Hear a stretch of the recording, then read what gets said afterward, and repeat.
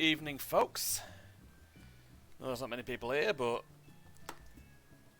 time for me to do my usual warm-up and go do my normal raid roulette.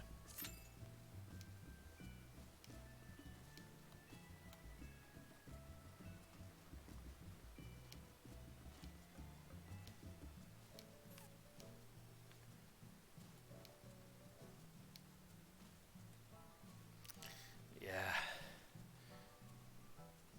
Today's not been too bad.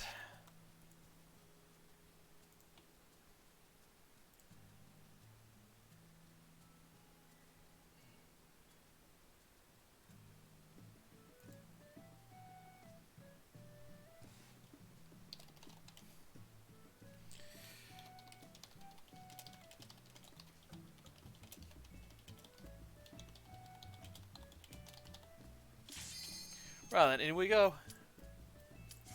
Let's go kick some ass. Some windows for that. Some windows for that.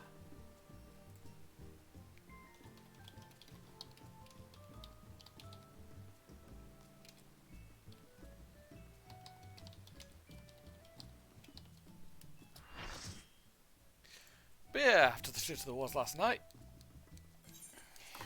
Alright. Oh, here we go again. You know, they can have hate for once. They can have hate for this one. They're better geared than I am. Better geared and probably actually better, period. That's Edenmorn gear. That's Edenmorn gear and a very fancy attire.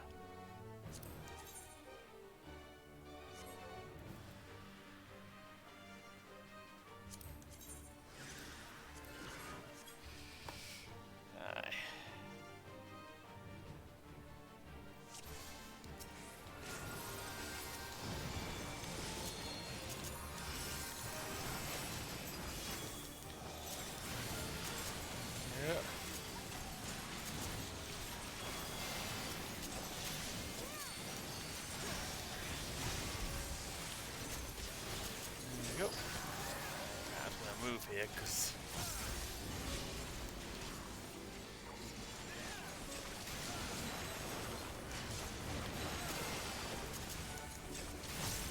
there we go.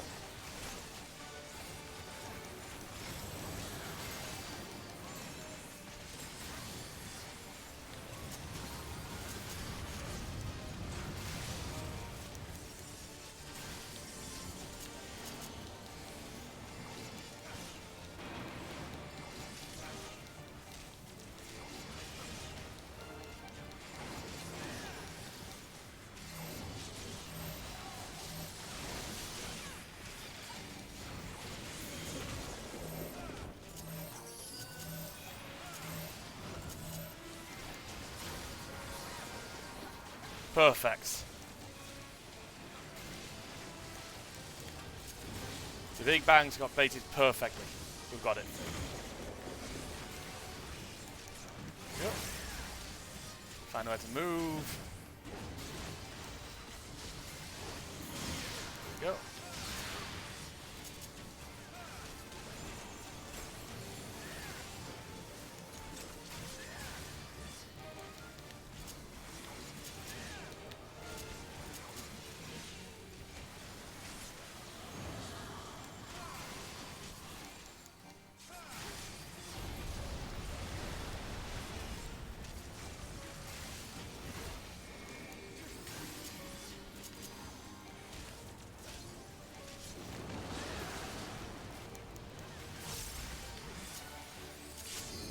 Oh, they've all got themselves bloody kit. Oh dear. Shit!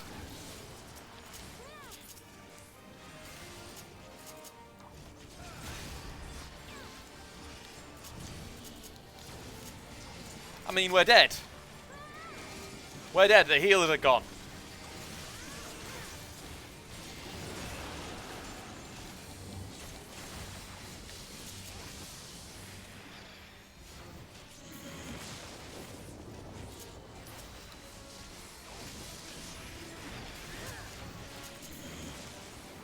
Yeah, we're fucked. Might be a good move to just jump.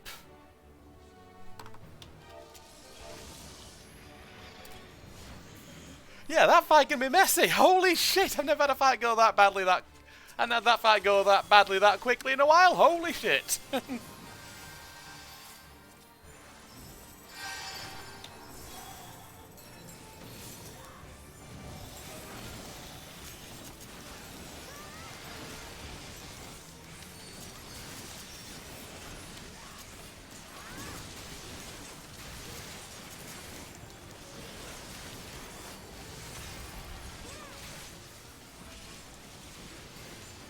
Wow.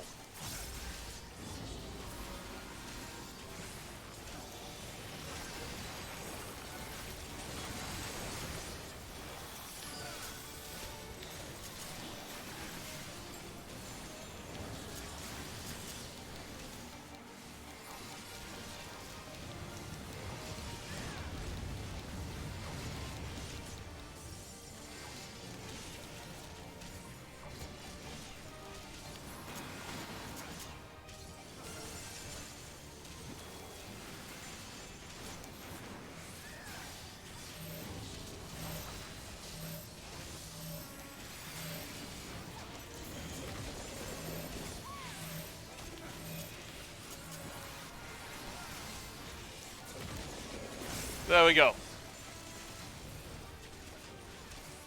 I seem to have that bit down nicely. More big bangs.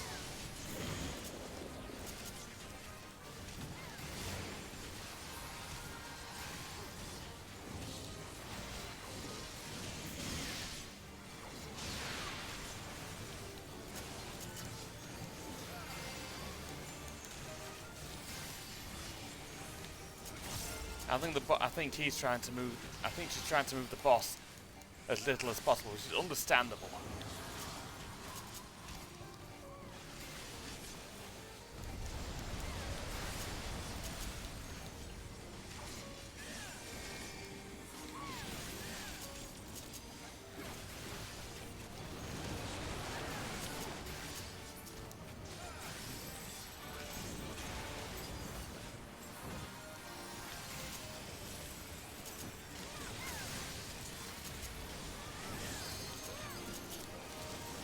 Go. Going down this time, you big four-armed fucker.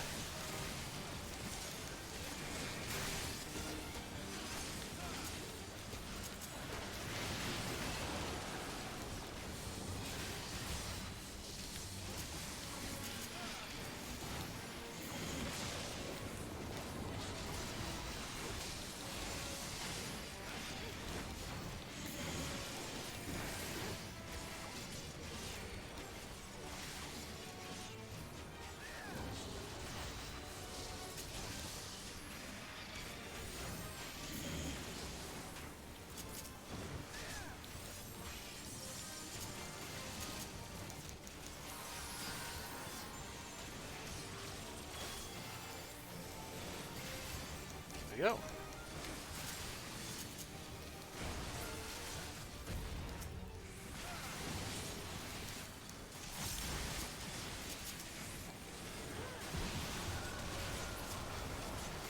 That completely negates Blackest Night. I didn't know that.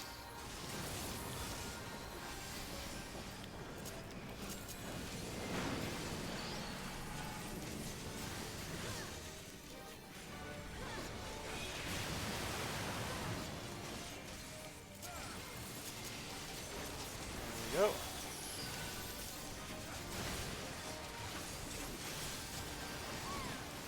Right, add phase over. Brilliant.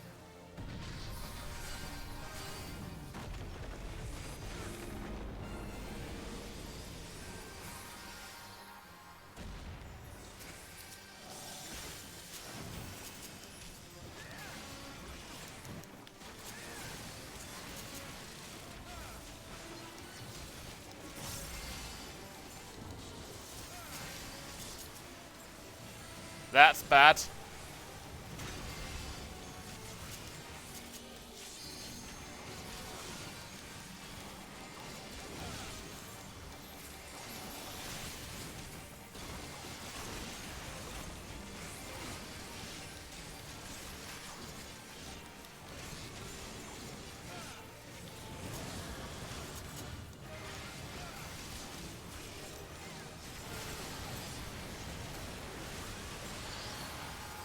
Warrior's connection's dying.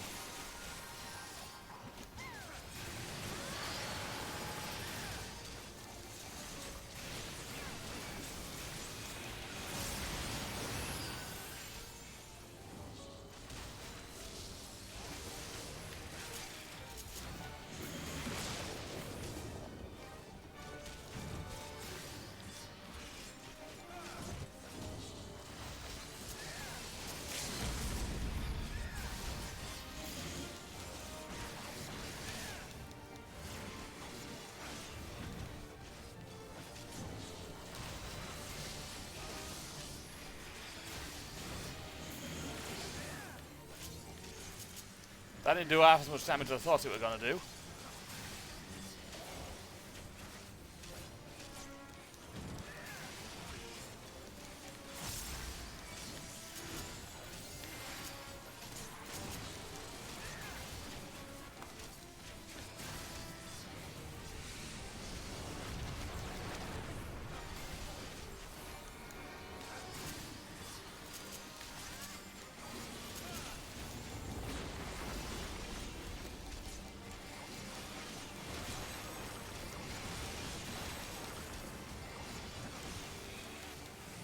We've got it.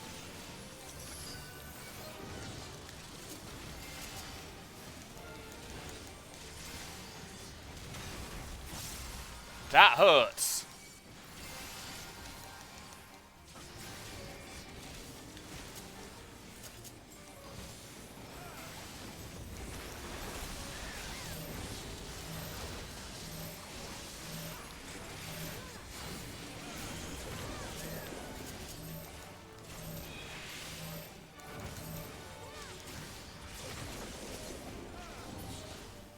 Got it! Oh, you can still have the combo, holy shit.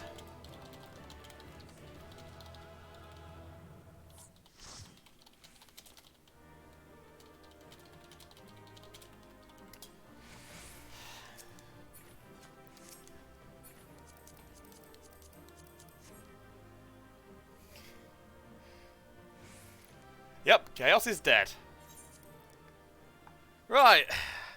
I'm going to say no, that got a bit chaotic. Holy shit. Right, in any case, while I set up and get myself ready for the next big expansion,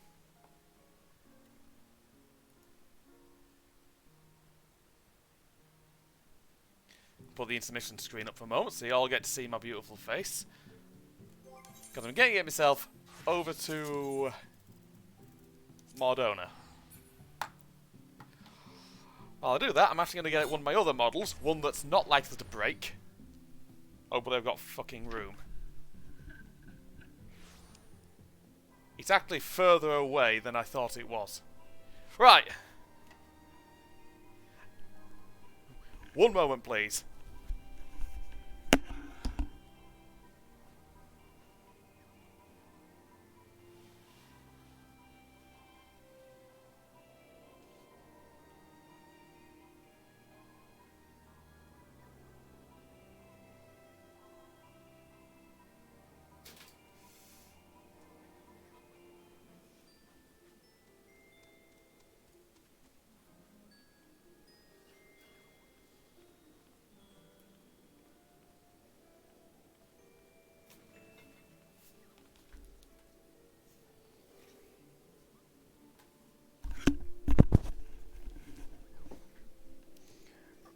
Right then, I figured I'd show this one off today.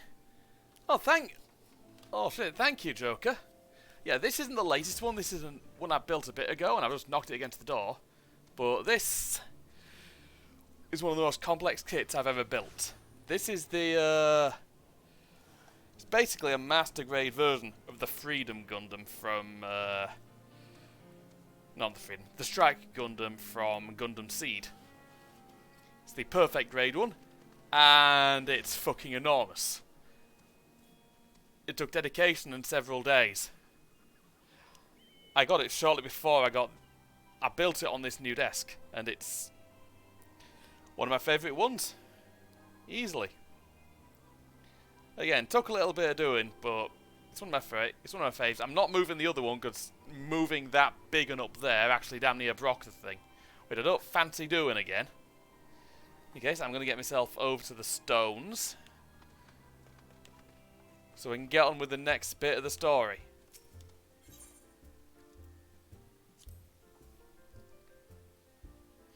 Yeah, I managed to fix it, but it was a ball ache.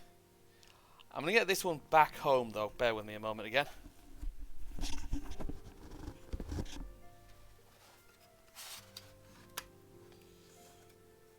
Fuck.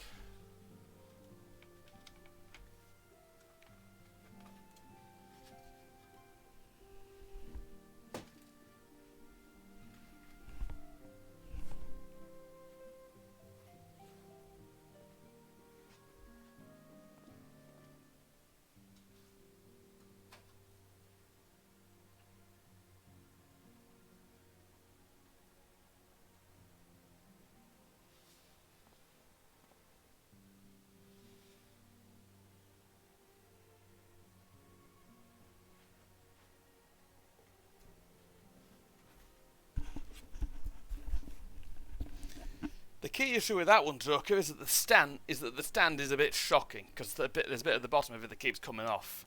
But I've sorted it now. In any case, New Game Plus, and it's time to start Shadowbringers. Gonna get me dude sat down.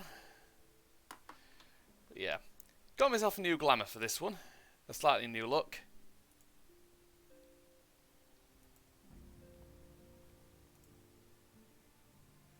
Might be weird then, didn't it?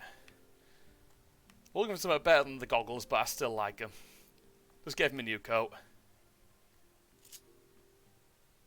Have a word with them all, see how they're doing.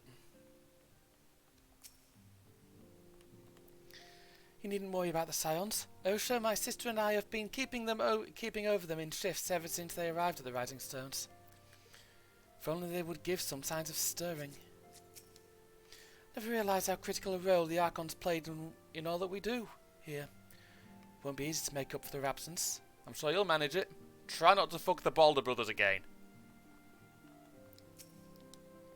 My brother says he will work twice as hard in the Scion stead, which likely means I must work thrice as hard if I am to match his pace. In light of the present condition of the Scions, even Riol has returned from afield. Never has there been a greater need to marshal our resources. Our brothers and sisters are fallen, but duty will not afford us time to wallow in misery. Until they are returned to us, we must work twice as hard. Grandfather doubts his ability to contribute to the Scions, and try as I might, I cannot assuage his doubts. Would that Hermé was here, he'd know what to say. Everyone labours tirelessly to fulfil the Scions' duties in their absence, and yet I sometimes wonder what worth yet remains in these old bones of mine. Fuck knows how many years of experience. And that's if Guardian male, so a lot of it. Hey, I'm afraid there is still no change in the Scions' condition, and the means to wake them from their slumber yet eludes us. I pray this beacon of the Crystal Tower might guide us to an answer. Right then.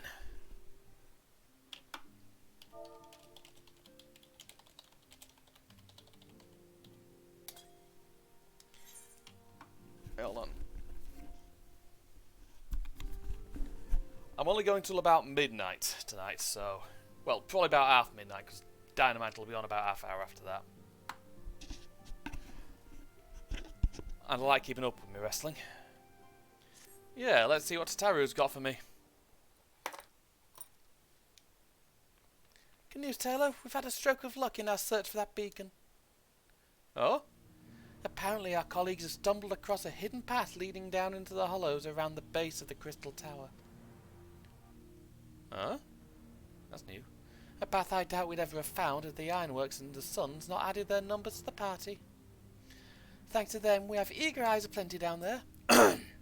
Checking under rocks, peering into every nook and cranny. Still, it sounds like there's a lot of ground to cover.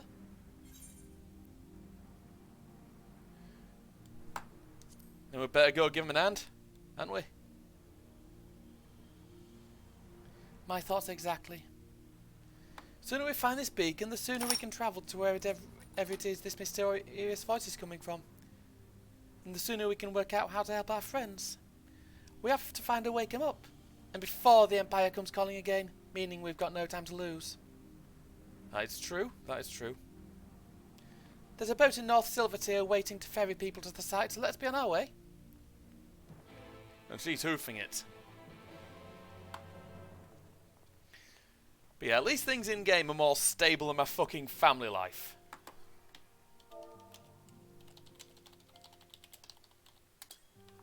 Because honestly,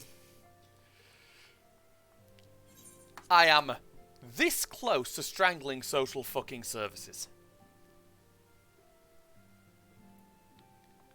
Although my sister is going to do worse than strangle them because she's lawyered up.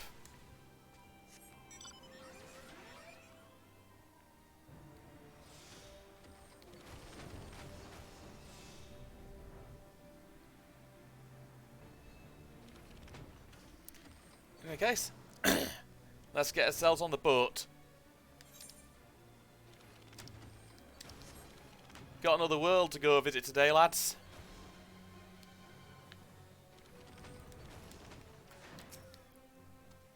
Heading to the server site, sir. It's on the eastern shore of the lake, and the swiftest way to get there is by boat.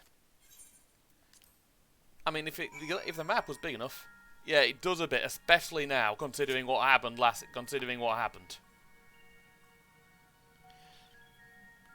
Some obstructive bureaucratic dickhead is trying to take my niece off them. And because of all the stress they've caused, my sister and her partner have lawyered up, and they're potentially suing them. Confused as fuck. As many issues as my family has, my sister's come on leaps and bounds in the last couple of years. Especially when it comes to my niece. And I love that girl dearly. If I had more money, I would be doting on her all the damn time. But at the moment, I'm pretty much flat broke, so all I've done is get her a Christmas present. In the form of a doll. Little girls and dolls.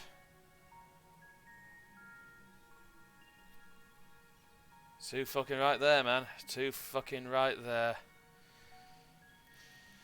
But to say, the way things were with me and my biological family, I'm honest to God shocked that they weren't waiting at the other end. They weren't waiting at the other end of the fucking surgery table when my mother was giving birth to me, with a catcher's glove on or something.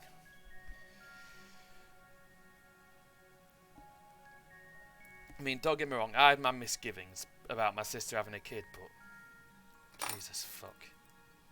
You don't put people through shit like that. Ever.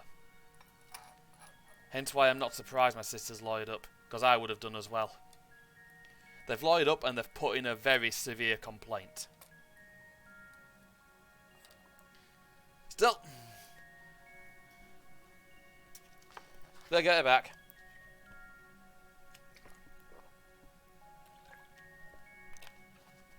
Hell, I'll lawyer up if I have to.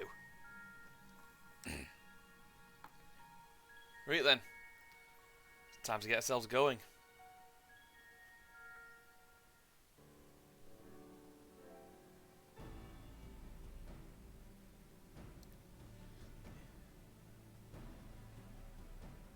Sometimes, yeah. Do you know what the cheeky cunt said to him? They asked if they'd hit my niece. They asked. Look how many people there are. Cutscene time. Should we get to it then? Pick up anything that seems the least bit device-like, and we'll make ourselves a pile. Alright then. Well, if it isn't the hero of the hour, maybe you'll change our look. We've found bugger all without you. Biggs! Wedge! I like these two. Aye, aye. Well, we could hardly say no to a call for aid from the Scions. I think what's basically happened is some overzealous dick. It's like my niece has got a few bruises because, well, when she's tired, she gets clumsy, and due to a bit of a condition that I think most of my family inherited from my mum, she walks with her foot inwards and trips over a bit. And so someone at social services decided that some of those bruises aren't normal. It's like, yeah, fuck. So honest to God, someone's gonna wind up losing the job over this. Because getting sued because of something someone said is a ball ache.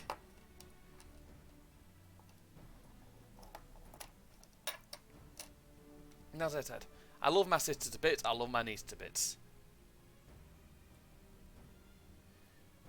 Yeah, there's also the fact she could potentially, she could potentially basically have what I had for a bit, and what I potentially still have. She could have dyspraxia. She could also have what my sister has, which is ADHD.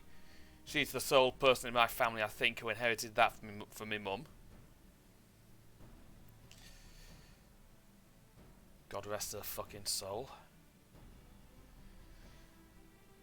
It's like times like this where I'm actually quite glad my mum's no longer around, because, well, it'd make even more of a mess.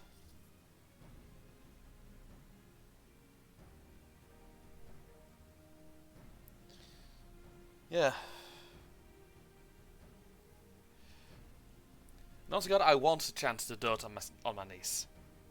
I want that chance. I want to be able to do that. Because honestly, God, I'm not becoming a fucking dad. I don't want to be a parent. I don't want that responsibility. But a niece, I will happily take that. Didn't know what to make of it when I first found out, but well, here we are 2 years down the line, and it's like, yep, can't say I'm doing too badly. Although again, I did joke about getting my niece some hot wings and then but I don't want to do that to my sister and her partner. Although to be fair, I think my niece can already handle spicy food.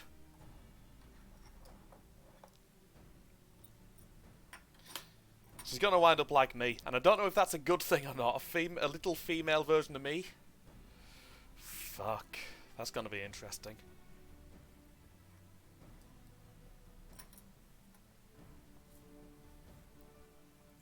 It's like I had my sister at one point asking me to get her some nappies and shit like that, you know. And luckily, it was double discount at the time. So I was just like, you know what? Okay, we'll do it. So her partner was like, no, you don't have to. Mate, it was double discount, and I had points. Yeah, fate shall tell. Fate shall tell. I'm still not having kids of my own. Don't mind being don't mind the idea of being a stepdad. I do like being an uncle. I don't want biological kids of my own. I don't want to hand down any of the issues I've got. Jesse collared the chief for some other business, so we'll be working twice as hard to make up for his not being here. By that, he means Jesse probably grabbed him by the bollocks and is telling him not to waste any more money. Thrice as hard, even. Thank you, both of you. I'm sure we'll find that beacon in no time. Hopefully.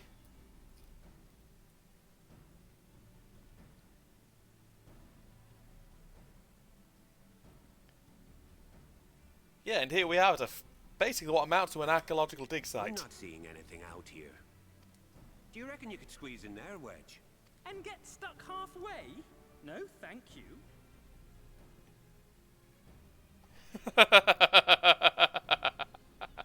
Sorry, man. I could try if you like. Tataru, no! We couldn't ask you to do that. Oh, I'll be fine. This receptionist is not afraid to get her hands dirty.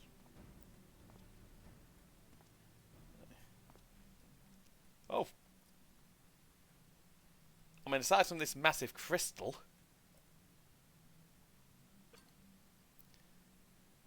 lads! I think I found some... I meant to say, the scholars haven't finished their preliminary assessment of the site yet, so we're not supposed to venture too far in. Yeah, I don't think I'll have to... Yeah. What's that you got there? Yeah, I don't think I'll have to worry. I think I found it. That looks promising. Looks like a cog.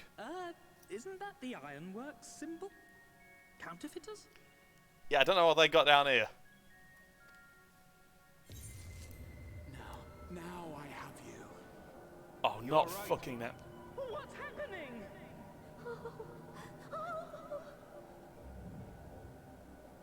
Stay with me. Focus on my voice. Let expanse contract. Eon become instant. Wait, this must be it. The device. Well, this is supposed to happen. Oh, wonderful. Throw wide the gates that we may pass. Oh, safe journey, warrior of light. Find our friends and bring them home. No promises.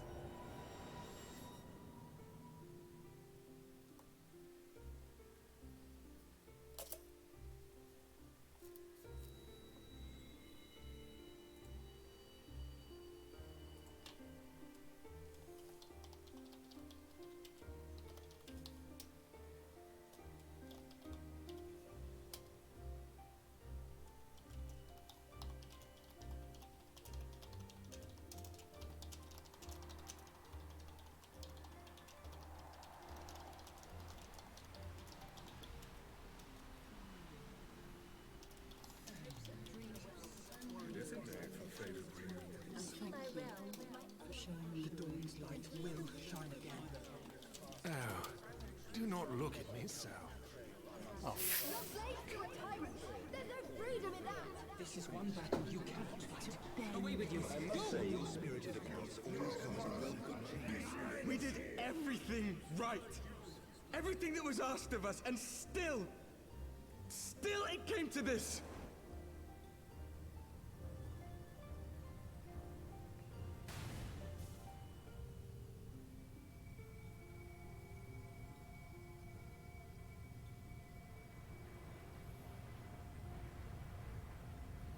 the heck? That was...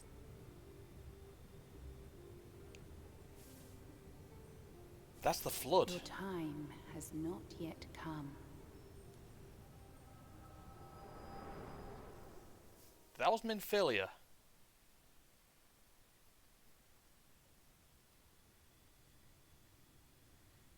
And here we are.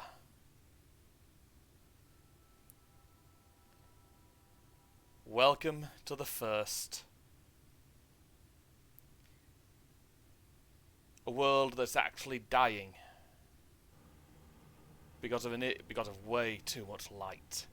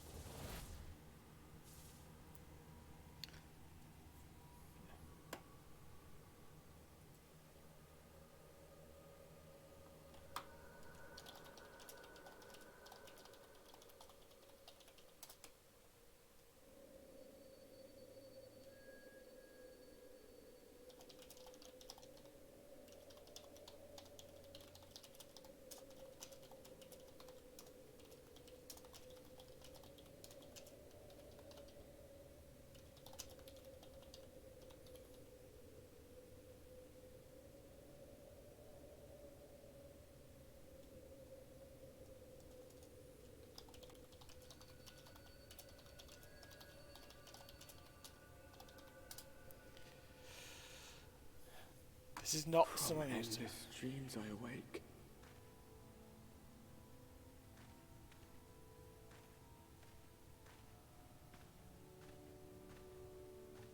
Something vague, yet urgent, calls me to action once more.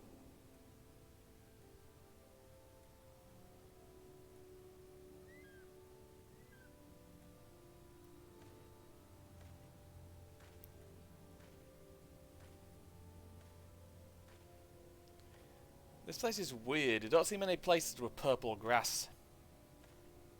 Or trees.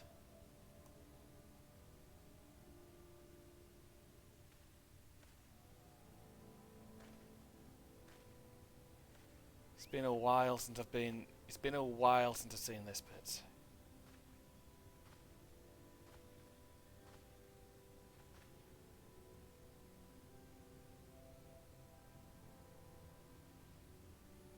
to meet someone out here who's not a peddler themselves. What brings you into the wilds this time of night? Wait, what the fuck do you mean night? Oh.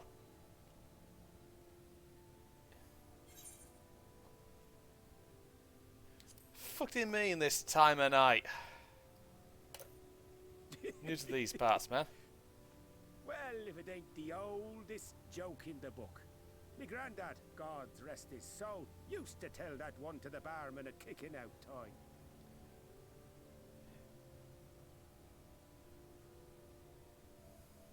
And when, pray tell, did we last have a dark night? You rotten old drunk, you, he'd reply. So it's been like this for a while then.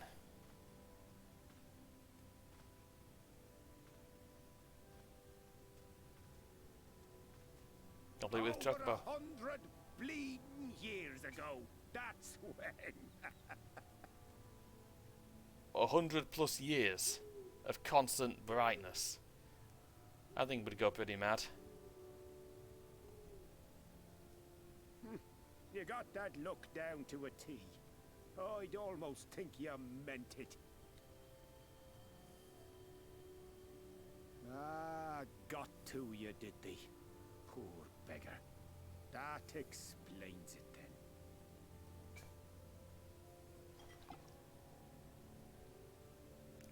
I'll pass. At least use a glass, you fucking Philistine. I've roads to travel and wares to sell, but you best hurry along to the town nearby. Just head east through the trees and aim for the Shining Tower. You'll find the place soon enough. 'Tis the biggest settlement for malms around. Go on now, friend. They'll take good care of you in the Crystarium. That's where he needs his head then, I guess.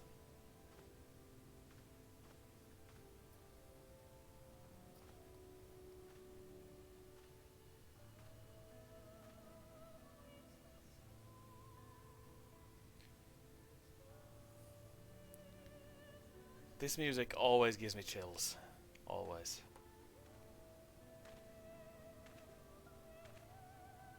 To dizzying heights it rises. The gleaming spire.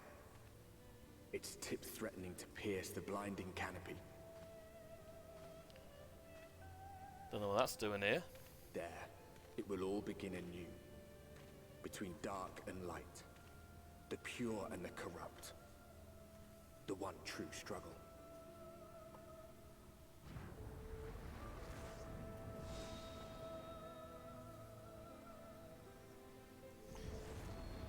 But yeah, I need to finish this in just over a week.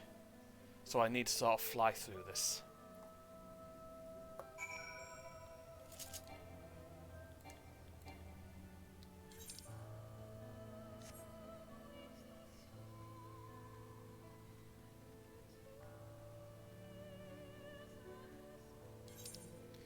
But yeah.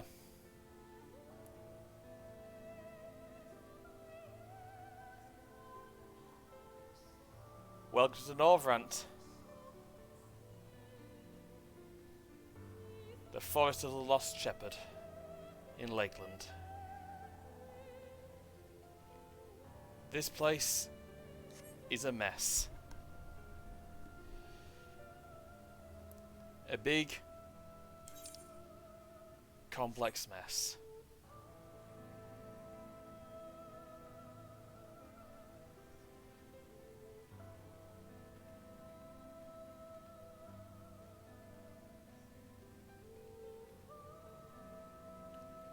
So here we are.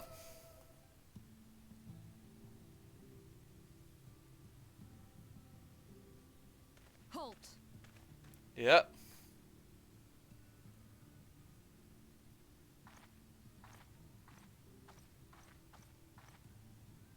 Every face in this city I know. Yours, I do not.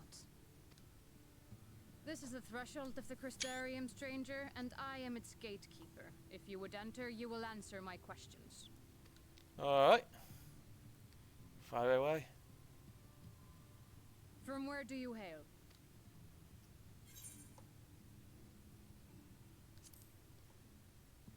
Gridania. Do you take me for a fool? No such place exists. Had you given me an honest answer, I would not have barred your way. We care little here for a person's place of origin. But instead, you chose concealment. And I will not suffer you to pass. You'll like this game, there's quite a lot of them.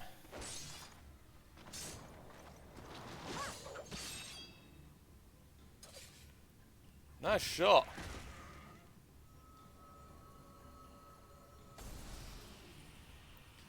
Yeah, she's a dancer, this one.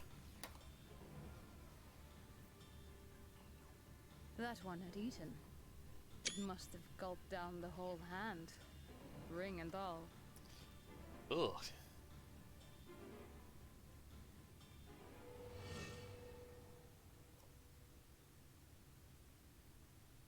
Him down the road.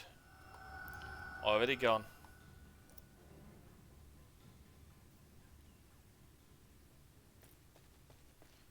Huh? Everything all right, Captain?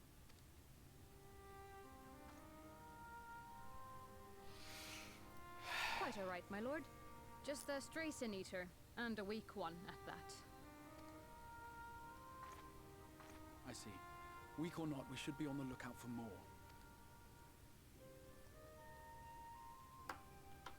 But I see you've met my guest. I will escort him to the Crystarium myself, if you've no objections. Another of your mysterious friends, is it? I should have known. Yeah, could say that. Very well. I'll inform the others your guest is to be given the run of the city. Cheers. She's big. Pray forgive my less than cordial welcome. May the rest of your stay with us be a pleasant one.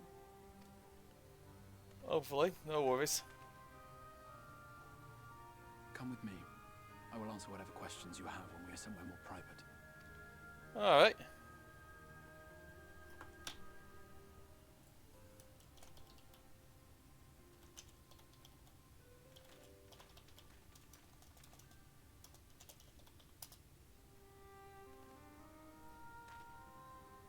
Right then. Before we plunge into the wheres and wherefores, let me first thank you for answering my summons. No worries.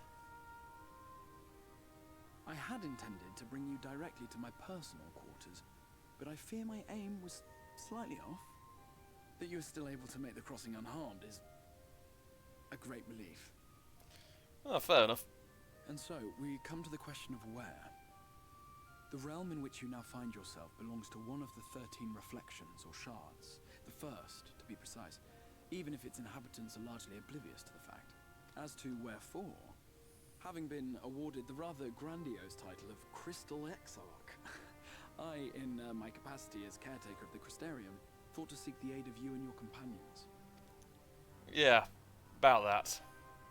Well, that would tell you who he is instantly. I'm not going to tell you, but that would tell you who he is.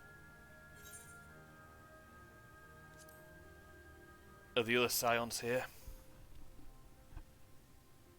That is a question with no simple answer. But all shall be explained in due course, I promise you. Let us begin with the glaring skies up above. Yeah, what is it? Yeah, what's up with them? Here in the first, the world has been all but consumed by primordial light. It began a century ago, by this realm's reckoning. A luminous flood swallowing everything in its path. More than 9/10 of this star was lost. Oh, shit, that ain't good. And the fortunate few who survived are hounded by abominations born of that catastrophe even now.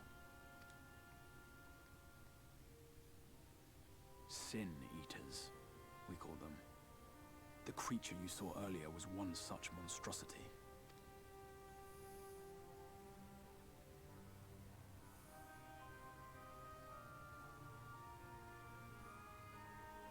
It was to save the first from this menace that I learned to bridge the rift between worlds.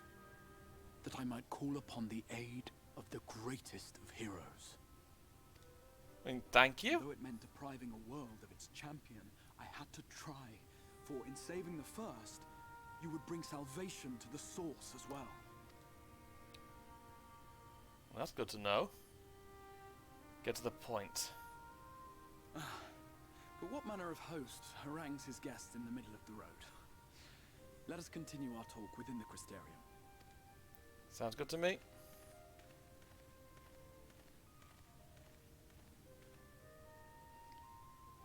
That lets you know just how big the Crystal Tower is.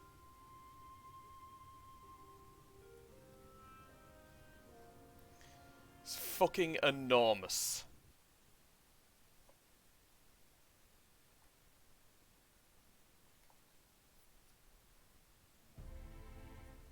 But yeah, this is only gonna be a shorter stream, but I'm gonna make up for that tomorrow and Friday.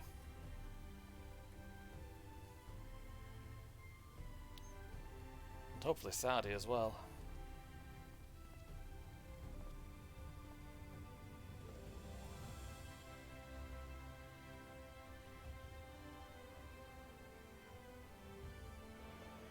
Such a proud and vibrant city. The sole sanctuary for the living in a world all but resigned to oblivion. Each stone was laid with hope. The town itself a symbol, a monument to defiance in the face of death. Suppose so. No would-be hero could fail to answer its call. For who among us does not yearn for salvation?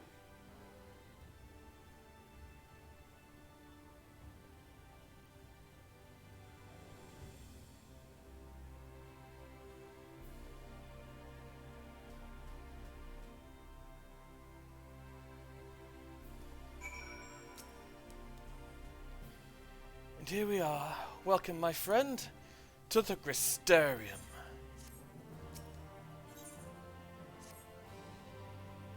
It's nice to get back here, you know. Now, a full and frank discussion in the privacy of my study would seem to be in order.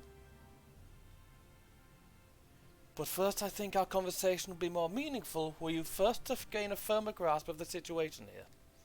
To that end, I would like you to visit a few of the Crystarium's civic leaders and glean something of this world and its predicament. Okay. As you can see, was out wandering around Leeds earlier with sister. Has it been the rightful subject of my summoning? Oh, fuck. I completely forgot to press something and read all through that. I strongly suggest you complete this attunement before venturing any further. Long since done.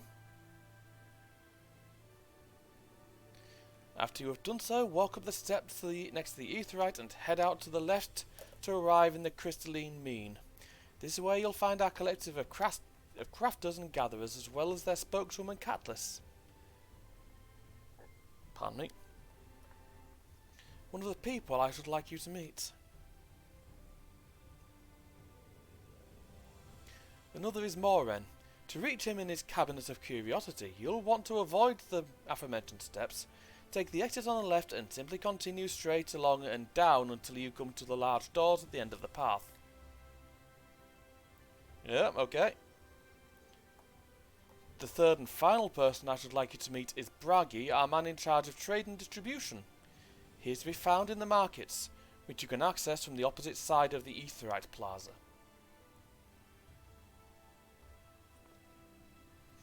In seeking out each of my colleagues, you will visit the major districts of the city and hopefully gain a feel for the place. Trust my directions were simple enough? Crystal clear, mate. Oh, very good, I concede. I concede the layout of the Crystarium owes more to the historic necessity than planning, but I'm sure you'll learn its twists and turns before long. In all honesty, the true challenge may be in finding the right way to approach its citizens. As you discovered during your encounter with the captain, the people of this world are unaware of the existence of other stars, and will struggle to accept the truth of your origin. That being the case, when they ask whence you hail, as they inevitably will, I suggest you claim to share a homeland with the Crystal Exarch. There's an unspoken rule here about peering too deeply into that particular mystery. Fair enough.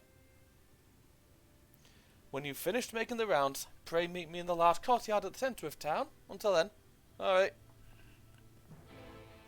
But yeah, this town, or this city, is based on the first. It's based on the first map. It's based on a town in the original opening of Final Fantasy XIV. Now, I've already attuned. I attuned long ago. By focusing your senses, you detect the flow of vastly distant currents of ether. Your connection to these energies is faint, but stable, and should allow teleportation to display to Aetherites in the source. In the case, first thing I'm going to do is go up. And have a word. What's the name up here? Catalyst. I can't go through here, which is a shame. And you can't use them out in town, so running is one of the only things you can really do.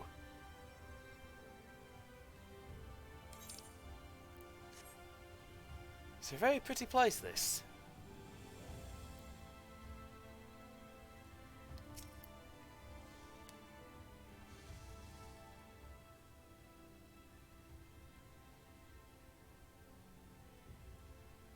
I'll have a word with her then.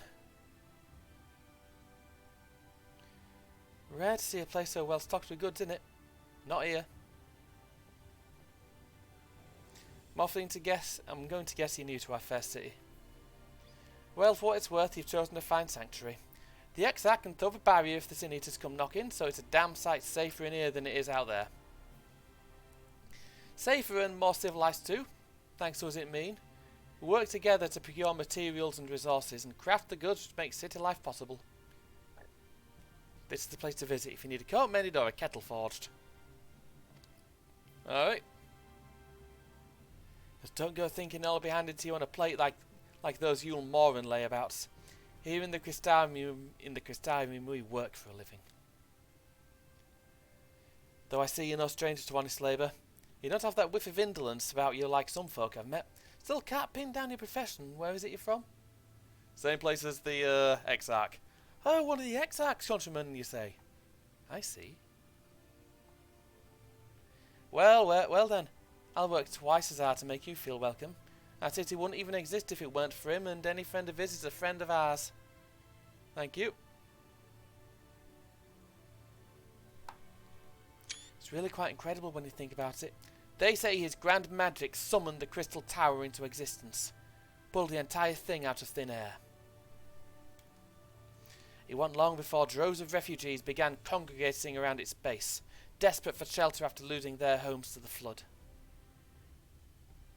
And that's how the Crystarium began. At the Exarch's invitation, buildings started showing up, and with the help of some curious relics brought forth from the tower, the place gradually expanded into the thriving metropolis you see today. The city stood here for decades now, yet the eldest among us swear the Exarch looks exactly the same as he did back then. He's indeed a man of many mysteries, but for all his secrecy, he has never yet let us down. So if he, and you, wish to remain silent about your shared homeland, then the folk here will respect your wish for privacy. I am, however, more than a little curious to see if any crafting talent you may be hiding is there. If you've ought to contribute on that front, be sure to come back and visit once you've had the chance to settle in. Just ask for Catalyst, and you'll find a niche here in crystalline mean. He can help us keep the cogs of the city greased and turning.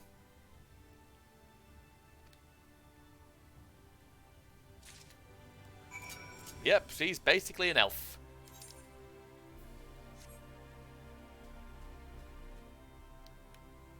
Ah. Can't jump down here. Mainly because the bit we need to go to, the door, is literally right underneath us.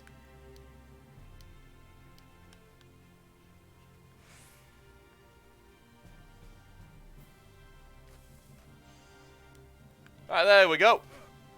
Ow.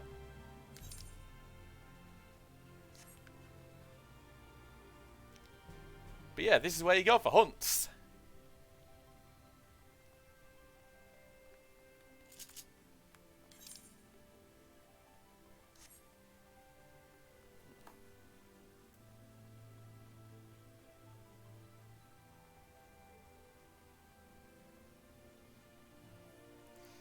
Anyways, let's go and have a word with the next one. I think this will be Moran. Luckily he's not a moron. He's all right. Likes his children's books.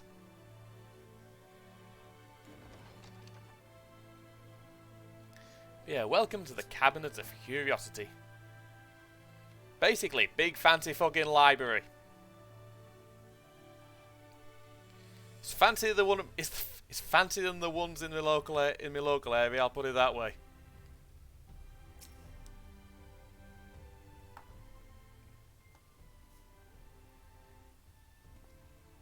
Excuse me, sir. Are you recently come to the city perchance? I'm quite familiar with our civic roles, you see, and yeah, okay, that's what I'm here for.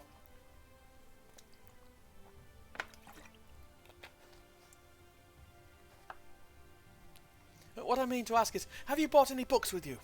A rumpled scroll even? Scrap of scribbled on parchment? Yeah, my apologies, literature is something of an obsession of mine, as well as a profession. Librarian Moran, at your service, and this humble collection is known as the Cabinet of Curiosity. As your powers of perception have likely informed you, my colleagues and I are responsible for curating all manner of tomes, documents, and other vehicles for the written word. As horrific as the loss of life and land wrought by the flood unquestionably was, the damage to recorded knowledge was no less catastrophic. We few do all we can to preserve what wisdom survived. But tell me, what brings you to the cabinet today? Looking for any title in particular? Maybe as part of academic research? Find out this place. Oh, so you have an interest in modern history. Splendid! A thorough review of recent events can often yield novel perspectives. I quite agree. If you would prefer something visual to accompany the account, then I think I have an illustrated history book for children somewhere. Just a moment and I'll fetch it for you. Cheeky fucker. I'm plenty literate.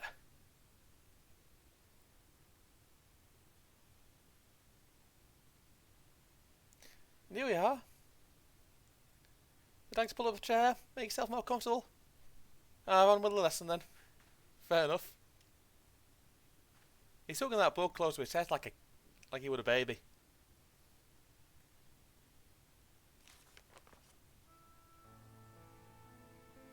A 100 years ago, near enough not to matter, villains known as the Warriors of Light slew the Shadowkeeper, the Steward of Darkness. In the wake of this tainted deed, light began to pour into the world, as if from unseen cracks.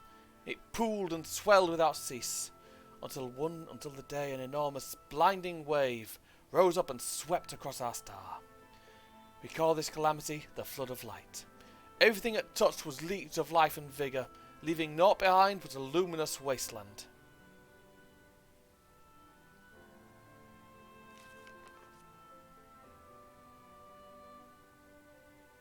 Yet just when it seemed that all would be lost, a saviour appeared before us, the Oracle of Light. She stood twixt us and approaching doom, and by her power did she stay the flood. Thus was Norvrant, and Norvrant alone spared the fate of erasure.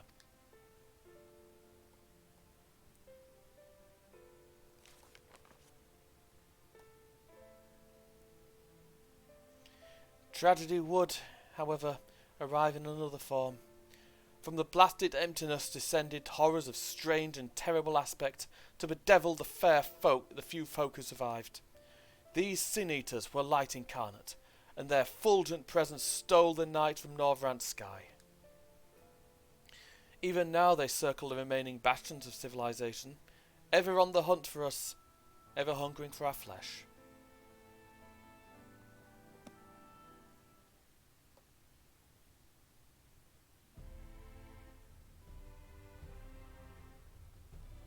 And thus did the world become what it is. Should you ever wish to hear the tale again, I should be glad to retell it for you. Or if you would rather speak of other matters, that too would be my pleasure. I should be glad of the company. flood of light. Oh, Inferno gear, I think that is. Oh, no, Hellfire gear. Looks very much the same on guys as it does as girls. Complete with breast window. We do that a lot.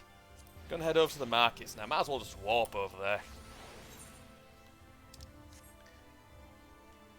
There's someone else I want to speak to here first before I talk to the last dude. Sayella.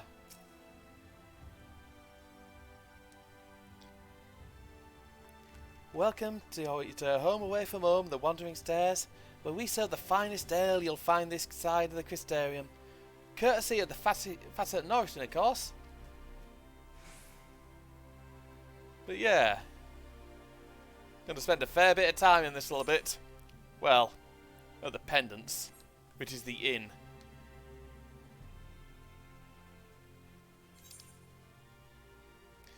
In the case, go and have a word with Braggy. Probably not pronounced like that, but I don't particularly care. It's Braggy.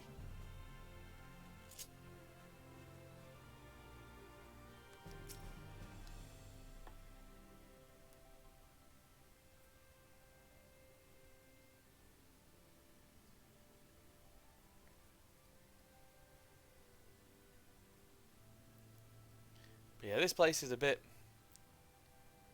broken. Oh, he looks shocked to see me. New to the city, friend? The spinning head and wide eyes give you away. Do they? Welcome. My name is Braggy, and I'm master of these markets.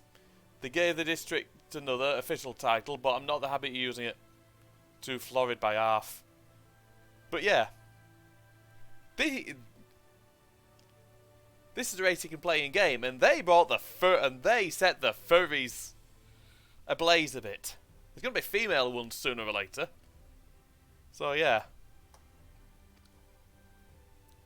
In any case, our merchants stock a range of equipment for humans and such as yourself, so finding some at your side shouldn't be a problem.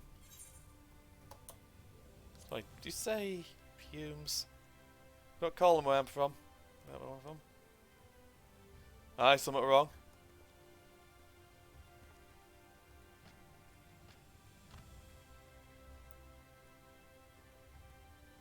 Let's see if we can straighten this out. See those two in front of us? Shorter one's a hume, like you. The taller one's an elf. Sturdy individual over there is a gallant. While the one with horns is a drawn.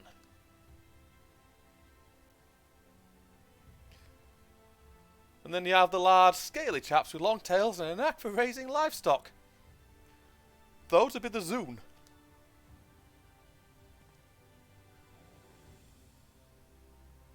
Which is apparently not the name you know them by.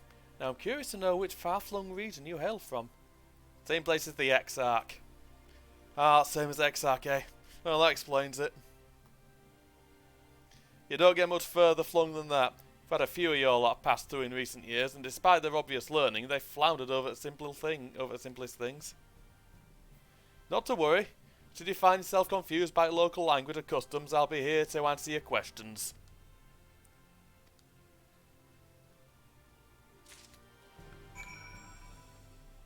Yeah, he didn't explain about all of them, because they're... I don't know what they call the bunny girls here, but the cat folk, they call them mistels.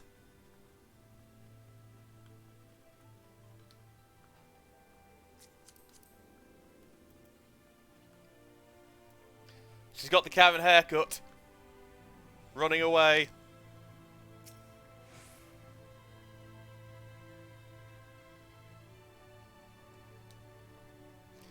Well, how did you fare? Did my colleagues help you form a clearer picture of this world and its people? Yeah, just a bit. Here, got my notes.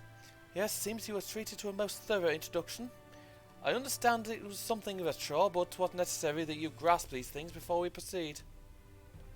As for the Crystal Tower's origin, you've noticed that details were sparse. The structure is, in fact, the self-same one you know from the source, transported to the first in its entirety. It was my first attempt at breaching the boundaries between worlds. Something of a trial run for your eventual crossing. And although I do not know which era I tore it from, I do know that its arrival served to set the wheels of fate in motion. Yeah. You've done as I requested, and I learned something of the world in which you find yourself, Now, it's time I fulfill my half of the bargain and explained what has befallen your comrades. That is a conversation I would rather have in the privacy of my quarters, however. I must go on ahead to the tower and organise a few things. I shall see that the guard knows to admit you. Just like that. Then Gratiris. I'm not familiar with that name. Is there something I should know? Bit of a long story. An extraordinary tale. I'm afraid I found no such individual residing in the tower when it passed into my care. Mayhap we can revisit that mystery another time. For now, I think it best we focus on the present. I don't think he's being honest. There. Don't think he's being entirely honest. Again, I've played this already, so I know what the truth is, but I'm not going to spoil it for you. Gratia was the best cat boy. Greetings, sir. The Exarch awaits you within. In I go, then.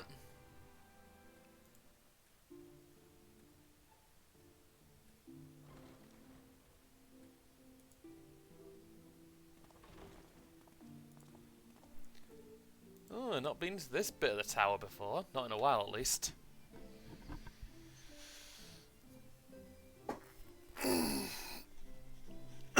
Sorry. Welcome to the Ocular, my private study. We can speak here without fear of being overheard. Perfect.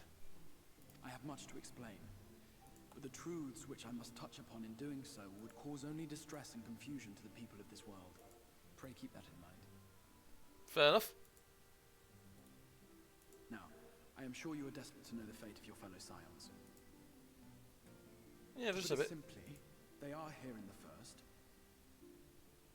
Ah. Their arrival, however, was not as recent as you may imagine. Here, time flows at a different pace from that of the source. Oh.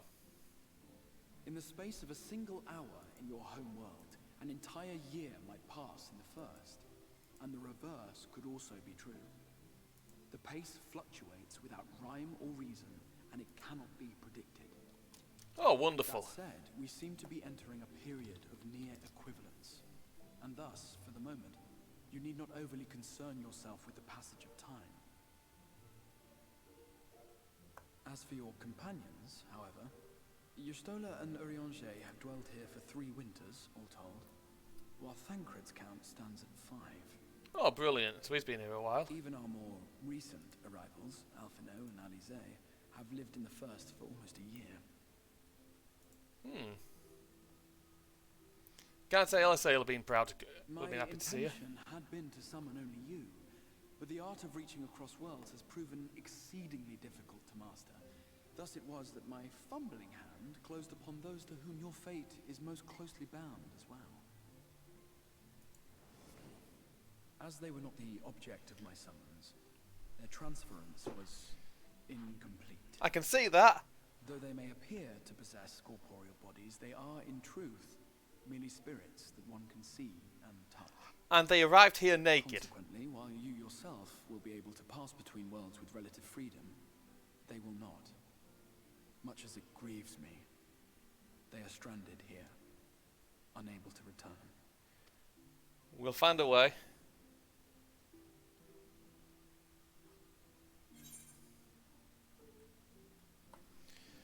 What have they been doing all this time?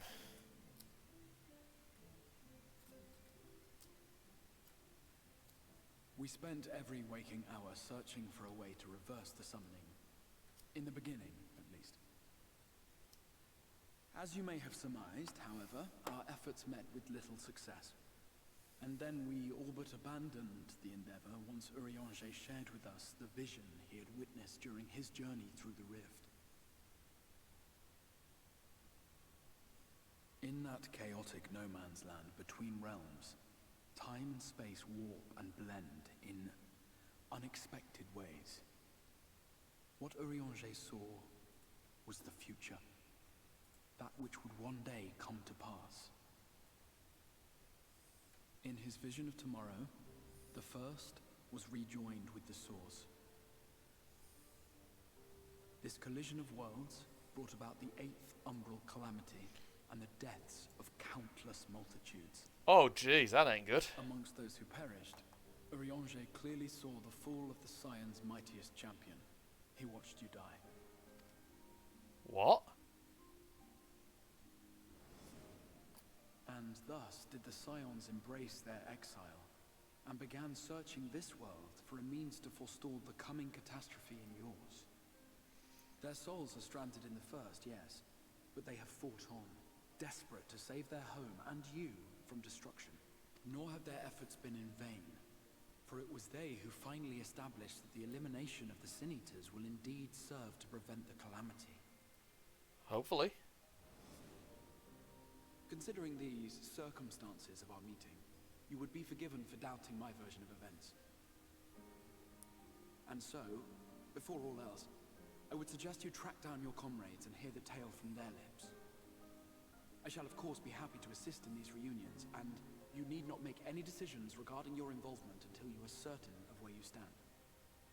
Meanwhile, I promise I will not rest until I have found a way to help your friends return home.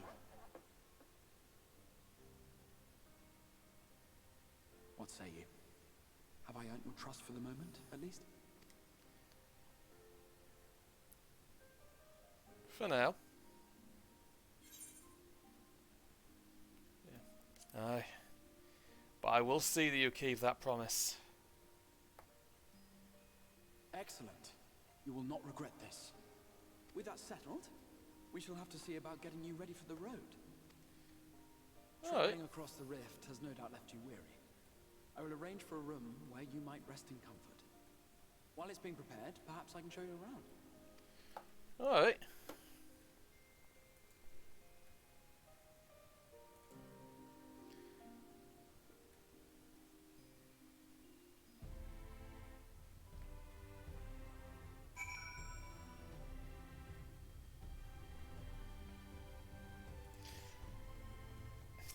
Alright then.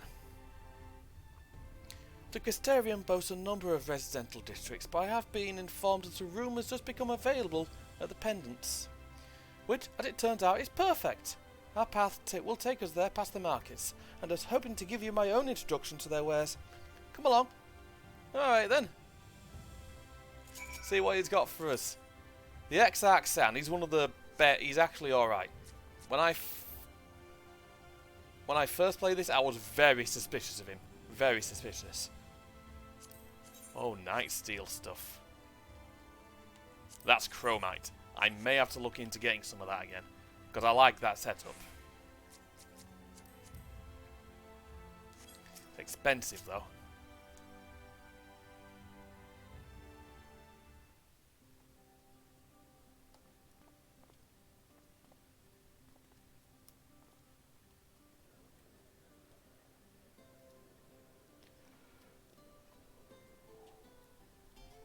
Apologies.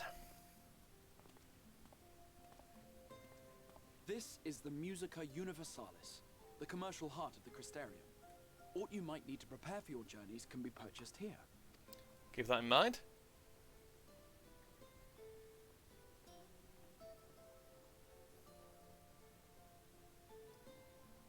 Ah, yes. You must be curious about the currency. Fear not. The gil you carry will serve you well enough. Oh, that's good at least. Doesn't do what Final Fantasy XI did. Its own coins, but was all a jumbled mess following the flood. After much debate, the local merchants eventually elected to revert to the old ways, wherein a coin's value was decided by the worth of its metal. Oh. As for a unit of measurement, we agreed upon the term gil, a word borrowed from coins uncovered within the Crystal Tower here. And as our traders peddled their wares across the land, so too did our usage of gil become common practice. Oh, good.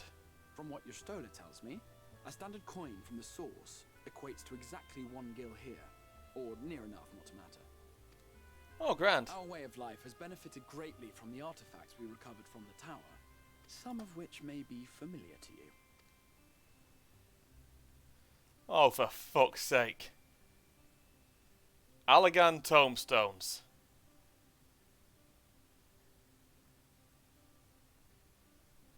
They're phones. Ah, dear. Not again. But I fear it would not be practical for us to provide everything to which you are accustomed. You shall need a means to access the commodities of your home world. That I will. Avan Kerm Sin? Yes, I'm here. Of course I'm here. What amusements do you have for me today? Oh dear. And now we introduce the Fae My dear folk. Feo Ul, paragon of pixie kind. For you, I have the most vital task. This fine gentleman is a friend from a distant realm. And we have need of a means to ferry things back and forth from his home. Might you be able to assist us in this matter?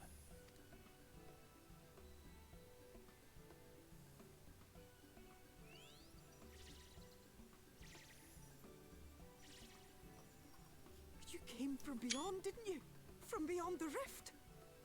How wonderfully exciting. What a brave and reckless and marvelous thing you did. You've the heart of a pixie, you do. After careful consideration, I have decided to grant you my assistance. Make a pact with me and the fun can begin. Also, important thing, if you live anywhere near where there's stories of fairies and stuff, do not fuck with the fair folk. Do not fuck around with them. They will fuck with you in ways you will not believe. I've read stories. Even if there's probably a fair bit of hyperbole to them, people are still fucking careful. It's like, don't jump in ring to toadstools. Don't do shit like that. Don't climb hills if people tell you not to climb them. Same goes in Northrant. But answer me this, traveller. Did your garments come with you when you crossed over? Your teeth? Your nails? Well, yeah. I'm not speaking with fucking dentures, am I? Just as I thought. Then you've a good stout connection with your home through which all your belongings, great and small, may easily pass. From this moment forth I will be your Isne Fis, and you my Snay Yak. Like the branch which sprouts from the sapling, our bond will flow unbroken from one to the other. Raise your hand.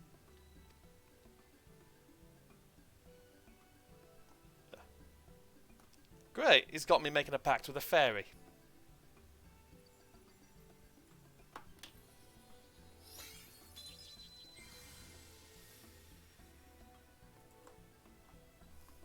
Tis done. We are bound now, dearest sapling. Come then. Make your request. Tell me your desire. I wish to visit this world of yours. Mayhap her message to your friends in the source to inform them of your safe arrival. Sounds like a good deal.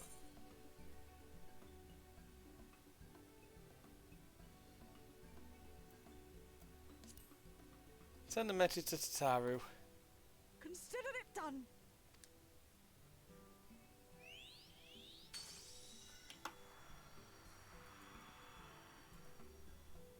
As you heard, that was Feo Ul of the Pixies. Their kind possess an affinity for magic akin to that of arcane beings. They rarely show themselves in populated areas, but Feo is insatiably curious even by pixie standards, and seems to have taken a liking to the Crystarium. Well, because he got the fucking tower. Right, we were going to organise a room for you, weren't we? Come along. Alright.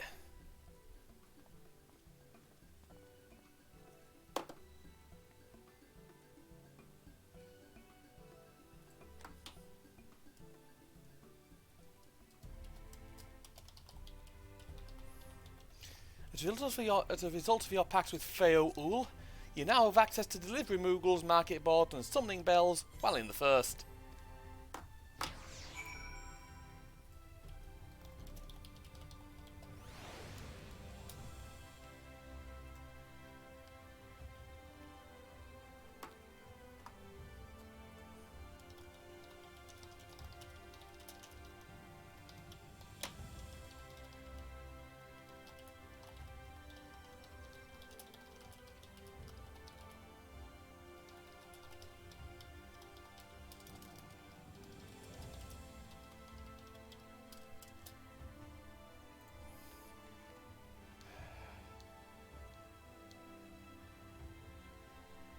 Yeah, right, let's go and have a word with the Exarch over at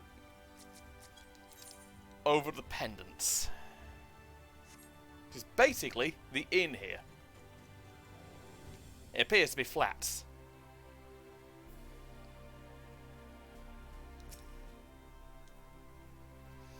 Ah, there you are. I was just finalising the matters of your accommodation. You'll have a private room here at the Pendants for the duration of your stay and to make use of as you see fit. When you are ready to retire, the manager will show you to your lodgings. Pray rest and recuperate, and we shall reconvene in the Ocular anon. I believe that covers all the practical concerns.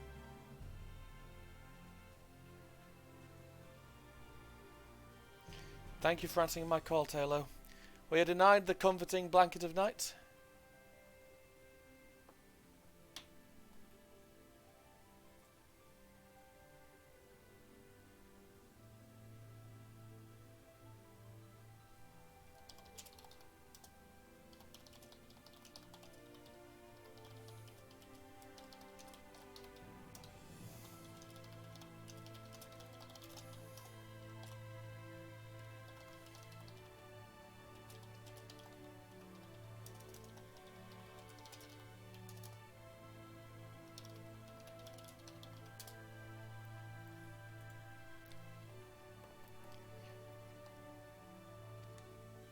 Yep.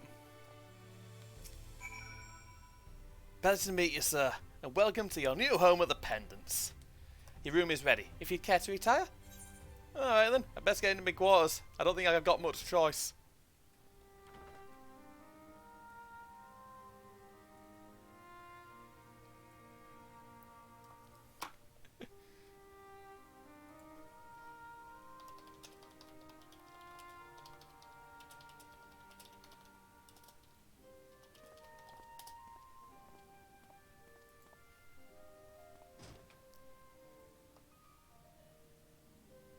Oh, brilliant.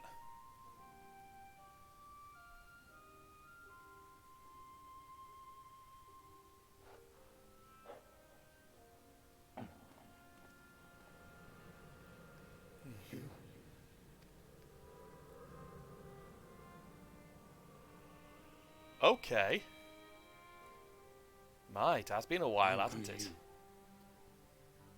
You're the warrior of light from the source.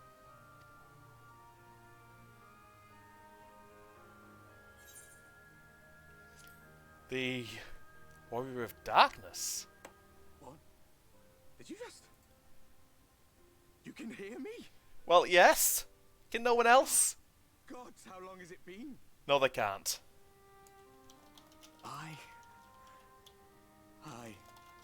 That was what I called myself in your world. The warrior of darkness. My real name is Ardbert. I used an alias in the source. A daft one, looking back. Yeah. Yeah, Arbert, wasn't it? If you recall my tale, it was my comrades and I who caused the flood.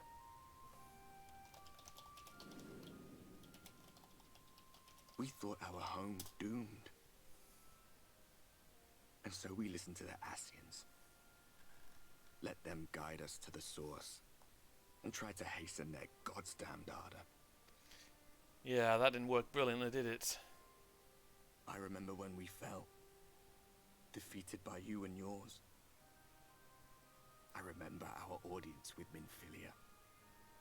How she listened to our pleas. And returned our souls to the first. And watched as Uriandre had his crowning moment and double-crossed the Ascians. To swallow Norvrant. Minfilia and my friends, they surrendered what little they had left to hold it back. Just faded away. Leaving me to bear witness. Yeah. Tell me, do you know the year? How much time has passed since we caused the flood? Oh, 100 years, mate.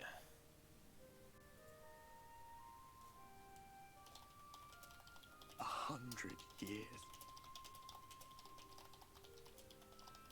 100 long years.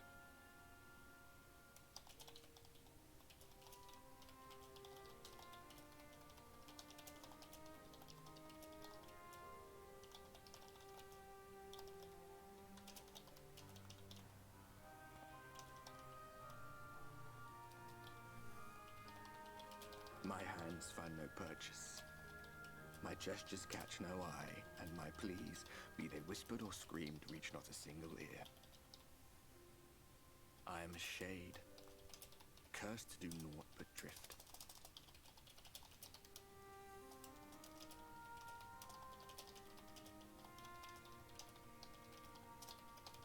I feel as if I've been So I walking just chatting with someone. I hardly noticed when my mind and body began to fray at the edges. Then bang! My senses were sharp again. I felt like a fish being reeled in, and before I knew it, I found myself in this room. Why is it that you can see me? What are you even doing here, come to that?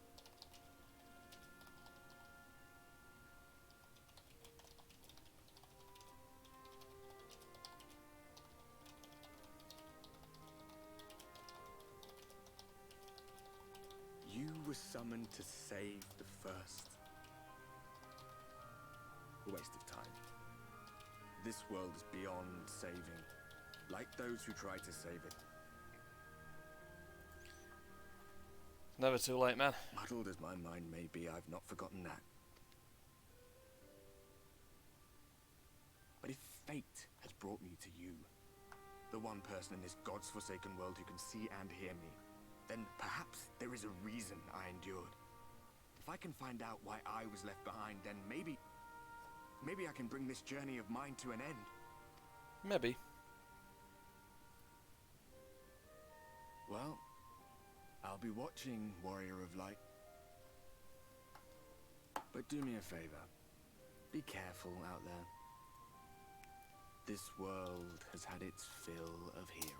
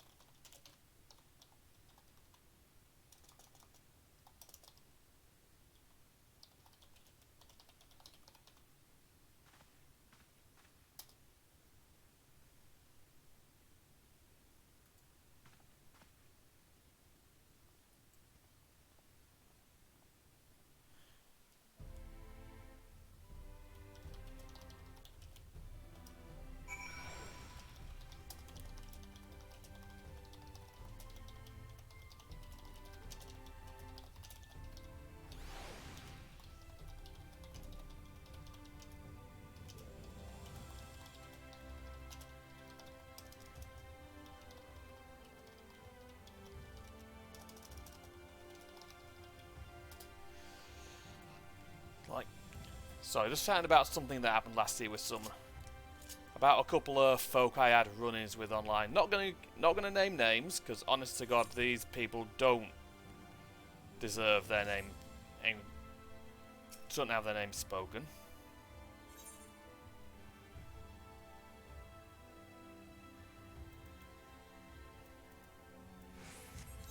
Where's that?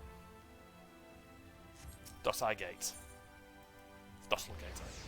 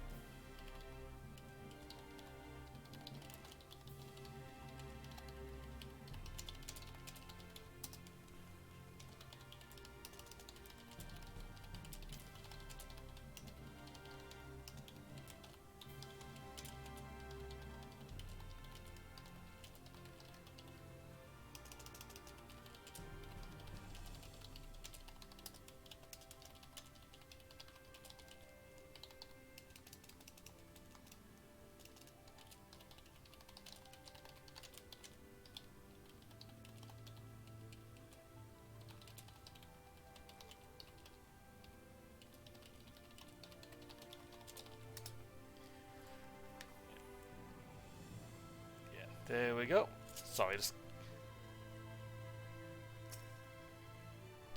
still chatting with them about the shit show couple of years ago that I was involved in. One that I've managed to pretty much move past.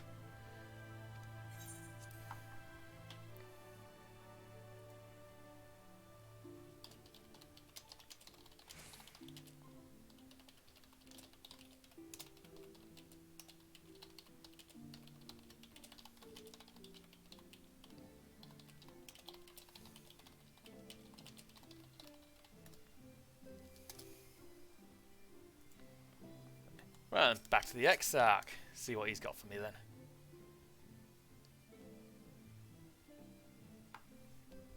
Ah, how did you find your new quarters? I trust you were able to rest. I had a good attempt. Well enough, thank you. That is good to hear. Should you want for anything, pray let me know. Now, let us return to the subject of the Scion's whereabouts. Alright then, go ahead.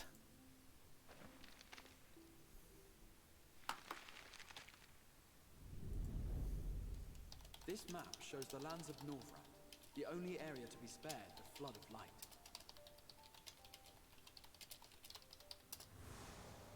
The Crystarium is here, in the region known as Lakeland. So, fair enough. To the north is the fairy kingdom of Il-Meg. That is where you'll find Urianger. Alright, we'll go there at some point then. To the east lies the once prosperous civilization of Rak-Tika. Your Stola is stationed there, in the heart of the forest. Another place to go, oh then. Alas, neither location can be reached without considerable difficulty. As such, brilliant. I would suggest you first seek out one of the twins, each of whom is stationed but a short flight from the Crystarium. Fair enough. Alphino is on Calusia, an island off the western shore. It is home to a city called Yulmore, where the rich and privileged while away their days in idleness. Oh, brilliant. For his part in furthering our cause, Alphino journeyed there to meet with the citizenry and forge alliances. From what I hear, he has since kept himself busy gathering information around the main settlement.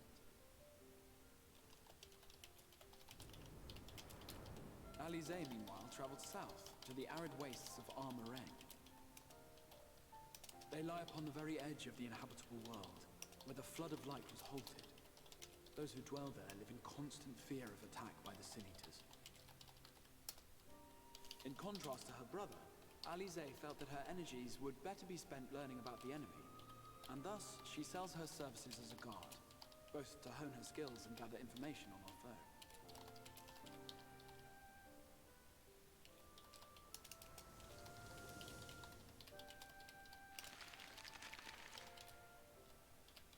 So, will it be Calicia or Armorang? It matters not which you choose to visit first. Alright, we'll figure something out. Your decision, and I will see to it that you are provided with a suitable mount.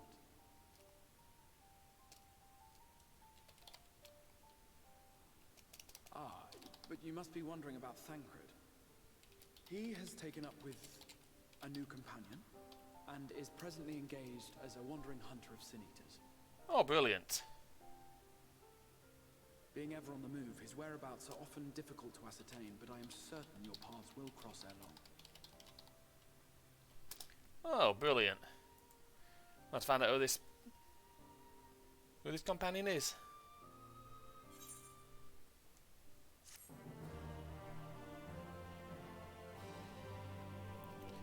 Now, firstly,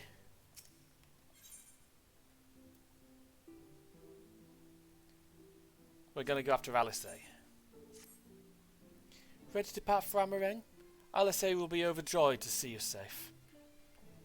I know she was particularly concerned for your well-being. She, impressed upon me how regrettable the timing of her summoning was.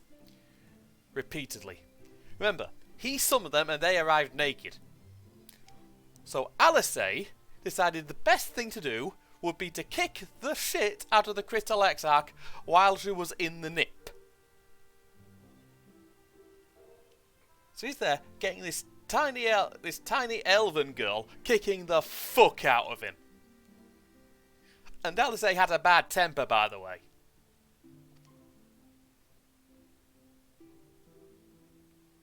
I only hope that my part in sending you to her will garner me some measure of forgiveness. Here, this is a letter of introduction addressed to a man named Cassard, a master of a merchant caravan. There are few who know the ways of the desert as well as he does. Find him at the Amro launch, and he will see that you reach your destination. Right then. Let's go see Alice. Let's go meet Alice then, shall we?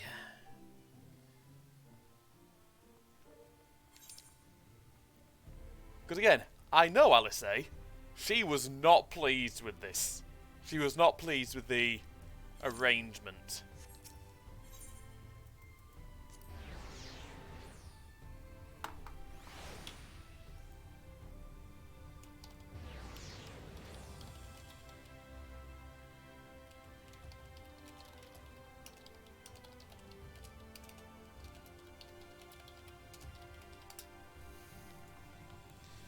There we go.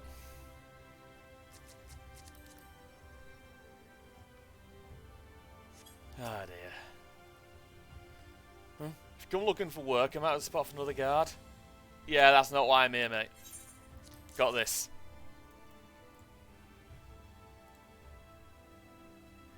Oh, friend of the a friend of the Exarch. Hoping to meet someone in Armoreng, are you? Then I shall be your guide. I was about to set off for our outpost there, as a matter of fact, so we can leave right away, assuming you have everything you need. I believe I do. All set, and off to the unforgiving sands we go.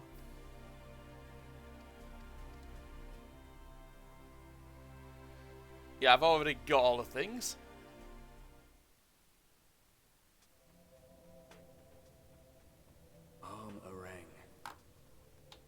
From this parched earth, the nation of Nabath, Arang, once rose.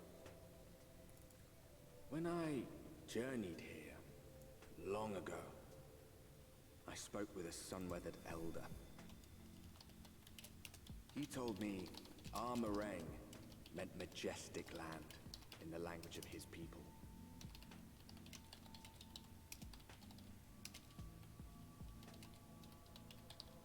And so it might still be, were it not for the light's unrelenting onslaught.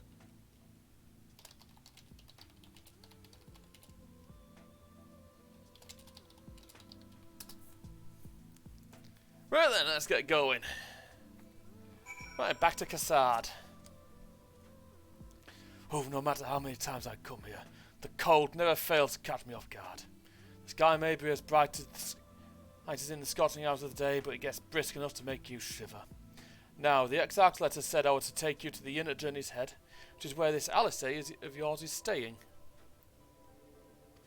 But that's a fair old distance, so I propose we make a stop in Maud Sook to break up the trek, allowing me to attend some business, and you to enjoy the local hospitality. Sound good? Good. Alright, you lot, I'm off. I better not see the goods covered in sand when I get back. Grand. Alright, we head southwest, straight as an arrow.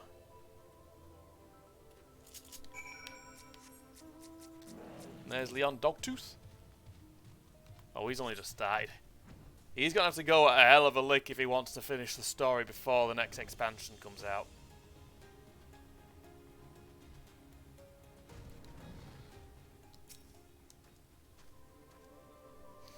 Stop here a moment. This is your first visit to Armoreng, is it not?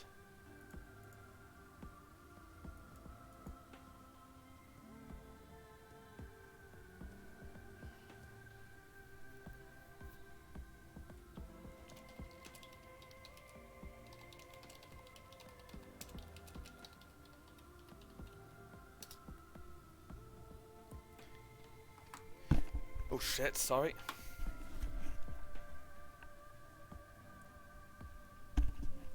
Here in the way. Before you cross the river of sand, you need to turn around and feast your eyes on that.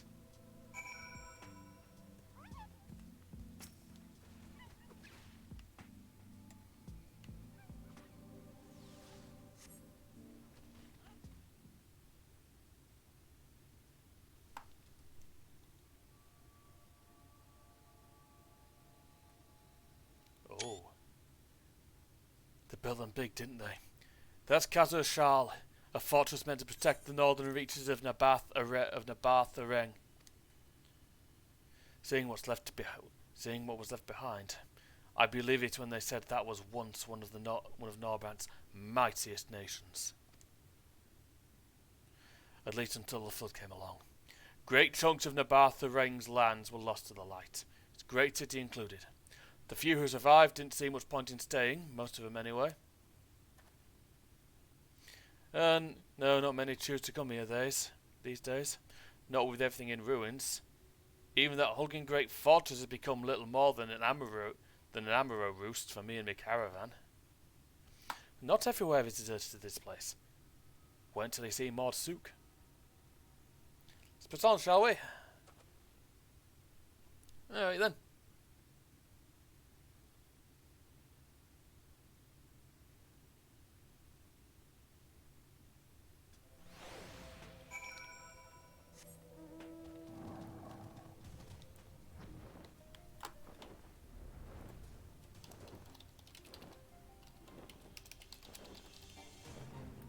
Hang on a sec.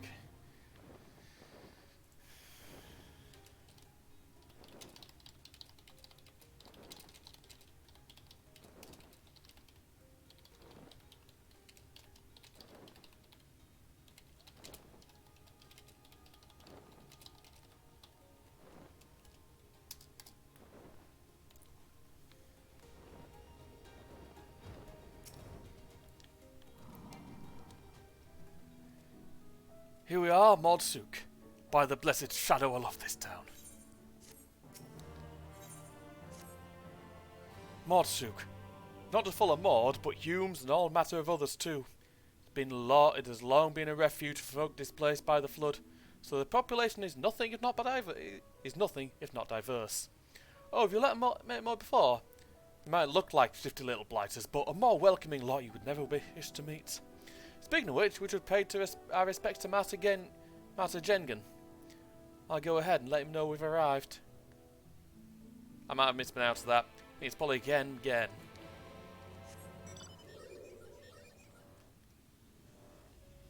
This fucking mount. Being carried around on by a claw.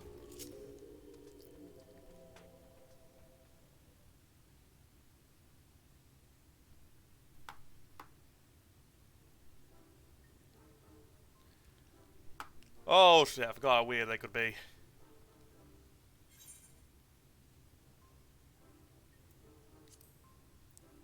What beady eyes. Master Gengen, this is the friend of the Exarch I was telling you about. Very good, very good. Though friend or no, all are welcome in Mord Sook. Sook is Mordish for city. As things stand, this souk boasts the largest and busiest marketplace in all Armorang. Oh, lovely. You'll find ore from the mines here, of course, but all manner of other things too. Many of them rare. As I told you before, not many visit Armorang by choice, but Mord Sook's a different story. Merchants come from miles around to purchase the relics the Mord dig up. Oh, lovely. Aye, that they do. For Mord do not dismiss the spoils of the earth. We clean them and polish them and reveal to the world their true value. That is why they come here, come from far away, come with much money. So they've got some and rich so place. Our souk is always busy, busy, busy. No such thing as a thing no one needs. You say that every time, Master Gengen. Some sort of family motto, wasn't it? Or perhaps a Mord philosophy, for which we should all be very grateful. Would that everyone was so willing to take in refugees regardless of race or creed. Now then, if you intend to spend any time here, you'll want to gain the trust of the locals. And there's a little custom all newcomers are expected to observe. Alright. Cracking of the coin purse. You buy one thing from the market. Price can be low or high, just as long as you buy. As the good Mord says.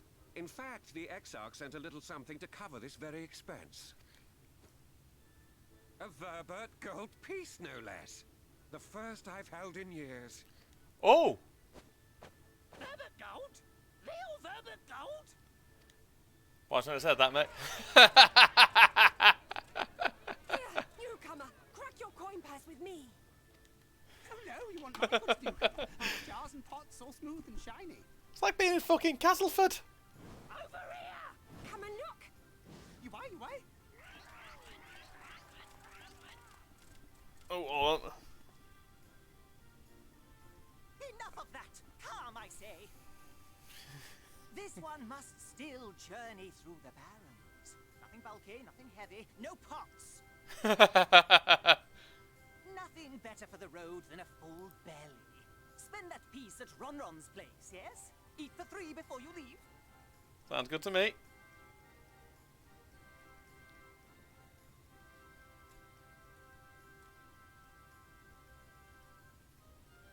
It's like, can't blame him for trying, can you? Seriously, that's like being in a local market town. Only most of them won't buy the food at the actual markets. Give us a good plate of hot wings any day. I'm not sure if hot wings for breakfast is a good move, or was. Welcome to Run Run Traveller. I have wares to empty your purse and fill your belly.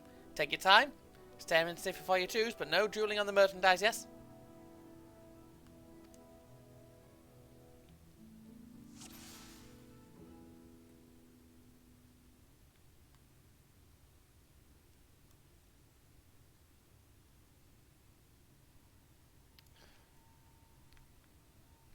Those are frogs on fucking sticks.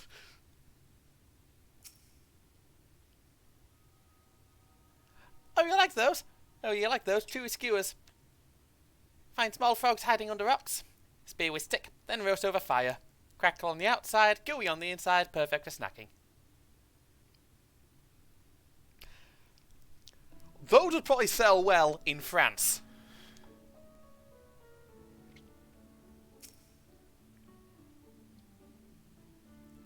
That's my ever-burning bounty, made with the best parts of the lizard. Cured with special spicy spices. Some might find the smell challenging, but it'll warm you up on chilly desert nights. Worms. Everyone's favourite. Plump white worms. White worms slathered in honey. Once you eat a glazed wriggler, you'll never want any other treat. You'll never want anything else. I've tried mealworms. They taste fucking weird.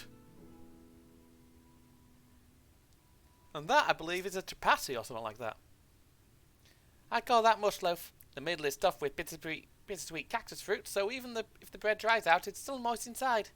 Keeps it going in the heat.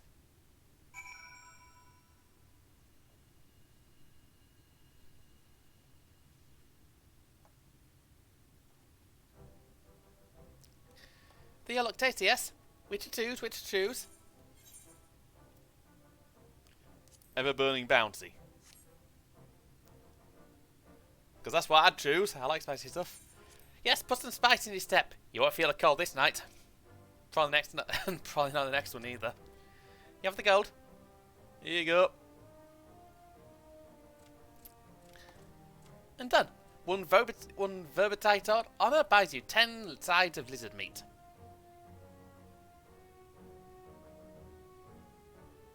Ah.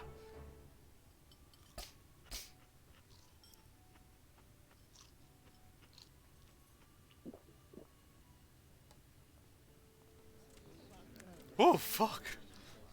I said a lot. I.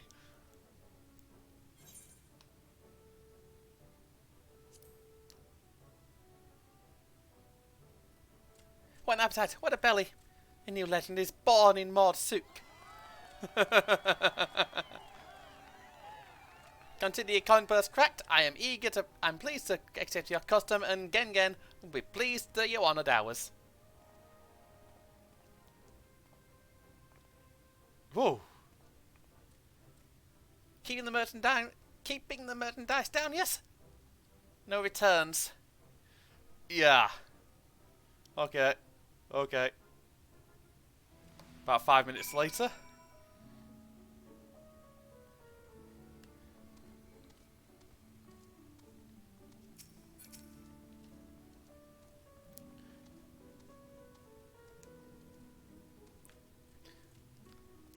was watching from here, Taylor. You honoured our custom and with great relish.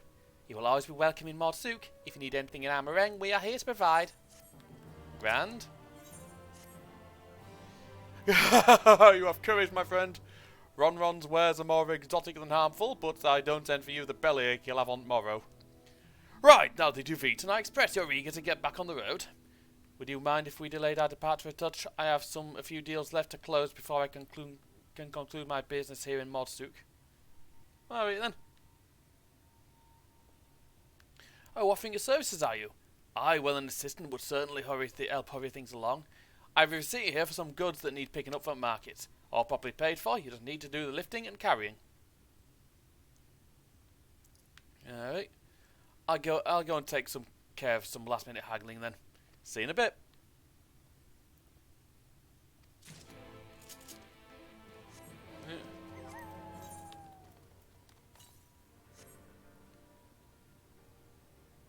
Thonton and Tholtol.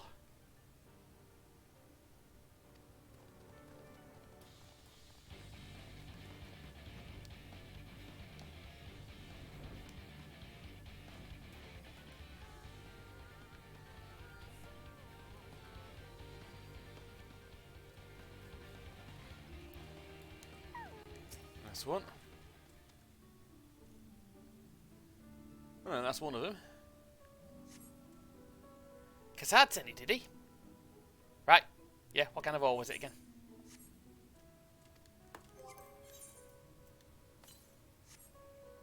Iron ore?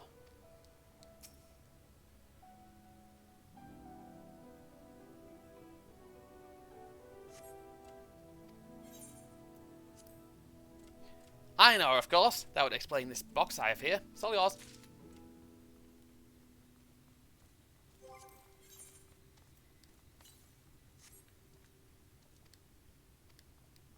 Thonton. Who's he?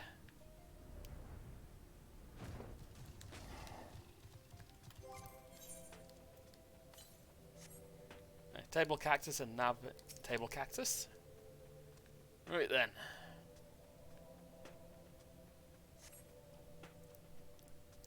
You came in with Cassard, yes? Good, good.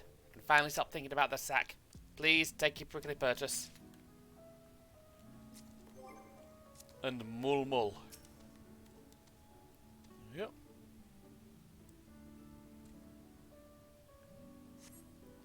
Hey, no touching. The merchandise is spoken for. You couldn't possibly change my mind with a better offer. Got the receipt here, mate. What? Cassard sent you? Oh, why didn't you say so? I wouldn't dream of selling his goods to a higher bidder. No, no, no, no. Nabatha relics, wasn't it? All packed in that box there. Handle with care. Alright then, off I go. It's always a good move to read.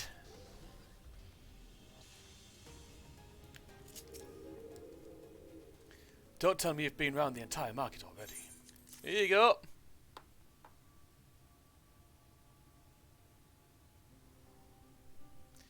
Ah, that's the lot. Alright, good work.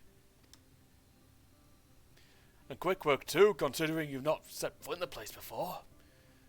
I thought you'd want to sit in the city like the exarch, but someone tells me you're not a stranger to visiting strange lands.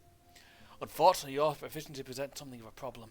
I hope to conclude on my business before you return, but it seems there's been some confusion over one of the orders I placed.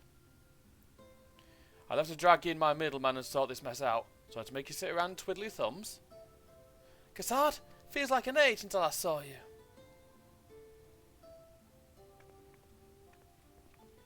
Oh, God. Well, if it's the lovely Cesline. It has been a while, but your timing couldn't be better. This gentleman was on his way to meet with Alice. I'm supposed to be taking him to your corner of the desert, but a misplaced order has commandeered my attention. Wait. I know who you are. Alice has told me so much about you. You're Taylor, aren't you? Oh, God. Yeah, that's me. I knew it! How wonderful to meet you in the flesh after hearing all those stories. Which ones did she tell you? Which ones? Which ones? Seriously.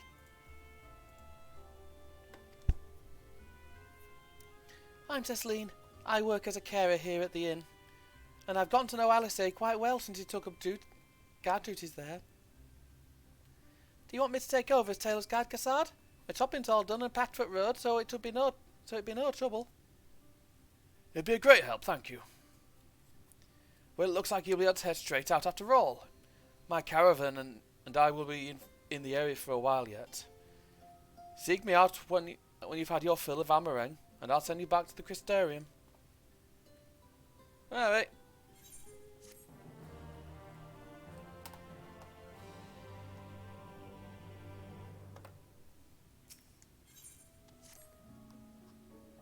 Alistair has been desperate to see you, Taylor, so let's get you there sooner rather than later. The inn isn't too hard to find, really. You can actually see it on top of the rock spice from here. We just need to swing around the ridge, then head south. Come on, I'll get my supplies together and meet you outside. Alright, then off we go.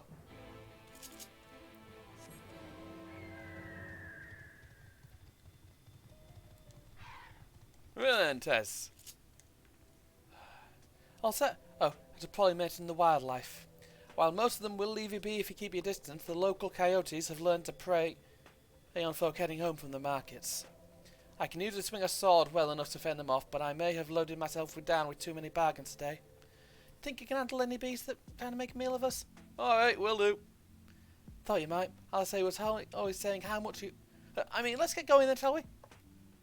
I think Alistair was crushing on us a bit, don't you? Yep.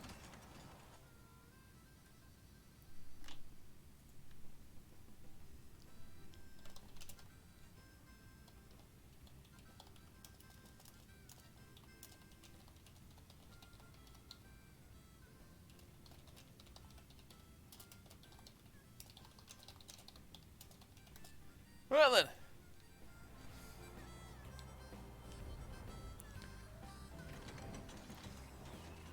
I think we've got some wolves to put down now.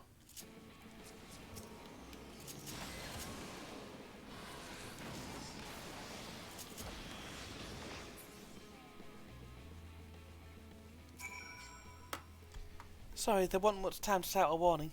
Were you bidden? Hold on. Those things can be nasty.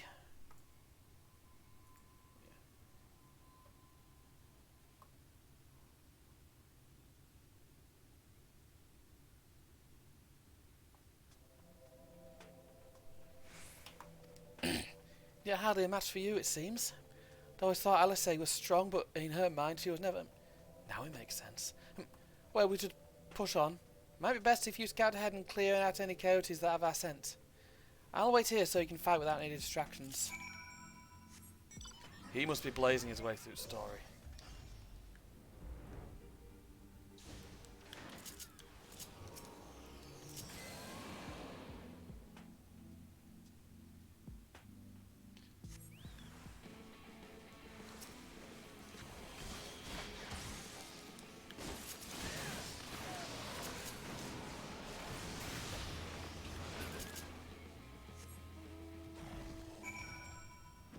Yep.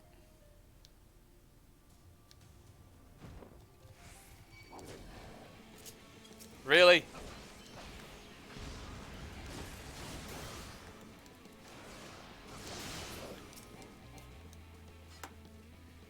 Oh, thank goodness you're back. I could hear the howling and snarling from here. Frightful creatures. Let's hope the rest have seen your handiwork and know to avoid us now. I need to get these supplies back to the inn.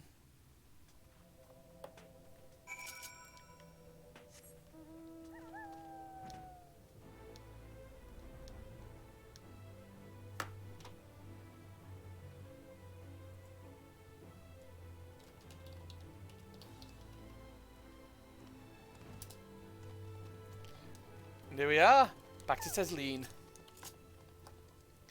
This is it. Thanks to you, I didn't have to drop my shopping even once.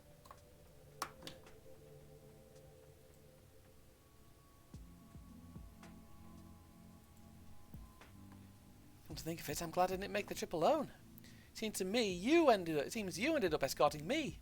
Let's repay the favour somehow. But first, let's head inside, shall we? Alright then.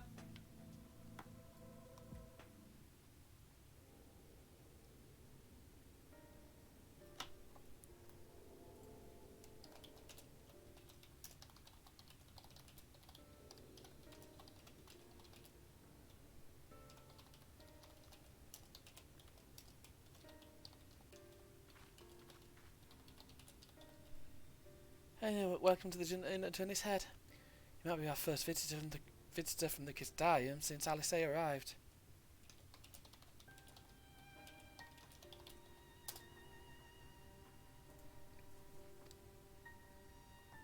It's not much, but it's home for the afflicted and a handful of carers.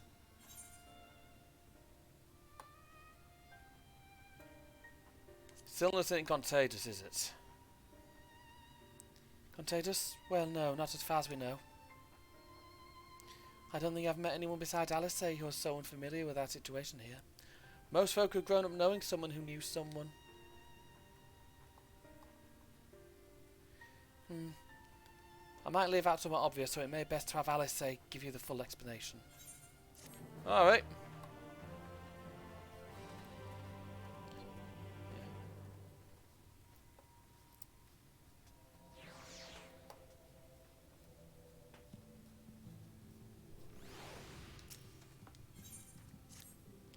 Now, where is she?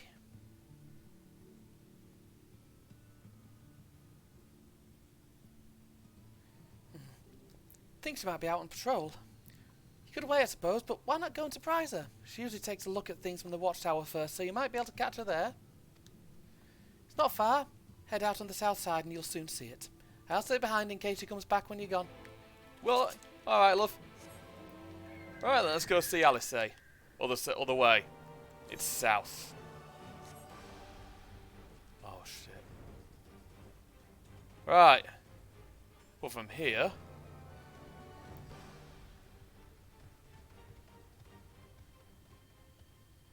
From here, you can actually see just how bad it got. That's crystallized light. I think it is, at least.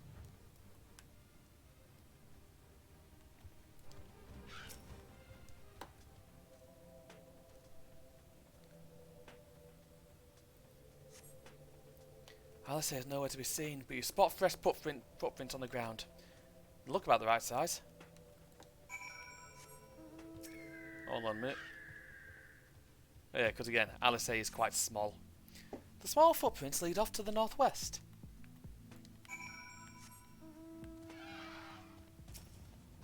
Alright then. The footprints continue on to the northwest. So all these, well, mummies pretty much.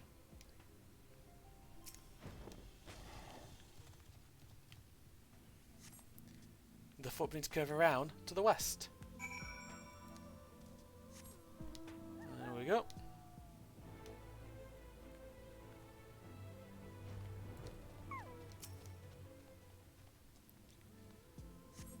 There are more tracks here, but they end in a mess of disturbed sand.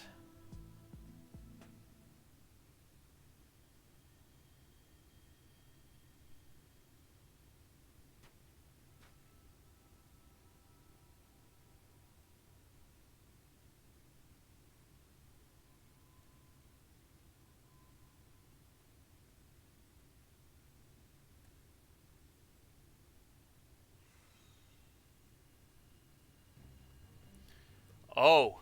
Get back here! And here we are. Meet Final Fantasy XIV's if you've not been before. Is that... It can't be. Maybe not quite as violent, but she's very similar to but she's as aggressive, I think, sometimes. I reckon when she grows up, she'll be as aggressive as Revy from Black Lagoon. Well, maybe not as aggressive. Impressive. Just a lesser sin eater. Nothing to write home about. I knew Fair you'd enough. turn up sooner or later, but I had been hoping for sooner.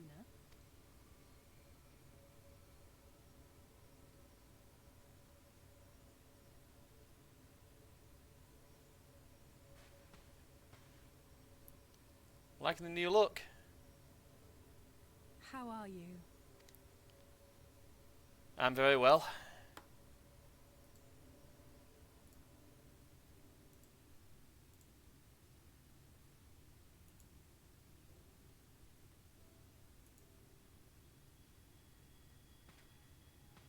We've fought them to a standstill then.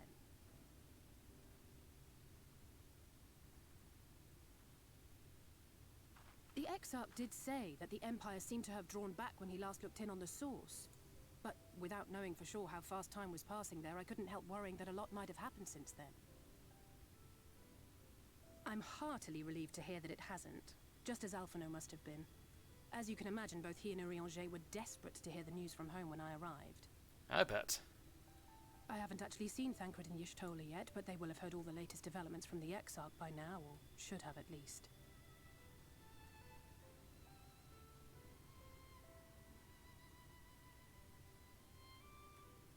When I think of how frantic Tataru and the others must be, I want nothing more than to rush back and reassure them.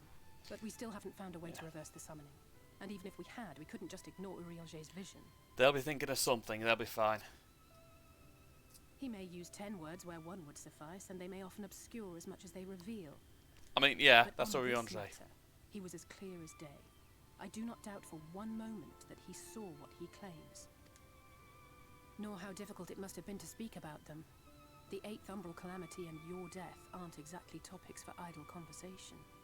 No, they're not. As much as I might want to go home, I don't want to go home to that. We can't allow the rejoining to happen, which means we have to save the first from the Sin Eaters. That we do. That great wall of white is a remnant of the flood. Yeah, kind of figured that. 100 years ago, the balance in the first tipped decisively in favor of light. From that moment, it rose and swelled with each passing day, and then, without warning, it burst forth like water from a broken dam. A colossal wave of pure light, drowning everything in its wake. Only Norvrant was spared. For the most part, living things are composed of ether of various different aspects. But when exposed to such a flood, their etheric harmony is shattered, and their natural form breaks down.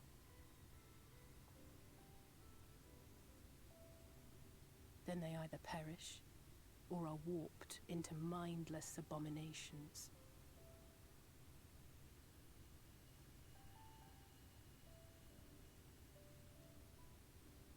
Yes, that's how the Sin Eaters came to be.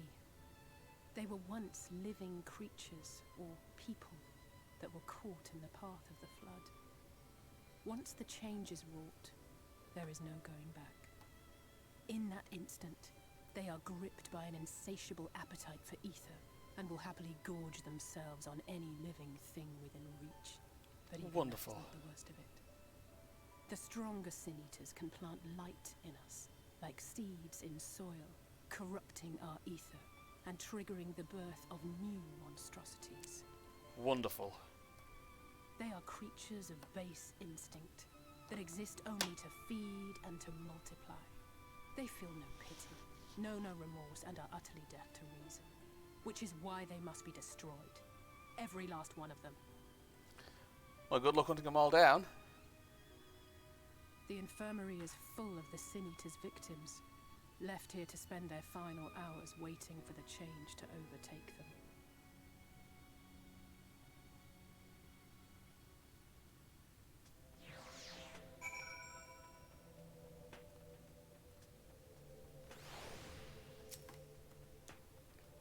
It's just a matter of time. More for some, less for others. Those patients will all become monsters in the end. And to add insult to injury, the afflicted are feared, shunned, cast out of society and exiled here to the edge of the world. The only good thing I have to say about this hellish place is that it has served me well as a training ground. Teslin and the others have also been kind enough to share their knowledge of the Sin Eaters, which is knowledge I can now share with you. While you help me finish my patrol, of course. Trying to see if I've got to go, because I want to get to the first dungeon by the end of the night.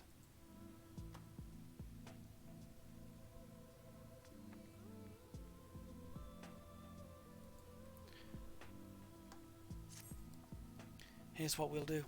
I'll take the east side of the inn, you clear the west. Pardon me. That way you can have an undiluted experience. You'll have an undiluted experience with the resident terrors. These marks in the map are where the usual trouble spots are. You can assume that any beast with a white hide or carapace is a sin eater, but you'll know for soon enough when they come slavering after your ether. Remember, it's kill or be killed with these monsters. When you've slain whatever's prowling around out there, we can rendezvous back at the north entrance. Good hunting. Alright then. It's gonna have words. It's gonna have words with the local beasties then, shall we?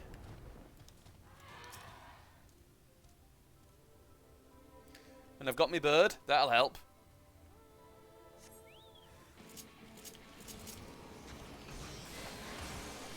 There we go.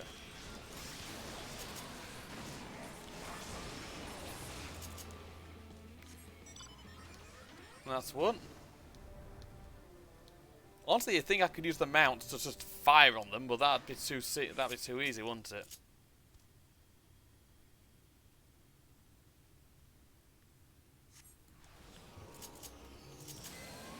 Right on there.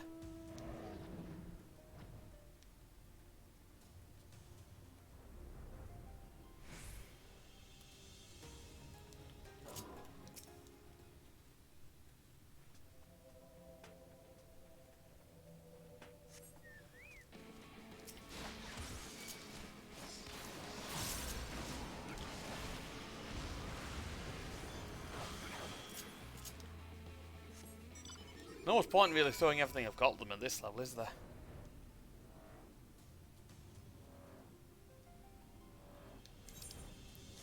Right, back to Alice. How did you fare? Not too badly. I thought there might be one or two lurking on fringes. Nothing out of the ordinary for this area. I expect you noticed it yourself, but individually, these lesser sin eaters are no more deadly than any natural predator you might encounter in the desert. Oh, hang on. Oh, that's that email I got for a minute ago. Basically, I've got a load of games on sale on Twitch. Not Twitch, on Steam.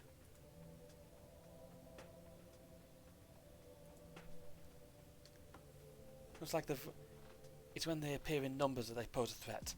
Much like the Void Scent, they have an unfortunate tendency to flock to the strongest of their kind. Thus, when a powerful sin eater goes on the hunt, it might be attended by a veritable swarm of weaker kin. Imagine an army of such creatures descending on a village or hamlet. That's the basic idea behind my patrols. To cull their ranks often enough that their numbers won't be overwhelming when the big ones come out to play. You've certainly helped out on that front. Let's report our victory to Tesleen, shall we?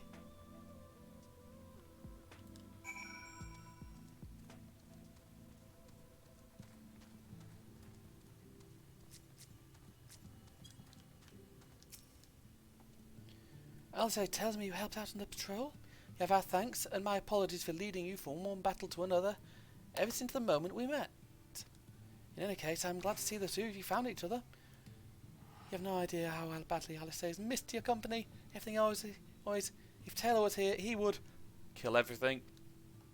That's no exaggeration. I don't sound like that either. I was simply trying to view matters from another perspective, and I respect Taylor's methods. Honestly, after seeing him in action, I can understand why. The way he leaps into the fray without hesitation really is something to behold. I might be a little smitten myself. I'm only teasing, though I've no doubt he deserves all the admiration he gets, just as you do. Thinks you were flirting. I love to lay out a welcome meal, but the duties I put off when I went to the market are still waiting for me. There are 101 things that need doing. I'm sorry, but you mind waiting here with Alice, eh? Want to twiddle our thumbs while you work yourself to death? Surely there's something we can help you with. I could do with a hand, it's true. Thank you. You can start by helping me sort out the larder, Alice, eh? While we do that, could you tend to a few patients, perhaps? There are 3 in particular I meant to visit. Just a matter of saying a few words to them and seeing that their skin isn't caked in sand. The names are Pornil, Todden, and Halric. They might not give much in the way of a response, but I promise they'll be pleased to meet someone new. Alright then. Firstly, the Pornil.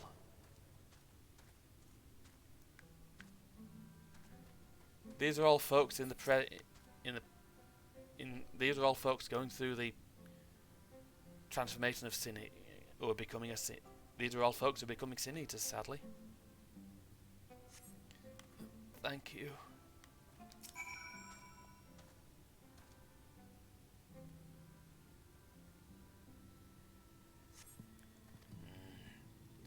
Totem glances up at you blankly, but he knows the tension in his face ease slightly.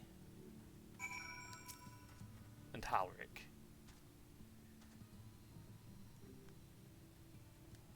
It's a fucking child, for fuck's sake. Sorry. Don't want to see kids in this kind of situation.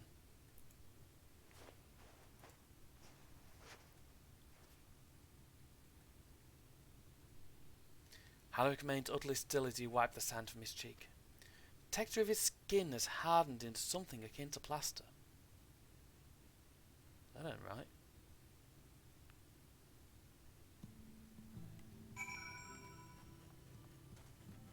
right. Sorry. Moogle hat. Yep. Seen to the patients? How were they? Couple of them alright, but Halric didn't see plastery. Good, that's good. Knew they'd enjoy meeting you. I am concerned about Halric though. I'll have to speak with the other carers, but I think his time may be near. We shall have to leave you to have that discussion then. I was going to take Taylor to Mordsuki if you have any errands there that need doing. I suppose there's one thing. Would you pick up a nectarine from the markets, please? Kassar's caravan just passed through, so Ron should have some fresh fruit. Alright. Come on then, Taylor. There's something I want you to see. Right after we stop at Ron's stall, of course. Alright then. Yeah, the first is not going through good. The first isn't going through a good time, as you can see. I think those might be potentials in it as well. Ngozi. Sorry.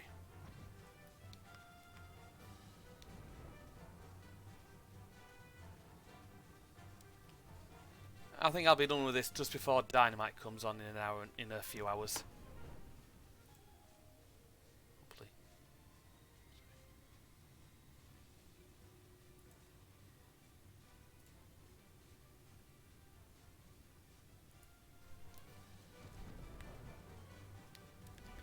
Right then. Here's Ron.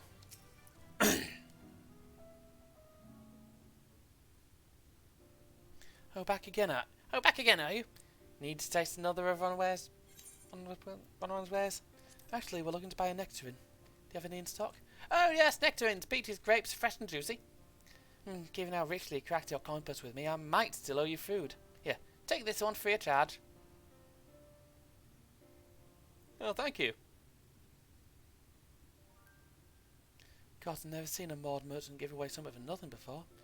How much coin did he spend here? Oh yes, I'll take a jar of honeyed worms as well. Oh, no, they're not. Oh no, they're not for me. They're not for me. It's an offering of sorts. Alright then, fair enough. The worms, if you please. Only the best wrigglers for you. Come again, my friends.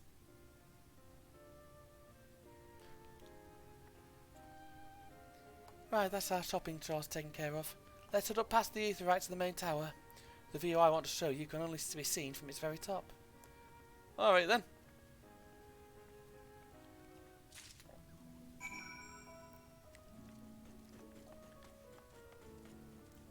Yeah. I figured I'd get myself a slightly new glam. I didn't have to buy the outfit, I'd already got the thing. Bought it ages ago.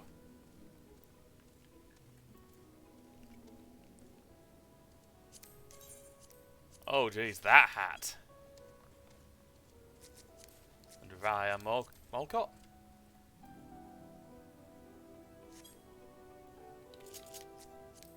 What's that again?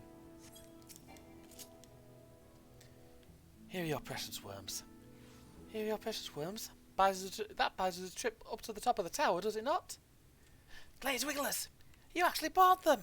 I really shouldn't let you, but just this once, alright? Only once. Never fails. Shall we?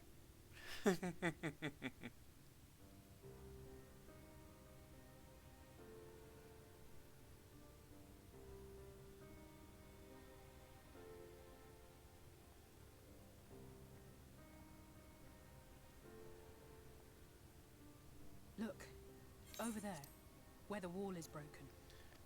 Yep. Do you see what lies beyond? That's what the land became after the light flooded in. An empty white nothingness. Yeah. Life cannot exist in such conditions. The primordial light would wreak havoc on the body's etheric balance. I can tell. It's like salt flats.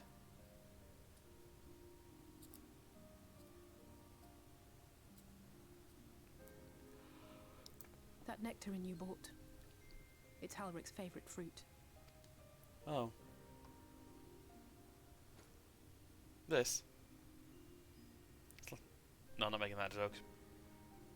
Most of the patients, Halric included, survived the attacks of powerful eaters. But their fate was sealed all the same. The monster's corruption has entered their bodies, and their very essence is being subsumed by light.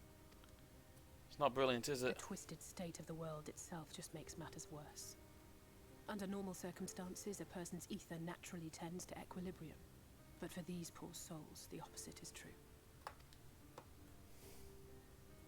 Sooner or later, every single one of them will turn. Yeah. That is a shame. Tesleen and the patients, they all know this.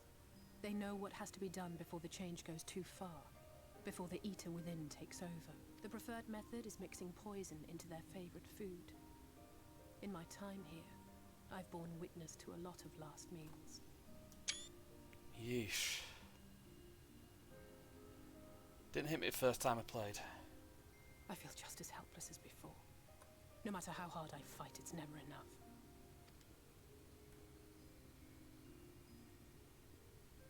But it's a war I mean to wage, nonetheless. Speaking of wars, do you remember how I made you promise not to leave me and then promptly collapsed? Yeah, I do. Well, let's just say I had a few choice words for the Exarch concerning the timing of his summons.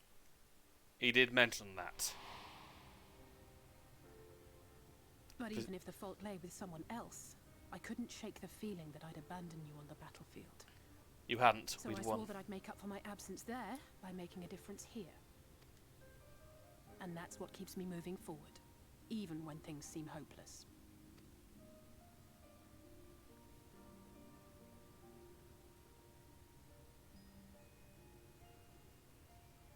On which note, it's time we headed back. The longer we keep Tesleen waiting, the harder this will be for her. That's understandable. Poor fucking kid. Poor fucking kid.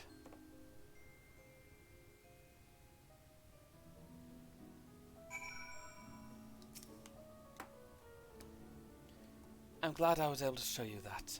When it comes to understanding the catastrophe which befell the first, one glimpse on the empty wasteland beyond the wall is worth more than an hour of Orionge's lecturing. And I needed you to know beyond a doubt that Tesleen has no other choice. The nectarine will be a kindness. It didn't just affect post to others. When a person becomes an eater, the pain appears to be excruciating. The carers are truly fond of their wards and would spare them that suffering. It's their way of fighting back against a fate worse than death.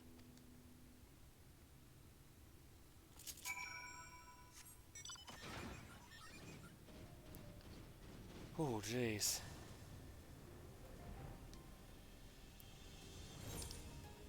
This fucking story. This is one of the darkest I've ever been on done on an RPG. It's a good story nonetheless. It's like Heaven's Ward's brilliant, and then this came along. And there's a rank B monster.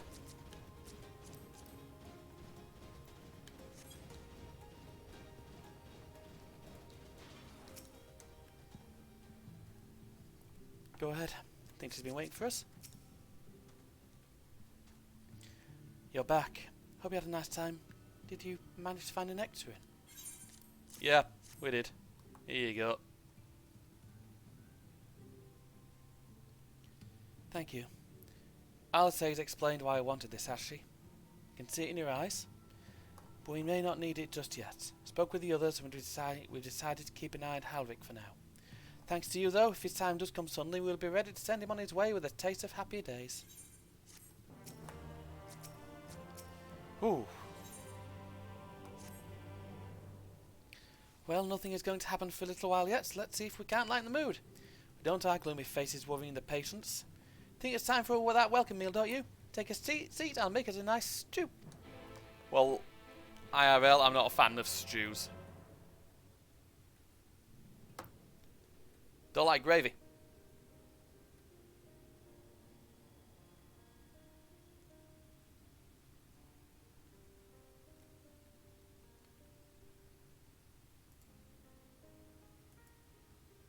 Speak up if you'd like another helping. I made a little bit more than usual today. Fair enough. And you've added something special to the broth, if I'm not mistaken. Aye, well, it's not often we have visitors from the Crystarium, so I may have thrown in a few extra bits and bobs.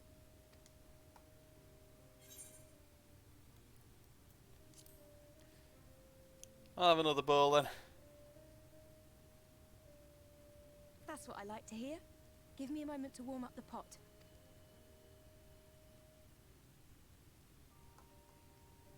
In a place like this, you learn to take what moments of happiness you can get.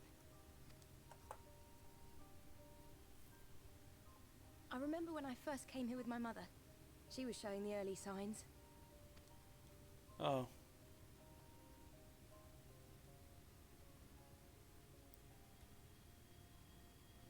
I knew there was no way to save her, but I just couldn't face what needed to be done. That's the way of it for most people. Why they travel from arms to stay here. Beaten, broken souls come to wait out the inevitable, to receive the mercy of a painless death.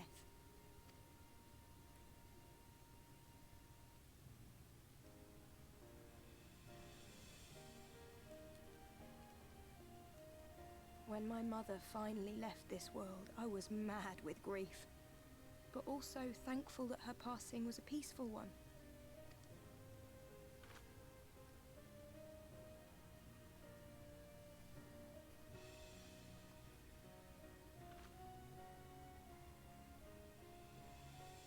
It's never easy, ending a life you've cared for, even when you believe they go on to a better place. I often find myself wishing the Warrior of Darkness would come and do that part for me. The what? The Warrior of Darkness? You've never heard the tale? I'm not sure where it began, but every child in Norvrent could tell you a version of it.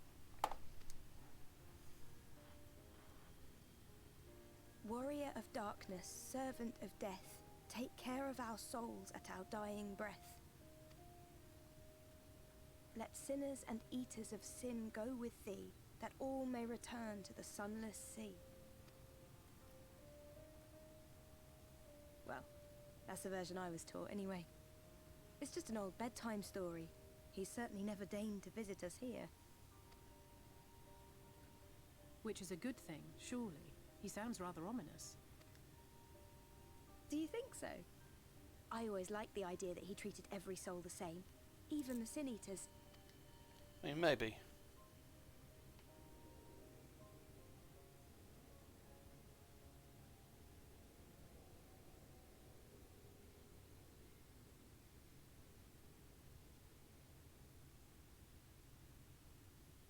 That ain't good. We're all looking up. They're coming. Desleen! That's not good. Have you seen Halric? I swear, I only took my eyes off him for a moment.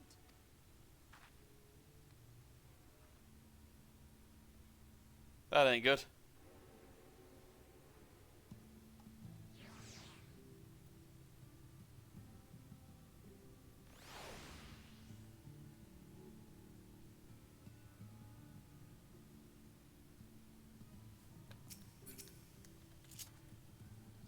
Tell Alice, say we have to go look for Halric.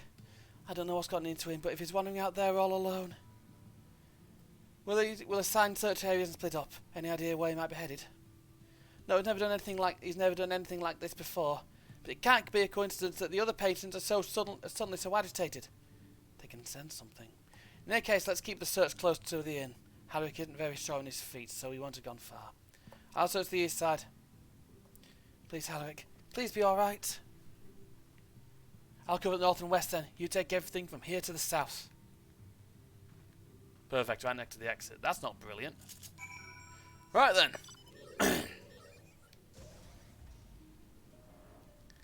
Keep going missing like that. That's never good.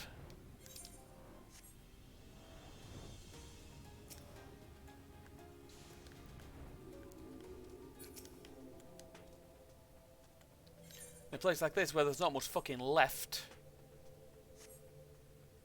See no sign of Halvik. Maybe he went further west.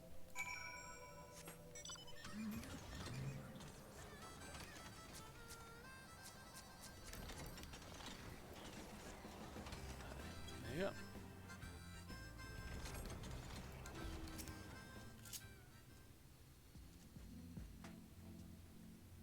See who else. See if there's anyone around here. Scan your surroundings in search of Halvik and suddenly find yourself under attack.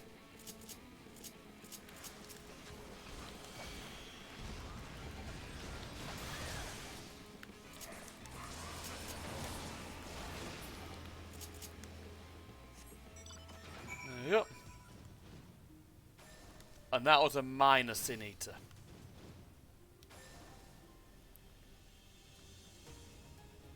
They're quite dangerous. Well, not to me, obviously.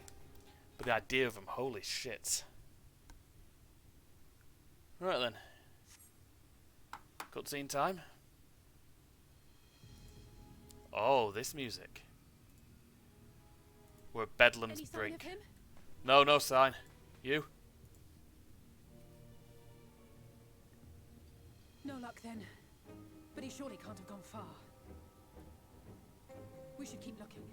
The Sin Eaters are out in force, and if we don't find him soon, you can be sure they will.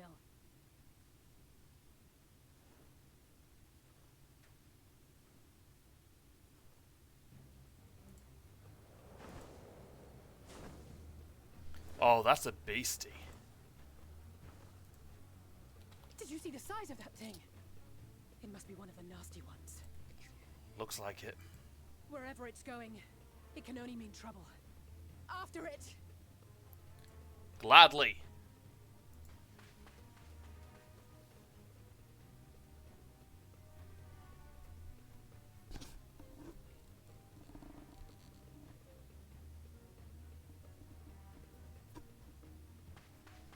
There it is! Is that... Oh no!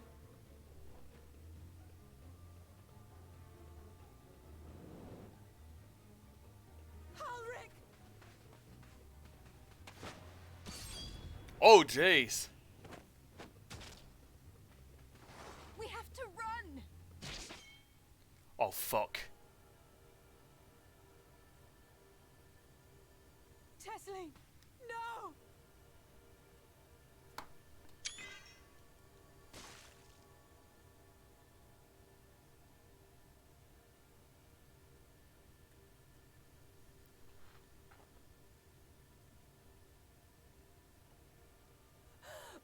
We all deserve happiness, wherever we can find it. The time left to you is precious.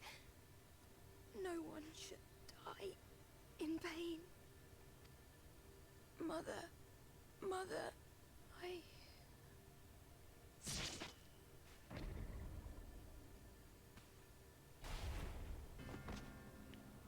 And that is a monstrously powerful Sin Eater to be able to do that.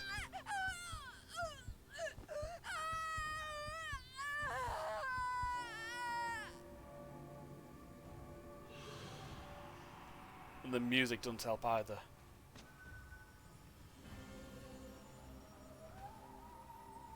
And that's not the shooters vomiting up, but that's light ether.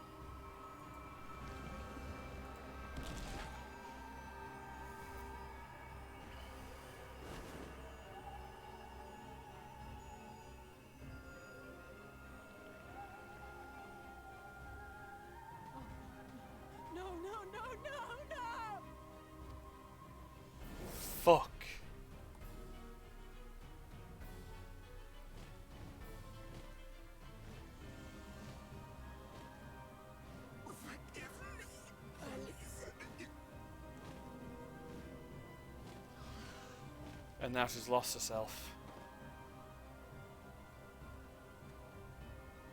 And normally, that affected her a lot, because Alice A does not do that normally.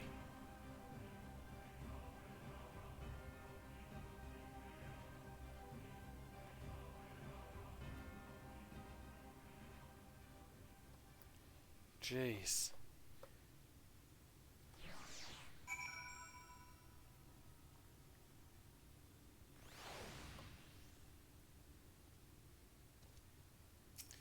Jesus fuck. I'm sorry, Taylor. I tried to tell the carers what happened, but I can't be the shoulder they lean on. Not like this. I'll do it then. Don't think you've got much other choice, do I? Just so unfair. Telling was always so cheery with patients. Telling them not to be scared. There won't be any pain. For all the people in the world to suffer such a fate. Gotta stop him even more. It's gotta make sure to stop him even more now. That burns. I imagine you're just as shocked as the rest of us. So I appreciate what you're doing here. Me? I don't have the words. Without a body, we can't even give her a proper burial. And she cared about that sort of thing. About giving the people the chance to say their goodbyes. Yeah, she did.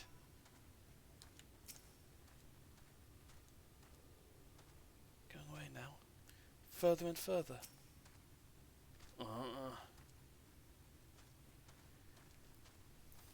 Shit. That's all I can really say about that, but it fucking hurts you do it seeing that.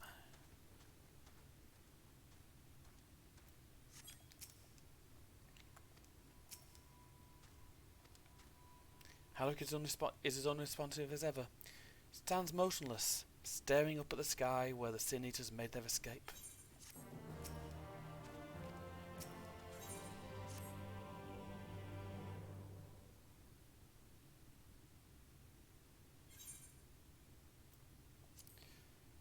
I've spoken with carers. Thank you. What you're doing, it means a lot to them, to me.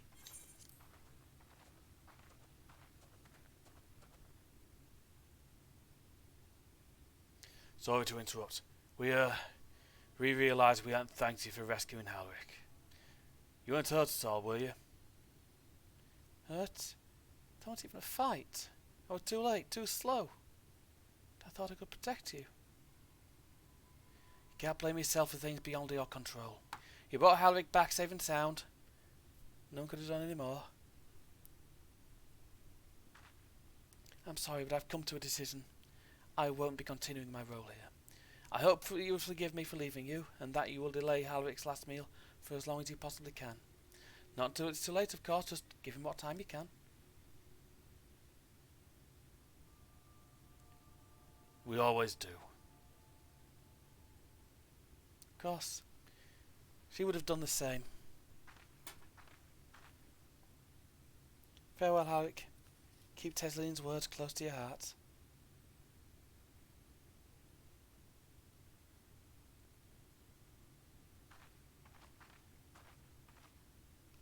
Wait, you're living this very moment? I understand how you must feel, but surely this is a bit hasty. Do you even have anywhere to go? I have a destination in mind, yes. And a purpose. One moment. Ah. This damned light, building without cease. It's the reason we can't save those corrupted by the Eaters. What if we corrected the balance? Even if it were only little by little, even if it took years, it would surely make things better. Now hold on there. Everyone knows there's too much light, but how could you ever hope to get rid of it? You'd have to change the whole world. That's right. To return to the Vigistarium, I may not be able to repel the Eaters on my own, but I can still use the skills I have gained here to hurt them. Same here.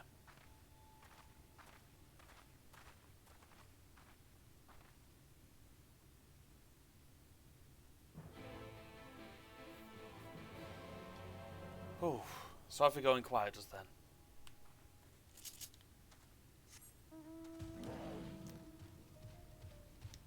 Off to the Red Sarai. The Red Sarai.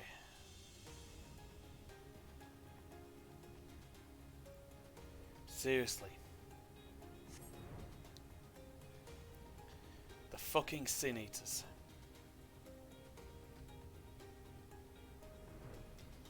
So damn dangerous, so deadly, and killing someone without a second fucking thought.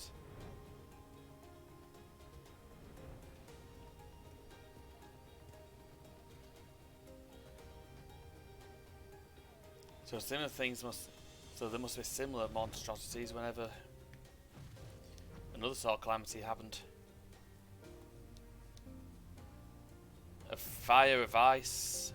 Don't know if it'd be a fire of earth, of water. Then the little water was more sudden, I think. Forgive me, Taylor. Couldn't stay there a moment longer. But I was serious about what I said. Sorry. While the men and women at the inn in battle against this blight with kindness, I must fight it in my own way. With steel. From my yours a sword in darkness to Norvrant's sword in light. Gods above, feels like an age ago now. Miss Odyssey, is there anything I can get you? Your swiftest Amaro, I need to return to Crystarium immediately. As you wish. Here we are, back at the Crystarium. Oh, remind me to wear goggles if ever we fly over Amarang again. Barely got the sand out of my eyes. The wind did help clear up my head at least. I think I'm ready to meet up with the Exarch. We need to talk about how we're going to wipe the Sin Eaters out. Shall we? Sounds good to me. It's not barely, it's barely even worth bloody warping. Because you can just do this.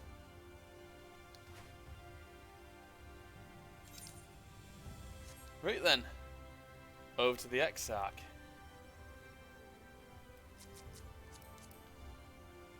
Seriously. This is something the Ascians have wrought. Another fucking genocide.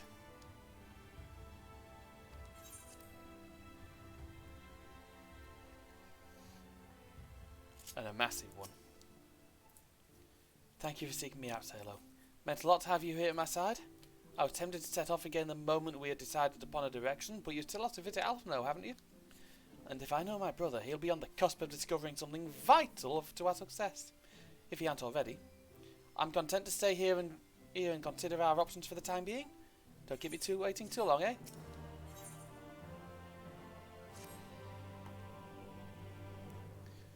You will visit Alphino and Kaluja then? Excellent. As I mentioned, your destination is an island off the west coast, so you will need a mount capable of making the journey. Here is a letter of introduction. Pray present it to Sem Genmai of the Master of Beasts at Temenos Rookery, and he will take care of you. When you say Alphino, be sure to pass on my warmest regards.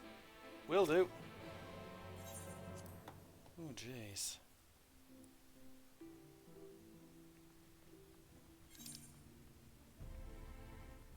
Over to the Rookery then.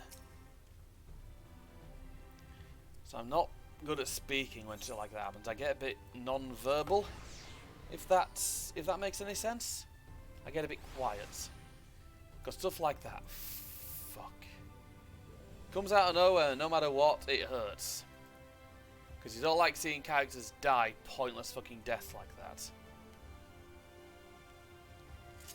That happened a lot here.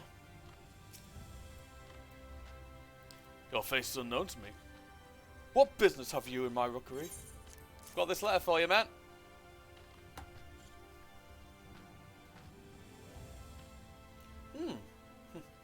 Signed by the Exarch, no less.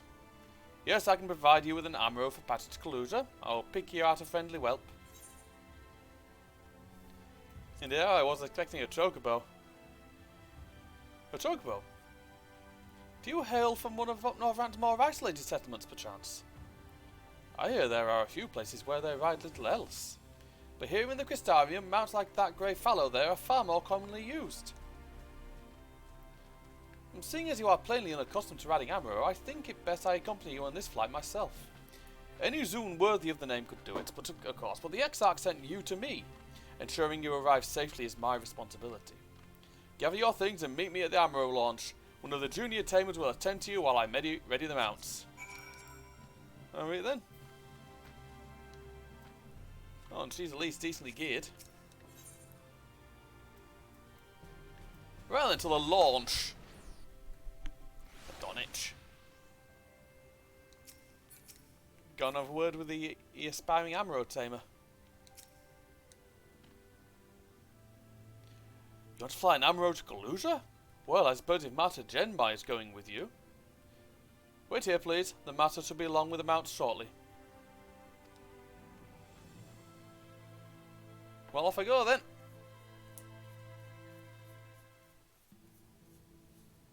The whistling breeze, mute. The pounding surf, frozen.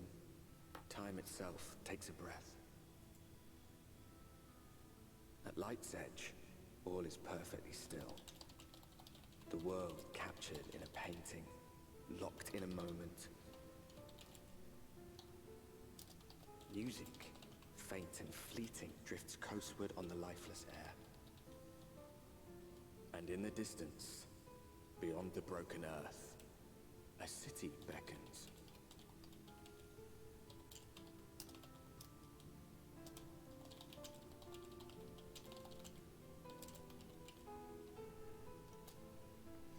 Kaluja. Not Kaluja.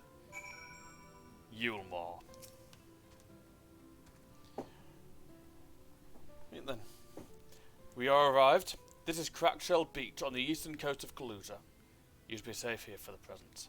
Compared to the mainland, Sin Eater attacks are far less prevalent, and the native beasts are not any more dangerous than elsewhere. It is the people you should be wary of. Yeah. Spy you that city in the distance. That is Yulmore, the island's main settlement. It rivals the Crystarium in scale, and was once an ally in our battle against the abominations. For years, the Yulmoran elite have fancied themselves the masters of what remains of our broken world. They have gone as far to offer the leaders of other settlements their protection, if we bend the knee. But to say their ideals are questionable would be putting it mildly. The Crystarium is one among many who resist their heavy-handed authority, and while we are not at war, our relationship with Yulmore is strained at best. It may be wise to conceal your identity with the Exarch, conceal your ties with the Exarch during your stay here. Especially in the vicinity of the city. Will do. I am glad we understand each other. Now the Exarch has instructed me to divulge a secret that should make finding your friend a good deal easier. Listen closely. Will do.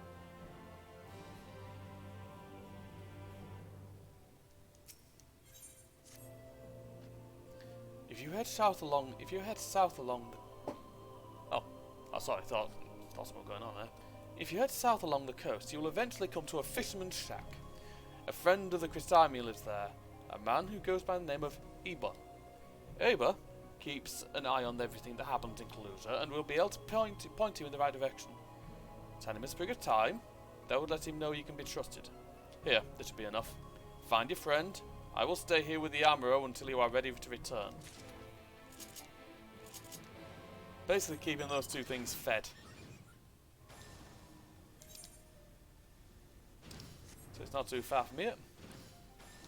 Yeah. Hobgoblins.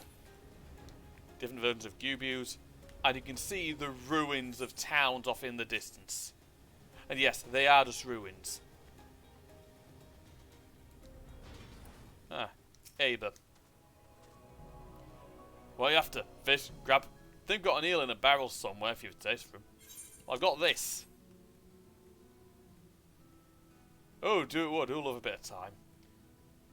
Chuck some in the bit, chuck some in pint. It's like a bloody festival of flavour.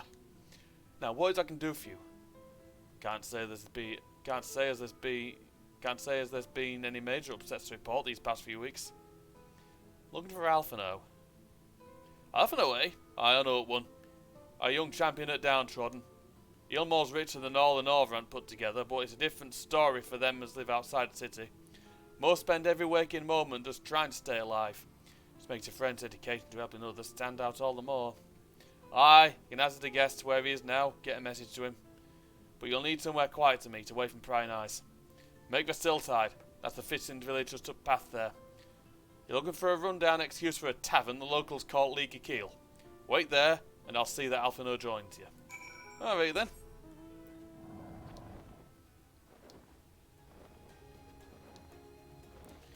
Right. Welcome to Stilltide. It's a bit of a hole, but it's alright.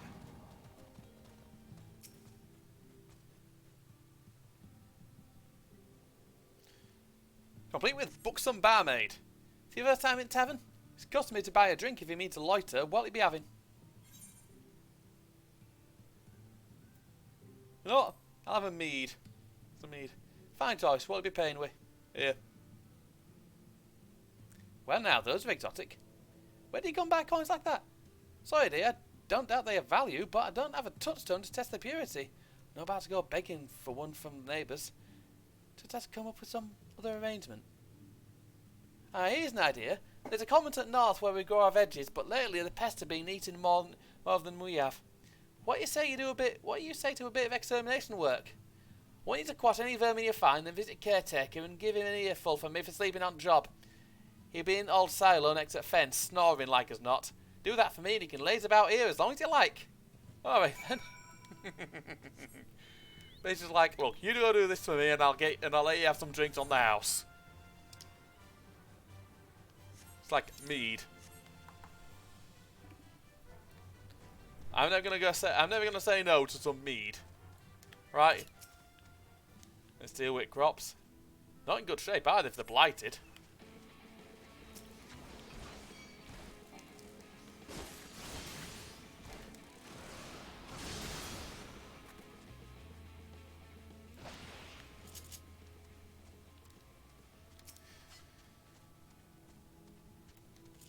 Well, hopefully they've got some way of dealing with it.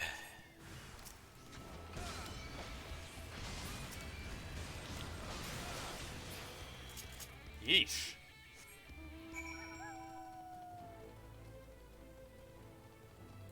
And great, the door's been fucking bad. No response. Maybe it needs to knock louder. No response. Perhaps the occupant is hard of hearing.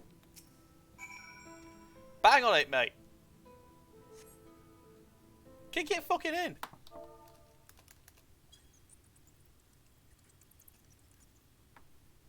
Hear a faint squeaking from the room beyond.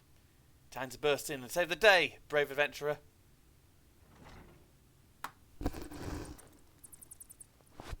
No one is home. Do about like a furniture. They haven't been for some time. The gnawed scraps of vegetables on the floor suggest rats have taken up residence in their absence. Oh, that's not brilliant. I just kicked the door down.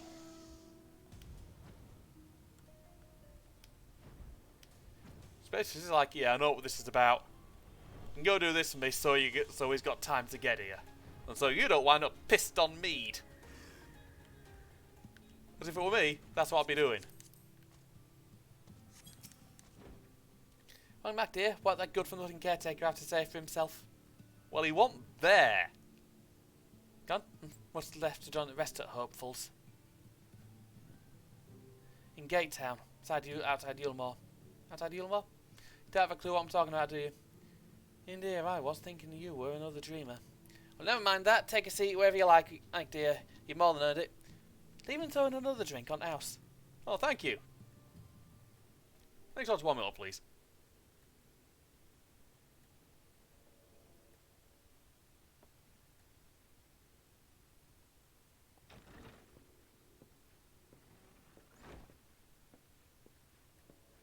And how is business today, Mistress Theva?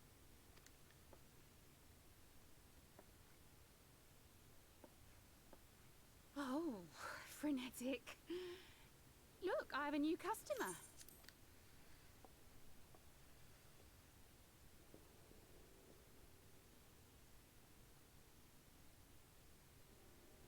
Tis good to see you, my friend. You come for a sneaky pint, I think. The barley seeds you wanted. They should produce a better harvest than the last. What, just like that? Oh, Alfie, no, you really are a dear. I get a feeling she's been mothering him. I'd best be tidying up some of those empty shacks before the pests move in. Keep Probably an a eye good on the move. place while I'm out, eh? Will do.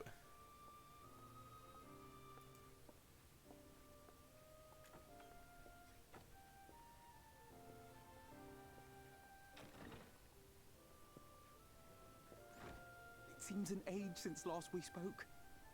Not since the prisoner exchange in Doma. And Yotsu. Yeah, just a bit. It has been even longer for me, of course, if you count the days I've spent here. But the time has only added to the relief I feel seeing you safe and well.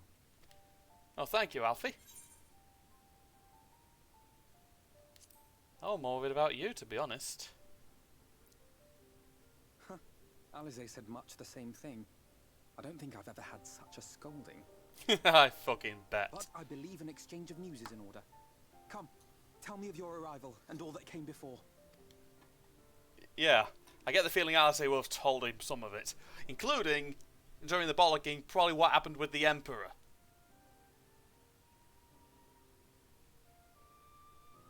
I see. Both the Exarch and Alize told me what they knew of events, but I had stubbornly clung on to the hope that all-out war might yet be avoidable. And poor Tataru. She must be sick with worry. We must endeavor to return as soon as we may. It would be nice to bring her good tidings for a change. That it would. So we'll think of something. But before we bid this world farewell, we must first ensure that it is not rejoined to the source. We must prevent the 8th Umbral calamity. Pardon me? Yes, we Orianger's must. vision of the future has, I fear, every chance of coming true. What? By his description, the catalyst for the calamity was a formless and deadly weapon employed by the Garlean Empire. Aye. Black Rose. Which can only mean one thing. Black Rose. Gaius was telling you the truth. When we were on the trail of the Asians, we saw evidence that the gas was being manufactured once more. Oh, that ain't good. Gaius was adamant that the project had been scrapped. But so long as there are wars to be waged, there will always be those determined to win by any means. Yeah. And thus simply destroying the existing stores of Black Rose would do little to alter fate's course.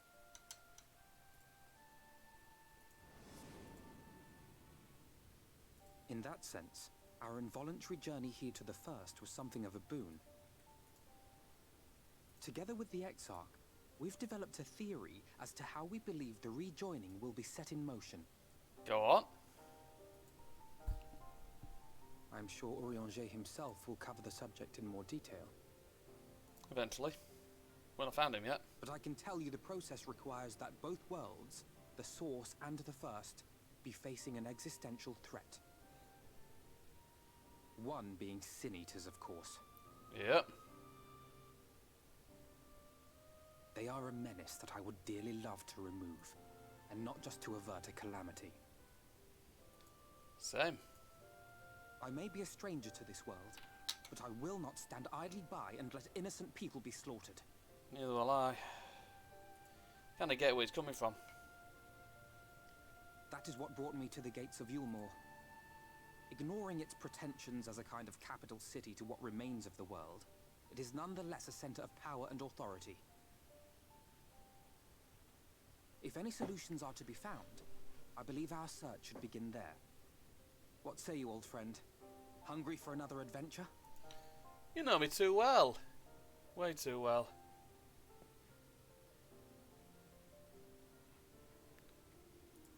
Let's go kick some ass, shall we? And so we take to the road once more.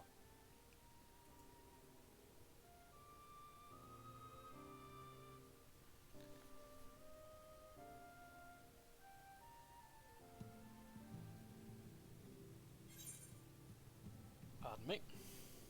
Sorry, had a little bit of wind.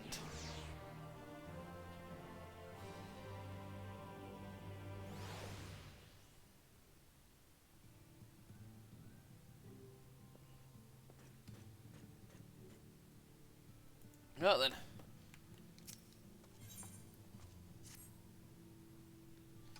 Assuming you have no objections, let us make our way directly to the city outskirts.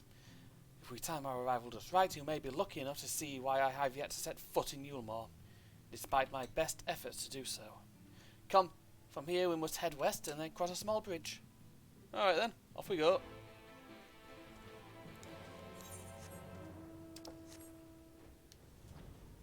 Open arms, closed gates.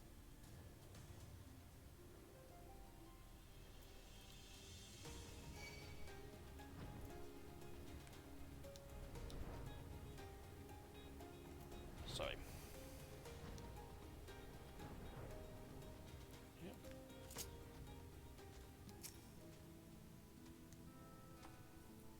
Kaluja seems rather peaceful, does it not? Almost familiar? I had a similar impression of the Crystarium. Even in this distant world, people are much the same. To think that whenever a calamity has struck the source, a reflection such as this one, with all its culture and history, was being erased from existence. No, get away from me! Over there! Quickly, someone's in trouble. Right, off we go.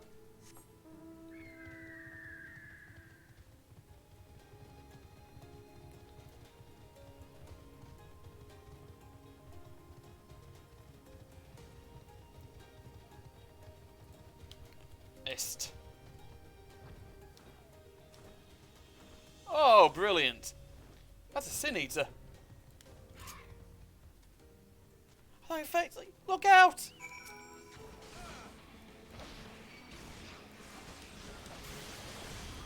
Yeah. Got it.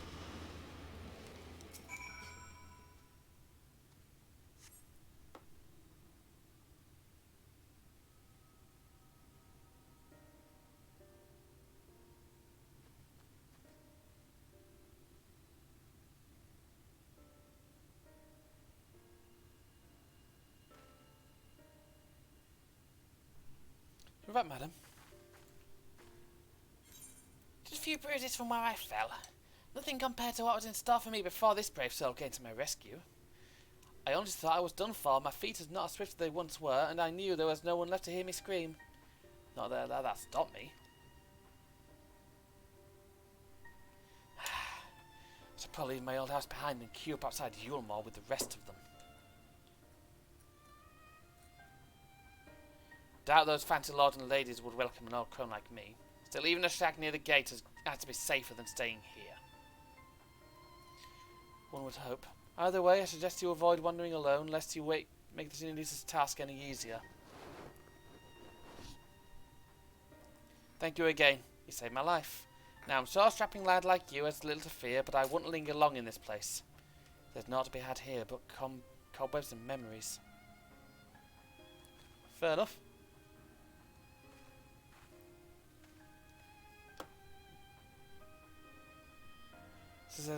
Tis as the lady says. Many in these parts have abandoned their homes to live in Yulmore's shadow.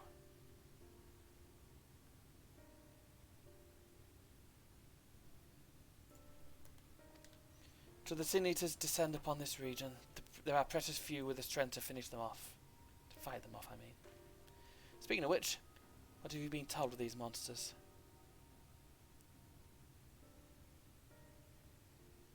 Ah yes, Alice would be well qualified to speak on the subject. Compared with Amareng, Kaluja is almost a haven. But as you saw, we cannot let our guard down. Had you arrived but a few moments later, the Sin Eaters would have claimed another victim.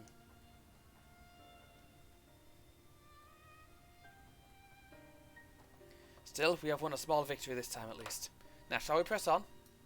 We need to return to where the road forks and follow the path that leads west. Not too far, at least.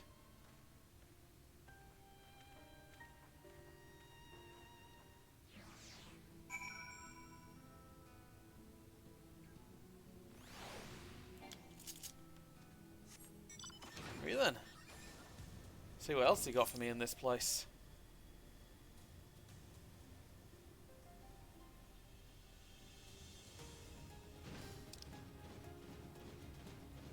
But yeah, Kaluza. It's hardly one of my favourite areas in the game.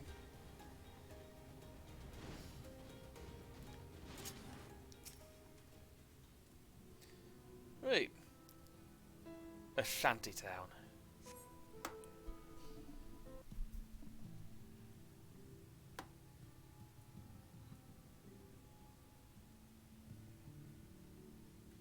That gate up ahead is known as the Open Arms, and Yulmore itself lies beyond. Oh, great. This, meanwhile, is the aptly named Gate Town, the dwelling place of the many desperate souls who hope to be chosen to live in the city proper.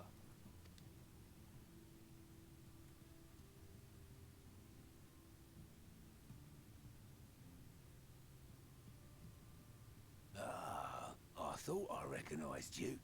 Brought a new friend, eh? Could say that.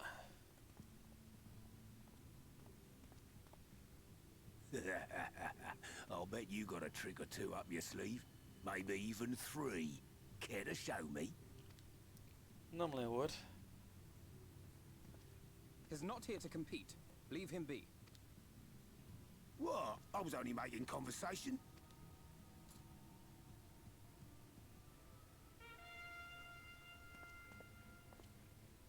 Ladies and gentlemen, your attention, please! Oh, bloody hell. The Final Fantasy XIV version of Zorn and fucking Thorn.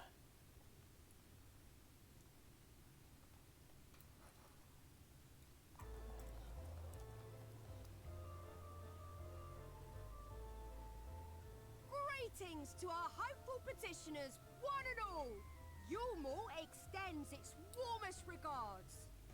Let it be known that a lady of distinction wishes to dine on fish divine. We seek a master culinarian who can guarantee seafood perfection. Dazzle the matron with your delicious dishes, and life in the city will be yours to enjoy, even on days when fish is not on the menu.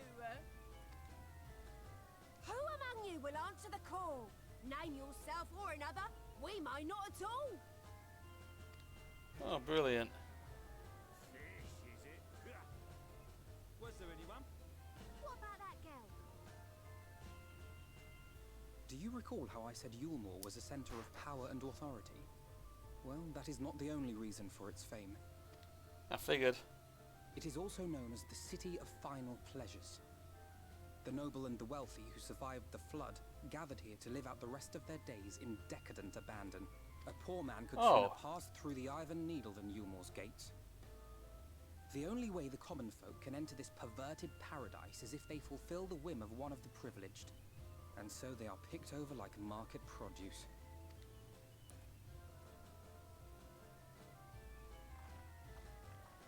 All to the creepy music from of the dolls from Final Fantasy IV. What a catch! We'll not be throwing this one back. Having seen your all too obvious charms, we welcome you with open arms. Come, join us in the City of Splendor and live out your life in an ecstasy of endeavor. Fucking brilliant.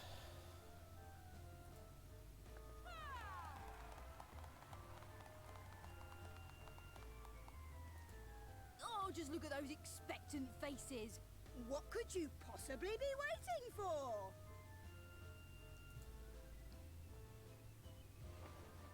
Well, what have we here? An extra share of meal to celebrate our newest resident. Meal. I think I'll pass on eating that. For you. Ah, hello. Enjoy. Thank goodness. Meal is a foodstuff which Yulmore routinely doles out to the people of Gate Town, and apparently a staple for its citizens as well. Yeah. Many here rely on it to survive in these times of scarcity, yet the whole arrangement just seems... odd. well, Let's just say it leaves a bad taste in my mouth. Yeah, I kind of know what the stuff is already.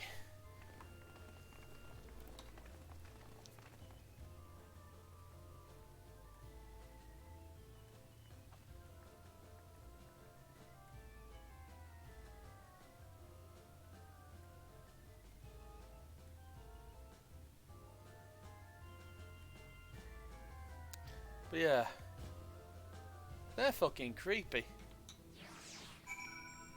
They're really fucking creepy.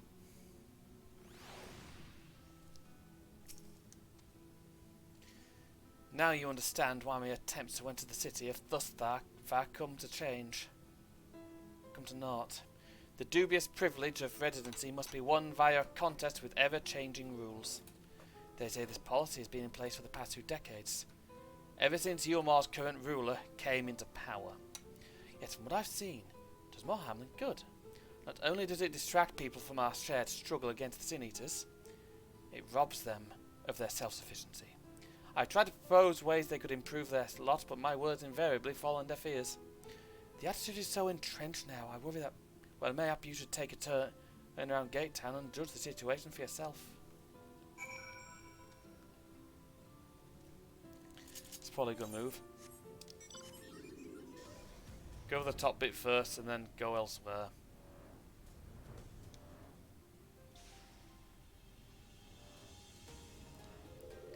Preoccupied petticoat. Just look at it. Can you imagine a more beautiful city? Yep. Every day I dream of the life that waits for me inside those walls. Oh, will they ever pick me? I wouldn't want picking for that place. Really, I wouldn't.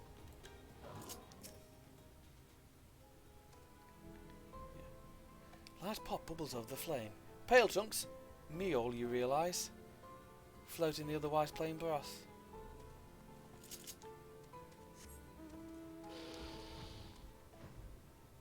Yeah. Again, not my favourite city in the world.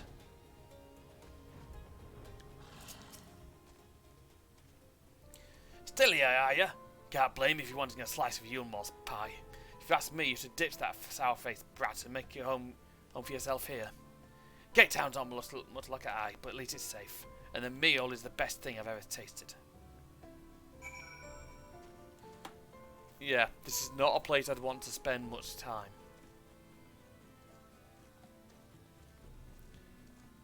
Yulmar is a fucking hive. You seen what Gate Town has to offer? These people can no longer fend for themselves. They've become dependent on the handouts of Meol, and believe Yulmar is the answer to all their woes. Yet no matter how I frame my encouragement, they seem unable to conceive of any other way of life. Something seems weird about this place, yeah.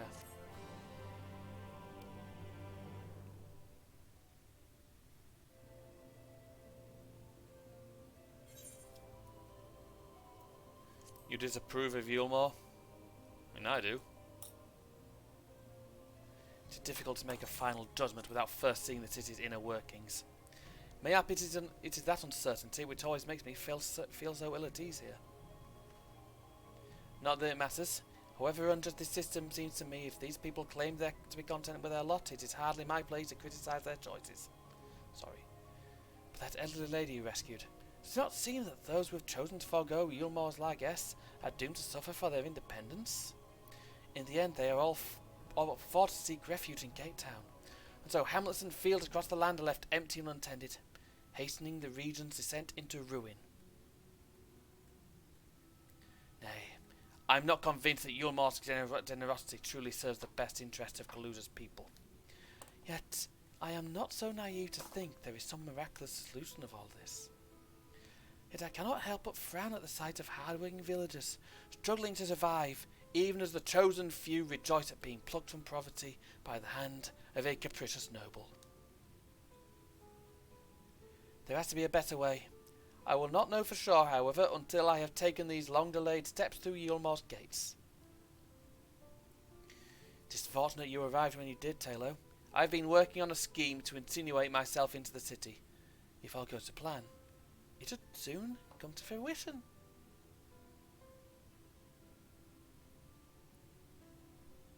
Sorry. There is a beast tribe that makes its homes in the sea surrounding the island. The Ondo they are called, though you and I know them as Sayagin. For the most part, they keep to themselves in their ocean grottos and rarely have dealings with land dwellers. But as Tataru took such great pain to impress upon me during our stay in Gugane, business favours the bold, and so I reached out to them. I duly discovered that the Ondo are inordinately fond of land-grown produce, fresh fruits in particular, and when I offered to procure such goods for them, they promised to pay me in pearls. An attractive business venture for any protective investor, would you not agree? Surely even the most jaded Yulmoran lord would have time for a merchant who can make pearls from plums and pumpkins.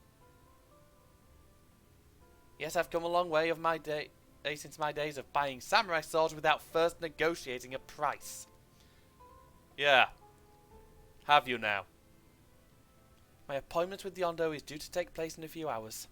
I just need to collect the produce and meet with them on the shore. Might you help me in the exchange? Of course. Always will. Excellent. Shall be glad of your company. First things first then, we must pay a visit to Moshamoa, my supplier in right. Come then, just to the northeast of here. Well, northwest, northeast, don't know which. Naturally read.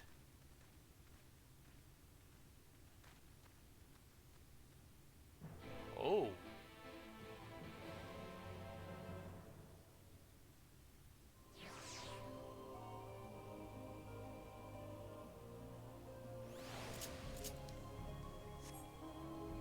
There we go.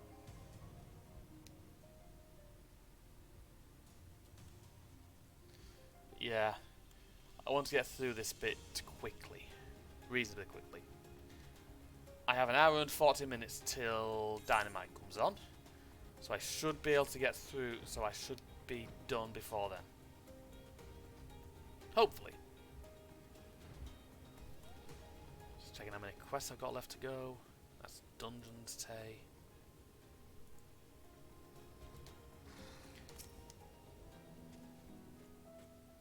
Is there something I can do for you, friend? Good day to you, Moshamoa. This is my associate, Talo. We are here to collect the produce I purchased.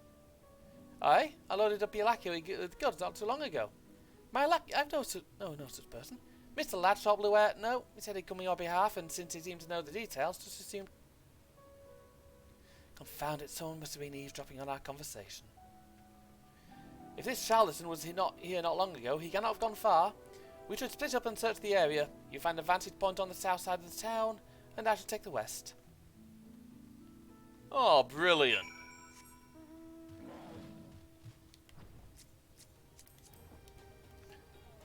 Oh, I like that. I like that get up. Looks the same on dude as well.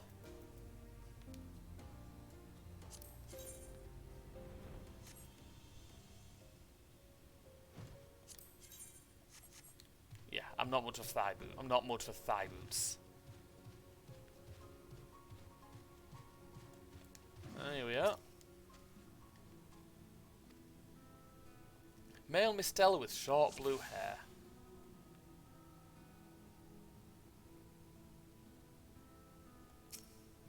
There we go. You've located your quarry.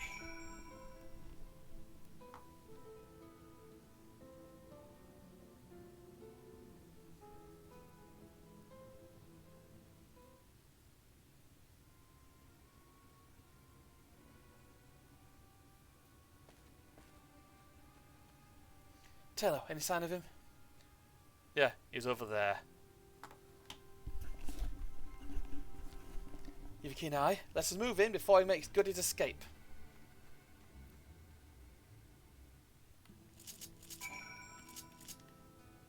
Right then, let's go have words with the blue-haired Mistel fella. I know his name, but I'm not going to say it yet.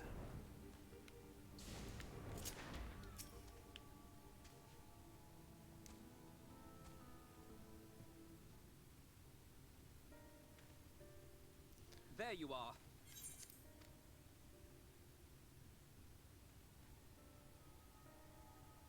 The thief who claims the harvest on my behalf. Hand it over. Well, forgive me. I have to get into the city.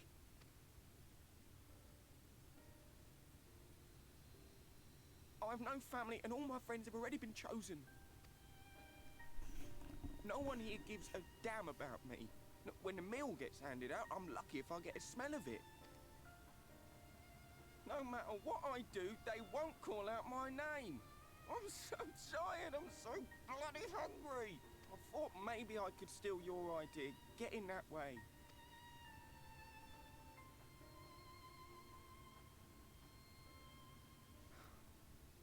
What is your name? Kai Shear. Tell me then, Kai Shear, must it be Yulmore or nothing? What of the Christerium? They may not offer charity, but you would be fairly compensated for any work you did. No, it has to be Yulmore. That's where all my friends are. We made a promise that we'd live together in paradise. It's no fucking paradise, mate.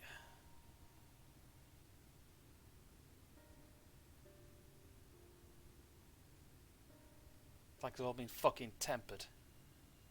I was to make my deal with the Ondo at the Clave. Listen carefully, and I shall tell you my plans for the business, and how best to arouse the Yulmoran's interest. You'll give me your place?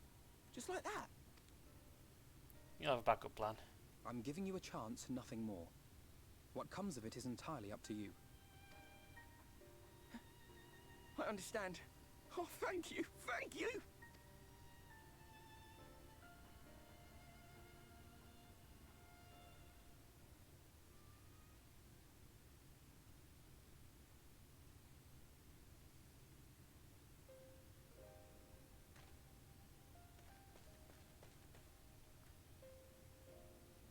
This was but one path. There will be others. But for young Kai Shear, it was the difference between life and death. Yeah. I do not regret my decision. Yet I will admit that a part of me wonders if it was for the best. That's one way to find out.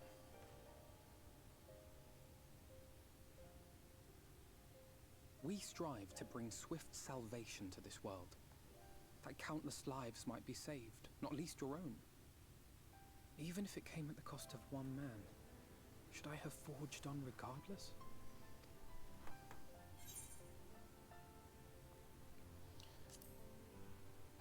It's not who you are. I suppose not. Were Estinian here, he would most likely scoff at my soft-heartedness. Same old Alfido, ever the slave to sentiment. But I thank you for your kind words nonetheless. Let us see to it that both these stories have a happy ending. Hopefully. Shall we return to Wright then? Alright.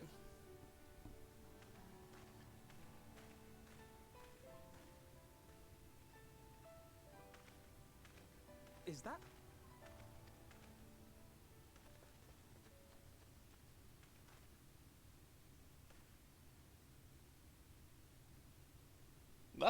That's someone who's been... What is... They're on the beach. I can't be sure, but I think someone's in trouble. Let's go over there then, aren't we? Come on. They may need our help. Yeah, you don't fucking say. They're lying face down on a beach.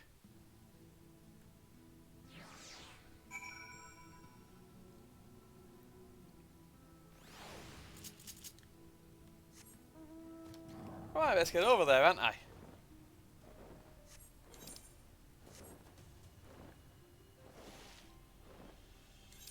Yeah. This place is not nice.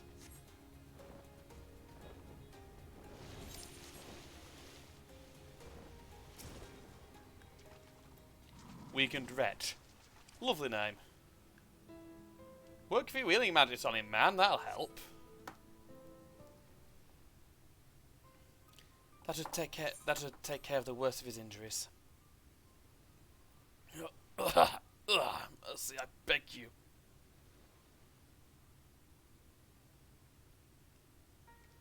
Breathe easy, sir. No harm will come to you here. This poor man is shivering. Pray keep an eye on him while I get a fire going. Good move.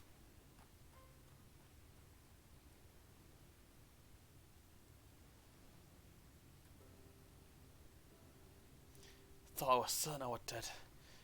However am I to repay this kindness? We have settled for the tale behind your current predicament. Why don't you begin by telling us your name? Tristel. I was invited into Yulmore to work as an artist. He's like, idea! A wealthy couple took me in to paint pictures for them, but when my style proved contrary to their taste, they just quickly turfed me out onto the street. I was left penniless and patronless, a grave sin in Lord Vorthry's city. Within days they had brought me before the man himself, and he asked me what I meant to do. Dejected as I was, I told him that I wished to leave. Little did I know how soon he would grant me my wish. They flung me over the balustrade into the goddamn ocean. From up there! How were you not dashed to pieces? Don't ask me. Don't ask me. Look, I suppose. Though if you hadn't found me when you did, it wouldn't have counted for much. Monstrous! And the city's gone down to such barbaric punishment. Oh, without second thought. When Lord Vorthry passes judgment, no one so much as blinks, let alone argues. In Yulmore, his word is law. Fucking Vorthry.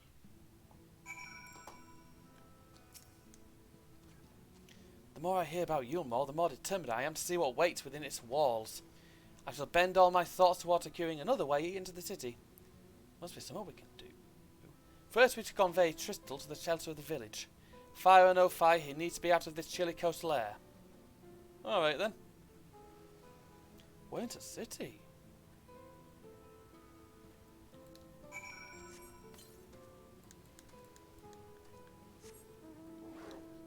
Right then, off we go.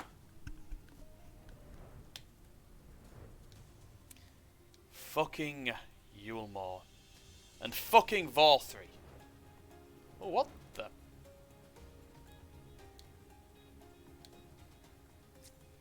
Oh, that's the Arc Mount. I thought someone was in trouble there. Basically, with a Mikote with lightning's hair. Pray accept my deepest gratitude. I owe you both my life. And if you'll permit me, I would assist you in your attempt to enter Yulmore. Insofar as I'm able, at any rate. To be frank, the sight of sending my saviours into that awful place makes me sick to the stomach. But since it's plain you set your minds on it, you just take this. It's my favourite paintbrush. The Yulmore and elite are never satisfied until they get exactly what they want. If I'm not mistaken, the couple I mentioned will be looking for someone to replace me. If you make a show of owning such a well-used brush, you may be able to convince people you have a talent for painting. Are you certain? This is your livelihood. We cannot deprive you of such a treasured possession. Give it gladly after all you've done for me. Besides, I don't think I have the heart to paint anymore. As to what I'll do instead, honestly, I'm decided. That I shan't stay long in this place, nor with that city brooding over me. Nay, I'll move on to new lands and a new profession. I'll keep you in my prayers from now until my dying day. Alright then, Tristel. They say kindness is its own reward, but Tristel has repaid us with a gift as timely as it was unexpected. We will, however, need to act upon his advice before another painter steps in to fill a vacancy. Thankfully, I do have some modest skill with a brush. Nothing approaching that of a true artist, of course, but enough to play the role, I would hope. As for you, well, if you don't mind taking a subordinate role, maybe you could pose as my assistant. Then it's settled. All we need now is to return to Gate Town and wait the next appearance of those vile jesters. Oh, brilliant! I'll see Pinky and fucking Perky again. I don't like those two.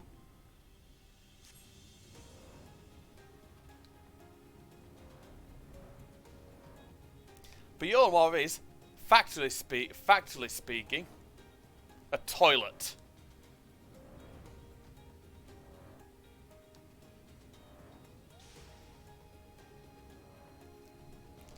utter toilet. A cesspool of a town.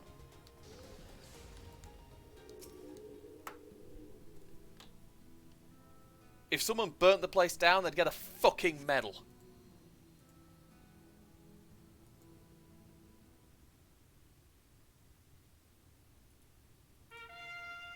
Oh, brilliant. Here they are again. Here they come.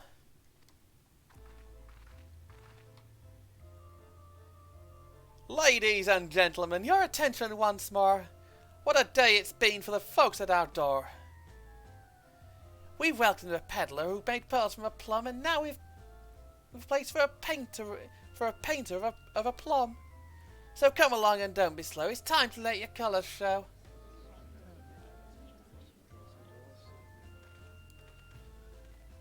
I can paint portraits, at least. Landscapes and still lifes so rarely commissioned these days.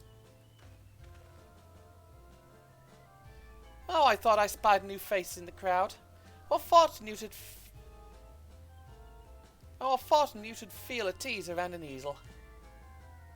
What proof are you of your prowess? Any masterpieces on your person? Hardly not. Everything I paint is soon sold. Such is the life of a working artist. I've only my brush to testify for me. Although you'll note it has seen no small amount of service. Oh, it's like a paint both old and new. A tool much loved and much used.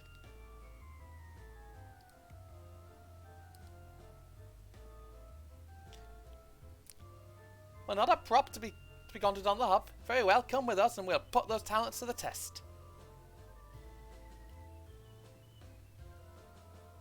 And who is this hanger-on? Well-wisher or parasite? Why, this is my assistant. He whose unfailing support allows my art to flourish. I will go with him or not at all. Parasite, then. Which leaves his fate in the hands of your new employer. It matters not whit to us. And having filled our latest vacant space, we retire to one more sweet embrace. I can't do their accent.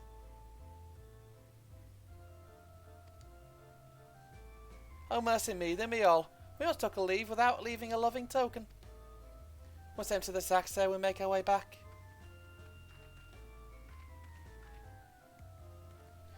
Fucking wonderful.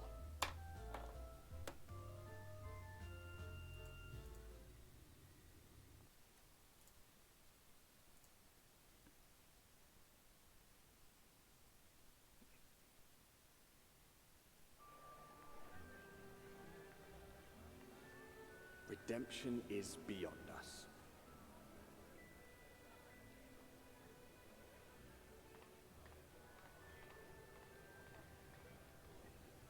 The lament of all but saints and fools, and the comfort of the lords and ladies of this accursed place.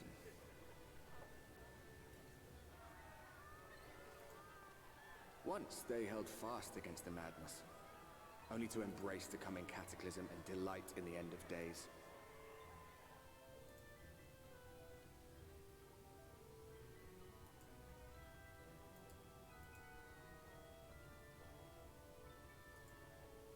Checking out my vlog for a second, just bear with us.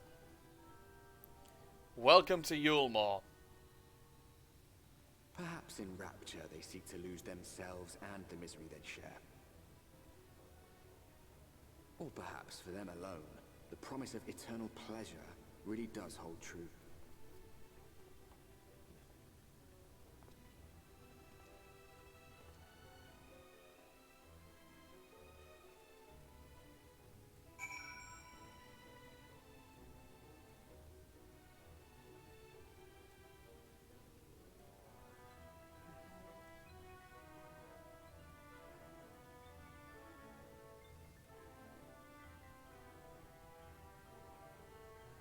Right then. Welcome to the shithole. Oh, she's new. Oh, I can't speak to her. Yeah, I guess. Welcome, welcome to the city of final pleasures. Feel free to weep, it is magnificent. No? No single tear? Moving right along then. Our first task is to register you as residents. You know, make it all nice and official. We'll smooth the way, so you just need to put on your happy faces and head... put on your happy faces and head through to Joyous Hall. The Bureau of Immigration is the first room on the left hand of the passage. Declare your name and occupation in a nice loud voice. Clerks will tell you where to go from there. Oh, and pay no mind to the folks off the side of the road. Much like the hopefuls in Gate Town, they haven't turned the right to enter the city proper. If, however, you enjoy basking in the envy of your fellow man, then by all means take your time, but why waste another moment? Go, enjoy the beginning of your new life in paradise.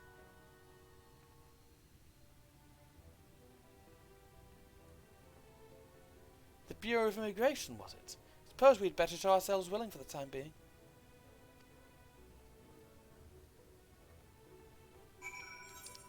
Alright then. To the City of Final Pleasures. I hate this place. So damn much. Well, I do at the start.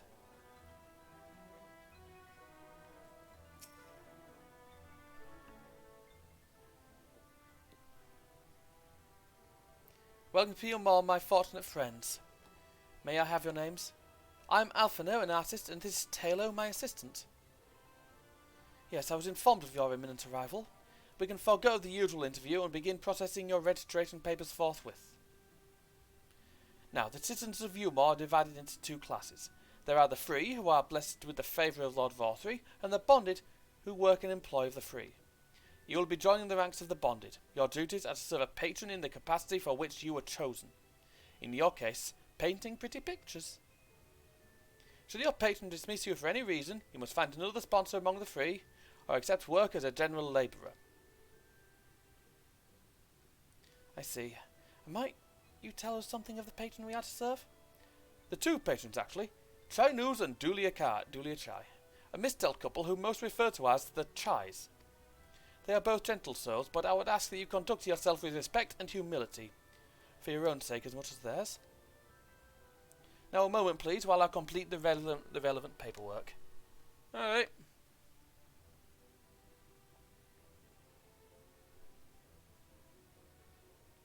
All in order, these are your registration documents. Take those papers next door and submit them to the clerk. Once they've been stamped, you will officially be Yulmoran citizens. Enjoy your new life in paradise.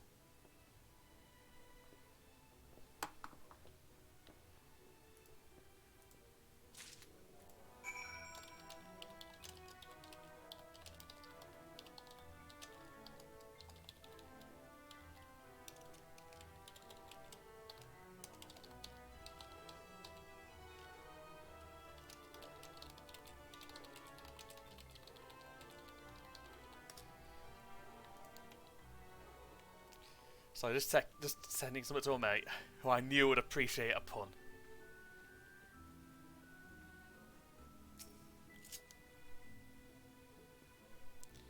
Welcome to Bureau of Registration. Papers, please. Here you go.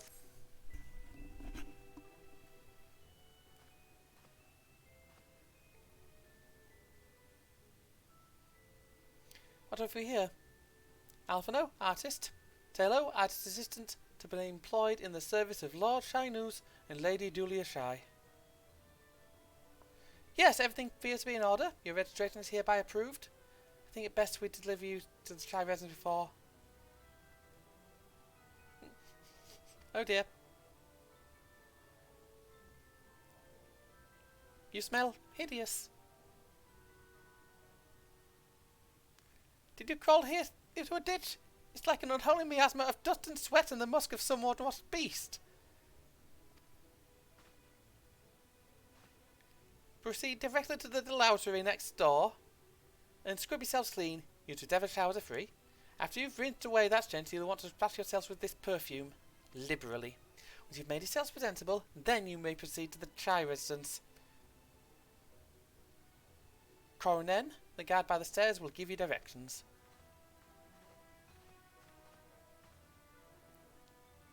Us? I hadn't realised we were so aromatic.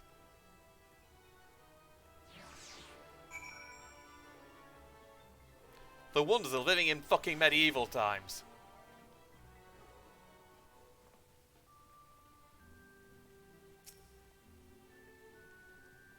Where to bathe in here then? Yeah. Oh great, it's open.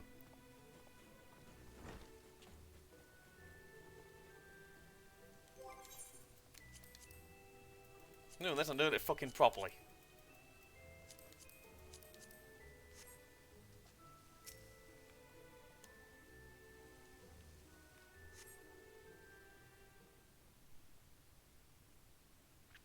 Yes, I did take all his clothes off to do that.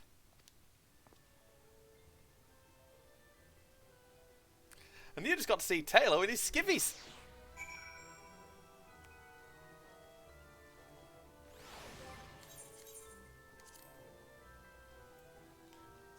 And because this is the posh place. They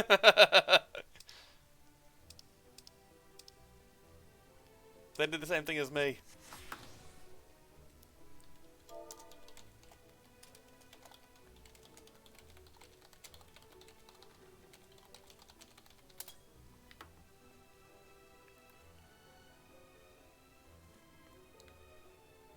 Oh, perfume.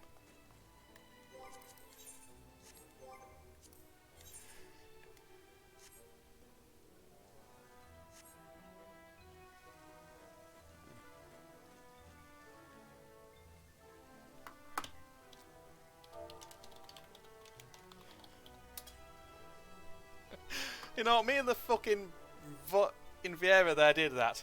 You apply the perfume as directed, and the delicate scent of roses fills the air. Yeah, and there's a man here taking a full-on shower. Right then, Alfredo, your turn. Have you showered and dressed already, have you? Like, it's not, like to say, it seems rather exposed for one's abulations, does it not? What would a Stinian say? Good gods! You will mention nothing of this. Swear to me.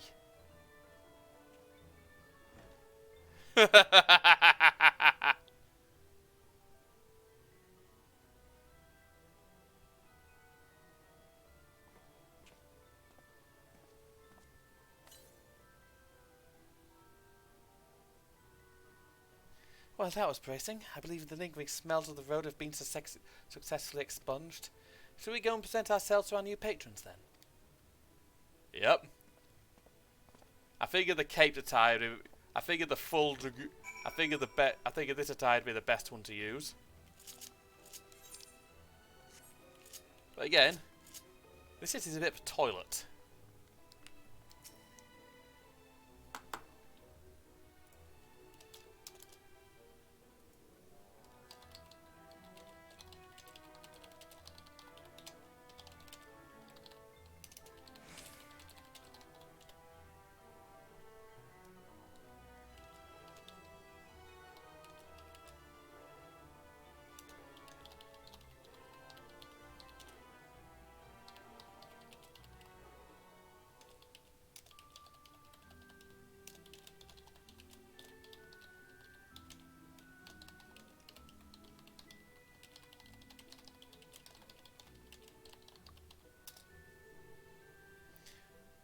You're looking to present yourself to the tries, are you? Well, let me explain how the city's laid out then. Imagine 3 layers, one on top of other. This layer here is called the buttress. Above us is the understory, where the military has its headquarters. And above that you've got the canopy, which is where free citizens of Yulmore spend their days. So if you want to find your new patrons, you need to keep climbing until you run out of stairs and look for the Grand Dame's parlour. They'll be in there like as not. Alright then. But yeah, up the stairs we go.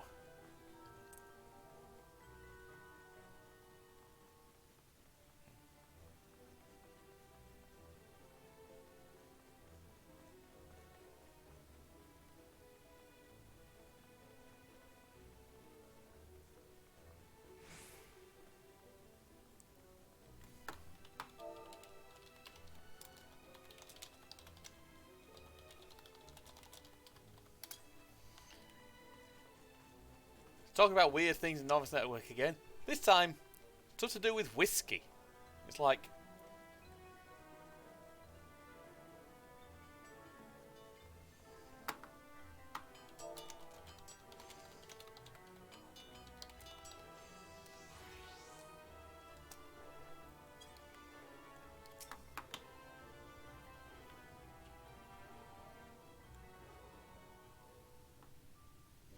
Oh. Time to put on my best posh accent.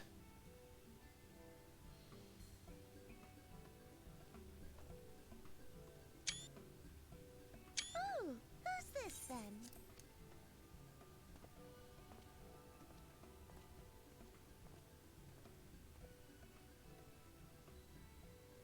Lord and Lady Chai, pray forgive our intrusion. I am given to understand you were in search of an artist. Ah, you must be the new, Oh, goodness me. What an adorable boy. I think she's just adopted him. That silken hair, those pearly cheeks, oh, and you even smell wonderful, like a bed of flowers.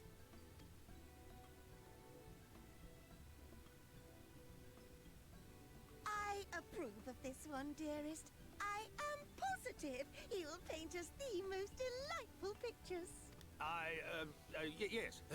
Well, as long as he paints better than that talentless wretch we sent packing last week.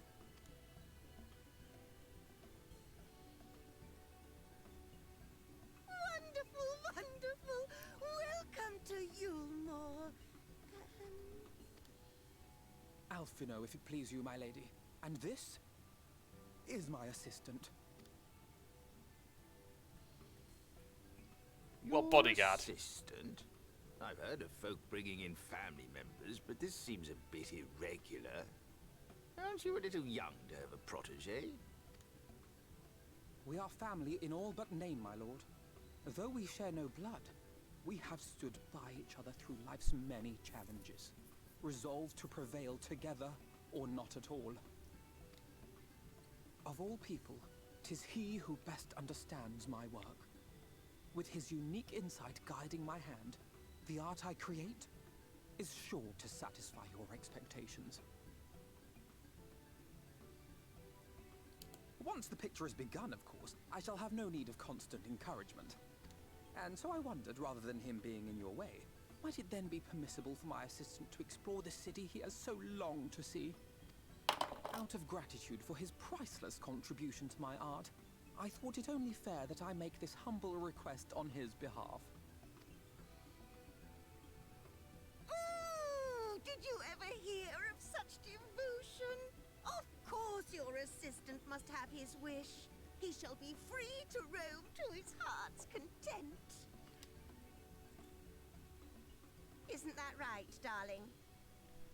Yeah, she's the one in command. Oh, yes. Yes, of course, dearest. Quite right.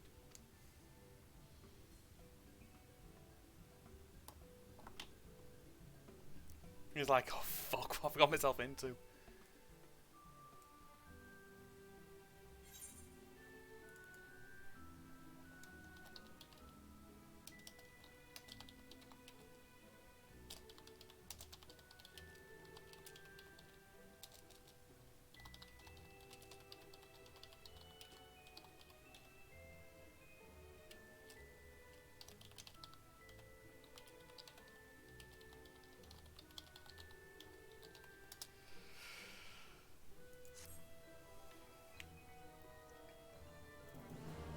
Right then.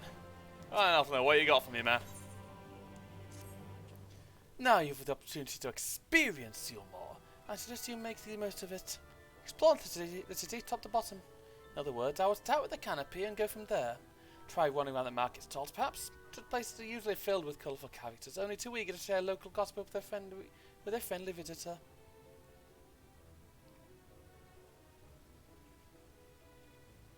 I would appreciate it, of course, if you could share any discoveries with me in turn. We should both learn as much as possible about our new place of residence. Of course. Alright then. Over to this amiable maiden.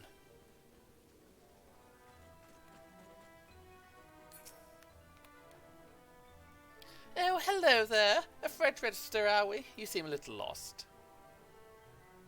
Well, it's lovely to make your acquaintance. Speaking of acquaintances, you once happened to run into my attendant on your wanderings, were you? Big, strong lad, long hair, tight back. He was escorting me on a shopping errand when I realised I'd dropped my handkerchief, and I've been waiting here all alone while he's been off searching for it. I'm not terribly fond of being alone. If you do see him, I would be obliged if you could pass on this message. Forget the silly handkerchief and return to my side at once. Oh, lovely. A fetch quest only this time it's for a person. The fuck is he? Oh, over there. Oh. How the fuck did you get there? Come on, let's get you up, man. Let's get you up.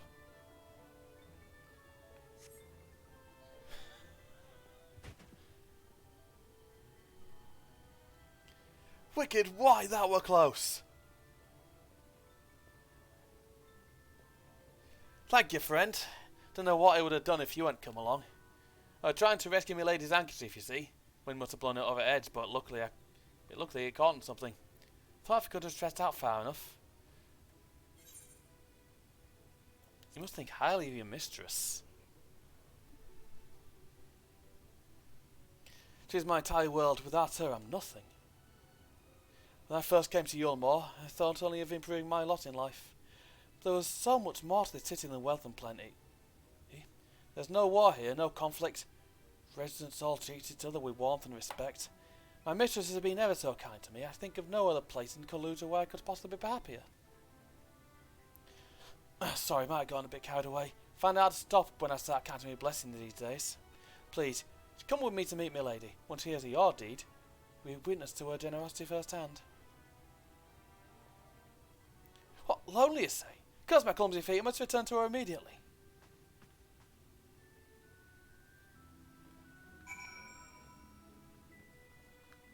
This bloody city.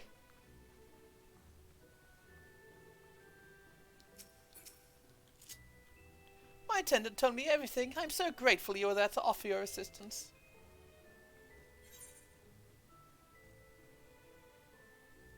You value him highly, then.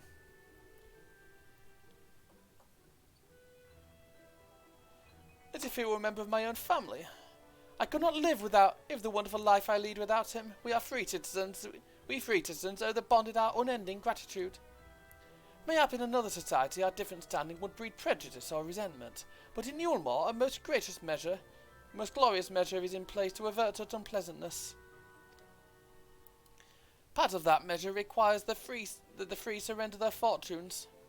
Upon registration, all of our property, financial, intellectual or otherwise, is given over to the city.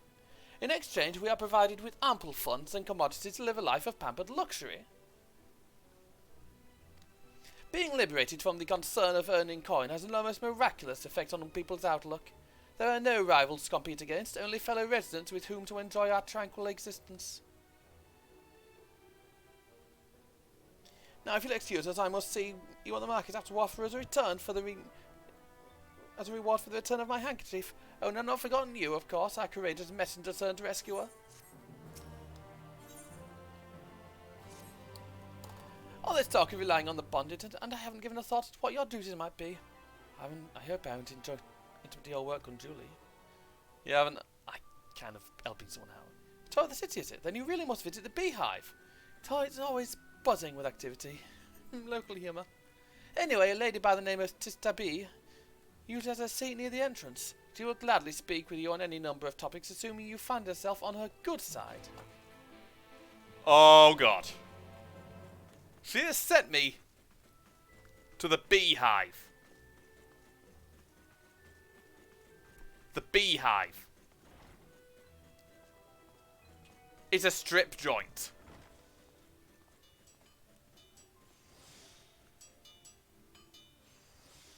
As you can see, they've got dancers. Pole dancers. You there? I need you to fetch my honeybee. Which honeybee? Don't be daft. The only person who's attractive is me, of course.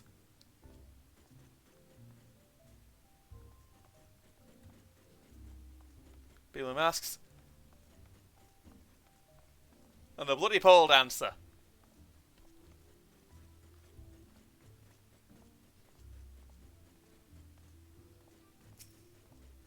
Nice. Just a bee?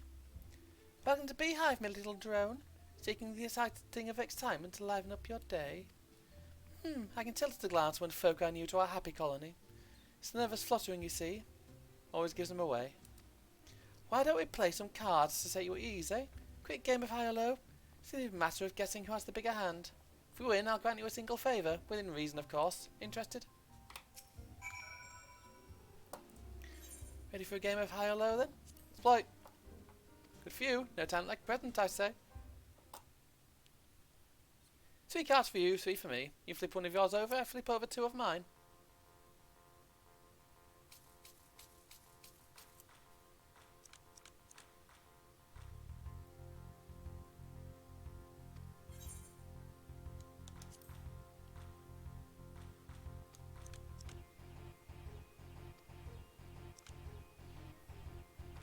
Holy shit.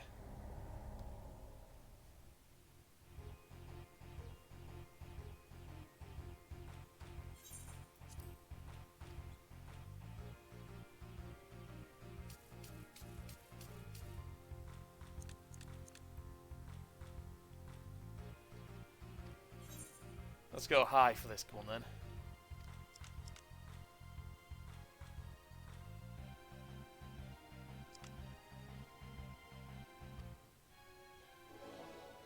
I'll take that.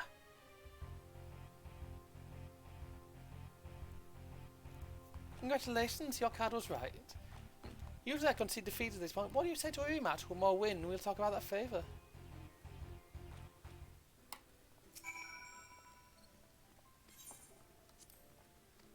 Alright then. 3 cards for you, 3 cards for me. You flip one of yours over, I flip 2 of mine.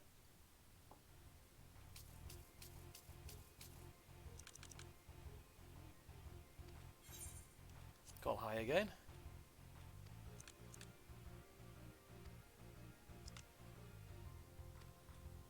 She gets low.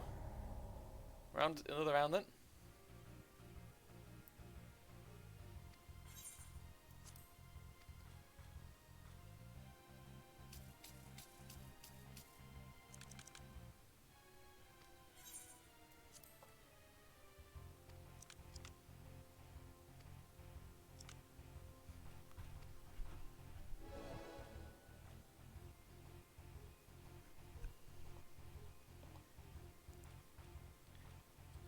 Well, would you look at that? Think you got a knack for this, newcomer. Congratulations, victory is yours, as is the prize I promised. Well, I need to find out what's going on in the city then. Come whisper in my ear then, and don't be shy. Tell her what it can do for you. Sol, how delightfully wholesome. But if knowledge is what you want, then that is what you shall have. In my humble estimation, the most wondrous thing about this town is how safe we are from the Sin Eaters. They say Lord Vorsu was born with the power to command them, which means no Yulmoran need ever raise a weapon in defence of the city. Was that the kind of thing you wish to know? If your wrist still needs scratching, you may get a few words out of a Tharn over there. There's not that merry tot likes more than the sound of his own voice. A Tharn, does he? Oh, him! What's that? New to Yulmore, you say? I only just arrived and you're already looking to peer away the layers of mystery. Oh, I'm overtrying, but you need to slow down and enjoy life, my friend. Tell you what, if you're up on stage, give it a dance first, and then we can have our little talk.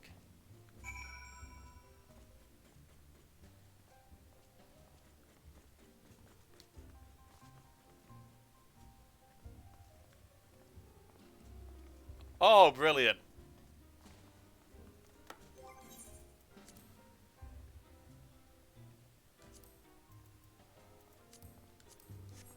If you're gonna do this,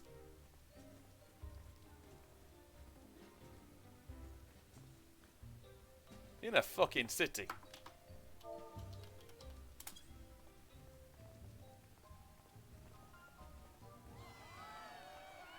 That's the way, dance like there's no tomorrow.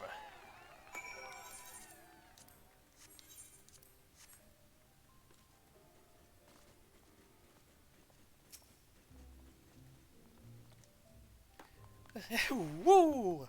That was a show. Welcome to clamber up on my stage anytime you like. Are you hitting on me, sir? Yes. Fair enough, fair enough. You're not the first to try, but the last one, unfortunately, was a lot better than you are. Don't try again. Fair enough. So, what were you wanting to ask me then?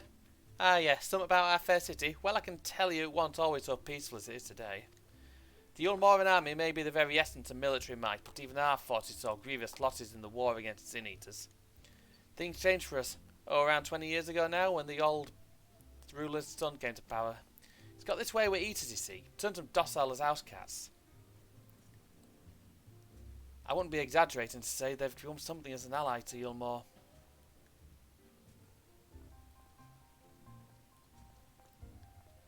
No longer an enemy to be feared. And yet elsewhere, there are still fools who insist on fighting and losing battles. A toast to Lord Vorthree.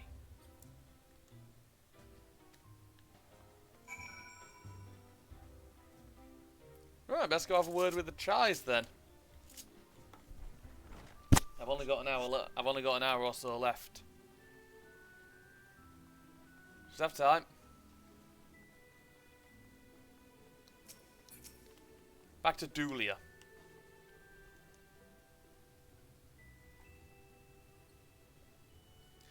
Oh, you've returned from your jaunt about the city. So soon? You needn't have hurried back. Young Alphino is yet to put a brush to canvas.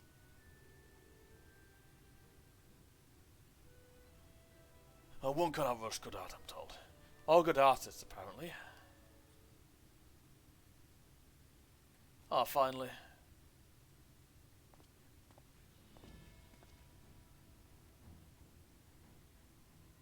So at least he's made sure to come looking the part. I put together an ensemble of the garments you chose. Is it satisfactory? Quite simply put, Dulia is taken to dressing him up. Oh goodness gracious me, that outfit was precious, but this makes you look positively dashing. You truly are a handsome boy, however am I to decide? I don't recall this part of the artistic process, Alphino. Exactly, the lad's an artist, dear. It's not a dress-up doll. It's about time we set him to work for the reason we called him here. Must we? I do love a good painting, but I thought since enjoying ourselves so thoroughly. Well, I'm not... I just say, as long as you... just make sure you give the lad time to prepare. We know who will be upset if he's not ready to paint in a moment's notice. Whatever you say, darling. So, shall we pick out some jewellery next? Oh, God.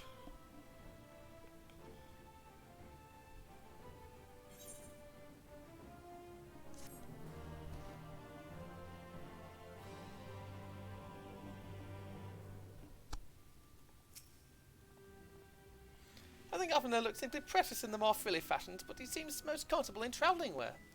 So I settled on his current wardrobe. It's not a common style in Newmore, and I can just imagine the heads turning as he strides through the crowd.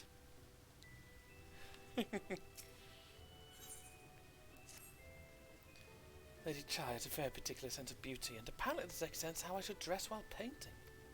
This obsession of hers works in our favour. The time I spend indulging these distractions is time you can use to continue your explorations.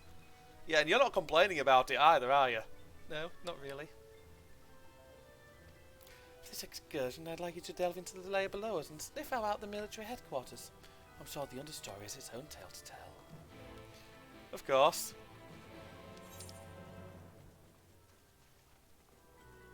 Right then. To the stairs. Fuck are they? I can't talk to her.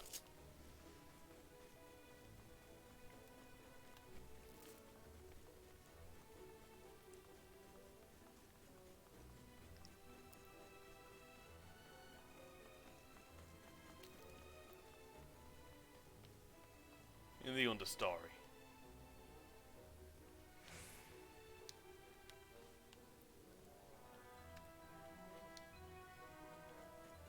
Ow.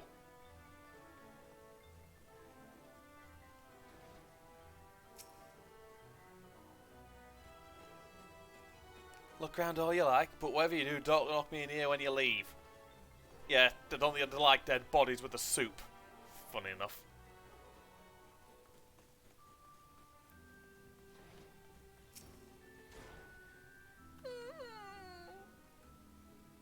Sorry, didn't make that noise. You're one of the bodied, aren't you? Like me? Please don't you help my throat. I can't sing anymore. You're making excuses, but it's not been getting any better. If my patron thinks I'm not of use to him, then you just sneak out to the derelicts and describe my condition to Thoriak. Here's a list of symptoms and a hunk of meal to pay for his medicines. Please have no one else to turn to. So I had to make her throat sound fucked. Right, and actually, I'm going to try and attempt to make that jump. I mean, it's a tricky one, but it must be makeable.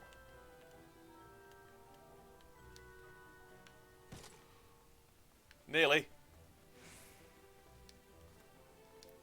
Might need to be a bit higher up. And not fall off the fucking stairs.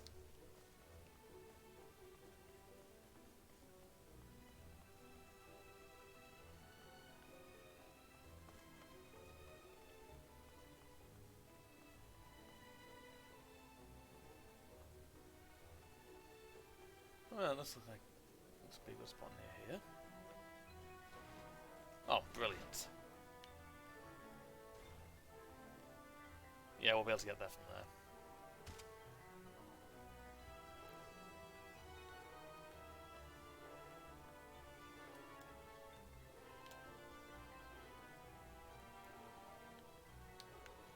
Yeah, that requires pixel fucking perfection. Ah, that was sprint. I'm gonna give it one more try, and then we're gonna go downstairs to have a word with Thoriak. Yeah, sprint doesn't help. Nearly hit it though. I'll do that another day.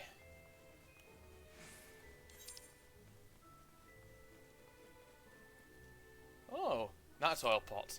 Basically, the shit pots.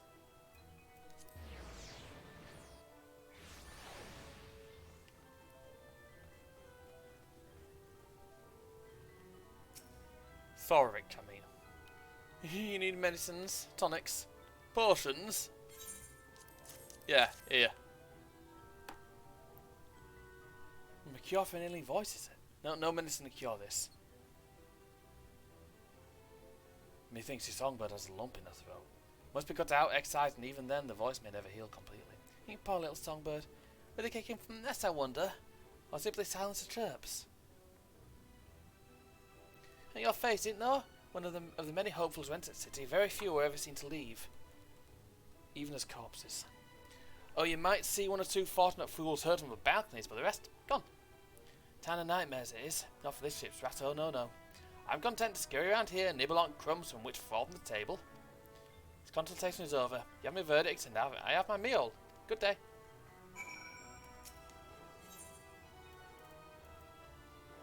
That's not brilliant, is it?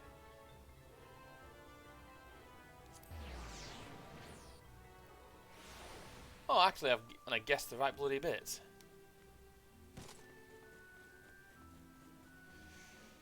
It's a fucking disturbing place, this, when you think about it.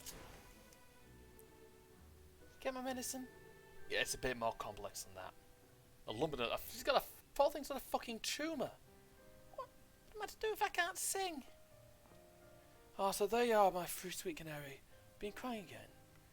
Don't tell me your voice is still not on the mend. Generous serve mercy, done all I can, but even the apothecary said.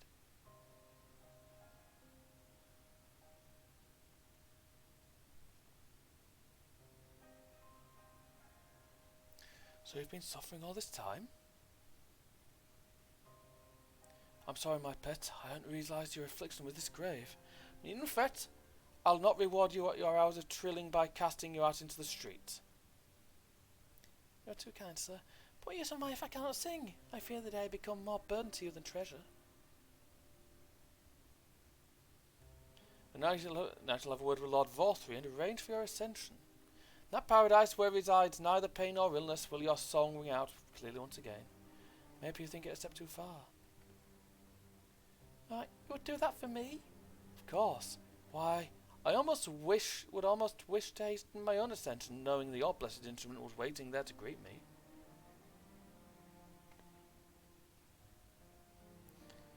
I know what ascension is. Ascension. Oh, you must be a new arrival. Allow me to explain. As all know, the Sin Eaters exist to devour the sinful, but also do they serve to gather the souls of the innocent and shepherd them unto celestial paradise. It is through Lord Vorthree we learned of this truth. It is through Lord Vorthree's grace that the people of Yulmore are destined to embrace salvation. We are blessed to spend our days surrounded by love and merriment, until at last we are called to our final rapture. Even the bonded may find a place within that host should their patrons deem them worthy. Lord Vorthree is truly a great man, isn't he? Now, if you'll excuse us, we must be on our way. May you find eternal salvation for the compassion you have shown my precious canary.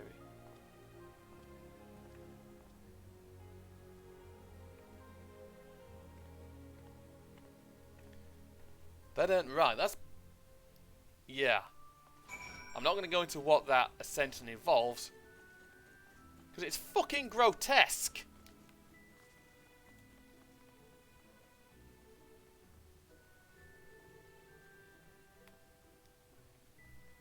Needless to say, there's something fucking wrong about this city. Something really, really wrong.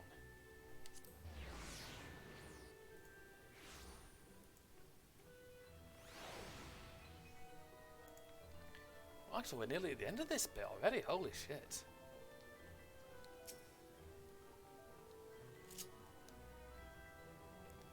It's good to see you back. You were taking so long I began to worry something had happened. I'd begun sketching an outline for the portrait, but nay, the tries appear otherwise occupied. Will you share what your investigations have gleaned thus far? Explain. So Lord Vorthree boasts some manner of influence over the Sin Eaters, does he? That would explain the reverence of which he is held by the citizenry. And as for this ascension business, I cannot help but be put in mind of that of the apothecary and his ominous remarks. So many folk have entered the city over the years. Where did they go? Oh, great. This bit.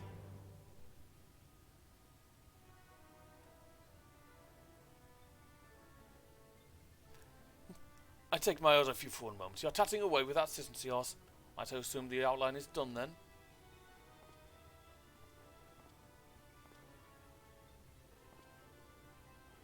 Oh, what in the blazes? That's a nice picture, actually. It's so unflattering. Explain yourself, Avno. Where's your artistic interpretation? Should evoke images of affluence and nobility and overwhelm the viewer with its boundless beauty? Lord Chai, you said this portrait was to commemorate your anniversary. Yours being a joyous union, it seemed to me that's a realistic portrayal. Realistic? I don't want realism, I want perfection. A spectacle to slacken jaws and weaken knees, to make people cry out in amazement. Now fetch a blank canvas and... ah! That ain't good. I say, did that come from above?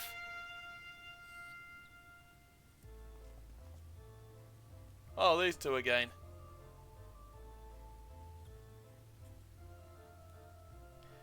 Ladies and gentlemen, your attention, please. A tale to make you quiver and your noble blood freeze. There was a villain on the loose set to ruin our fair city. But our Lord has got him now, and his fate will not be pretty. Yes, the hammer of justice is poised to come crashing down, and one and all who'd watched it fall are invited to join his lordship in the offer. Oh, brilliant. A malcontent, how dreadful. And this man is to face sentencing. That's right, in fact, if you're curious, it might be worth you going along for the experience. The offer they mention is part of the emergent, the level above us where Lord Vorthree resides. Ordinarily you'd be barred from entering, but it seems they'll be opening its doors for next little while. The crown lift will take you up there.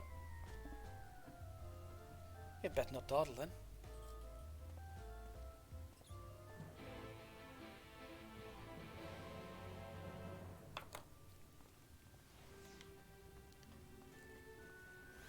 Right then.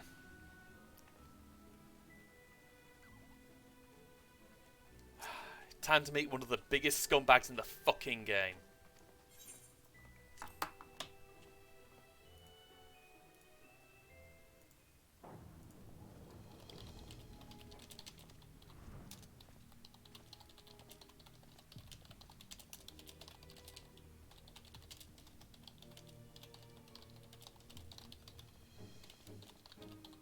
That's him.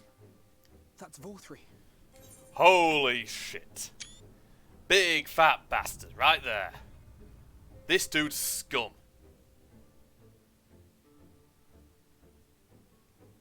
And those are sin eaters. He is attended by sin eaters. But how does he keep them from attacking? Mercy. Mercy. I know that voice.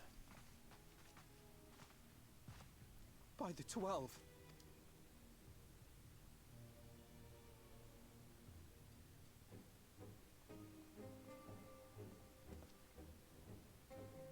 Kaishia, what happened to you? Who are these impudent louts? I do not recall requesting their presence. Oh, fuck you! Lord Vorthri, what is the meaning of this? Why is this poor man bleeding to death on your floor? Why? You ask me why? Because criminals must be punished, and this man is guilty of fraud. He came to us, claiming to be a man of business, yet his subsequent conduct has shown him to be anything but. Europe is a city built on love for one's fellow man. Those who have naught to give and live only to take are a blight upon our society!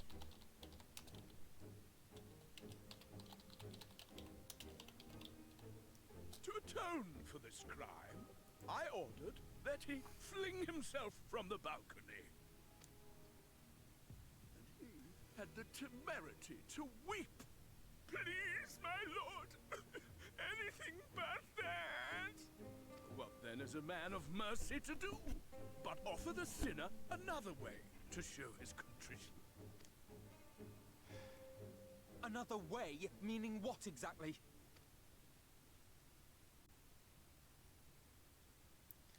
Sin eaters are part of Yulmor's society, but they must be fed with ether. Living ether. So, I demanded an offering of flesh, carved by his own hand, from his own hide. Oh, And brilliant. Still, he could not do as I asked. A wholly unsatisfactory performance. I'm gonna kill him. It is true that Kaishia won his place here by fraud, but his actions were driven only by a desire to share in your paradise. That you would cast him out, I could almost accept, but to humiliate him thus, to demand his very life? Is this truly the way of Yulmor?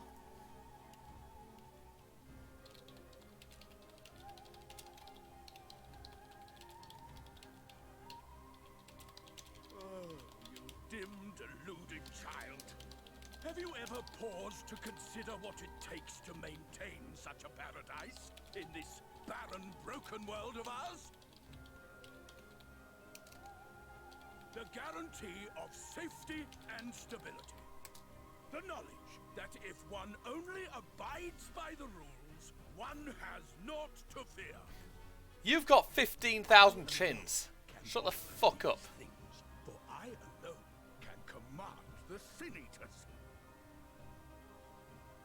And thus am the voice of justice, and any who oppose me, villains to be punished.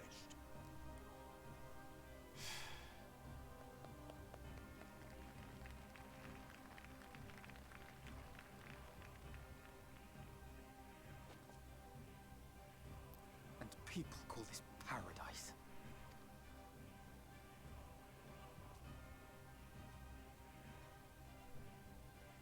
You were granted a place in my city for a particular skill. What was it? Painting.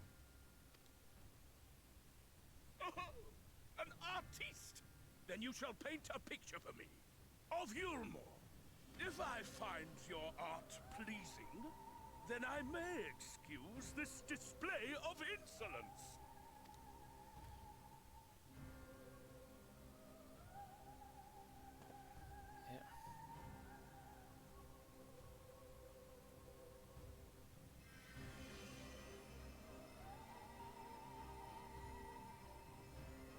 Gave you permission to tend to that criminal's wounds?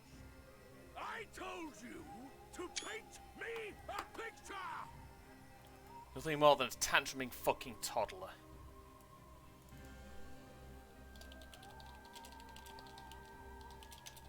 What you need is a mirror, not a painting.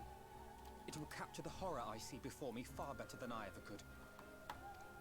Just a fucking bit. Can you walk? I think so.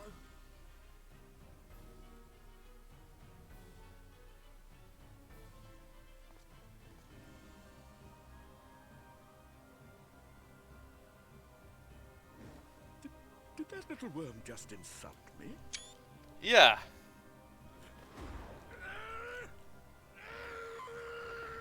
Bit late to the fucking party there, fat boy. I'll kill them! I'll kill them all! I'll enslave their minds! I'll torment them! Torture them! Then tear out their hearts!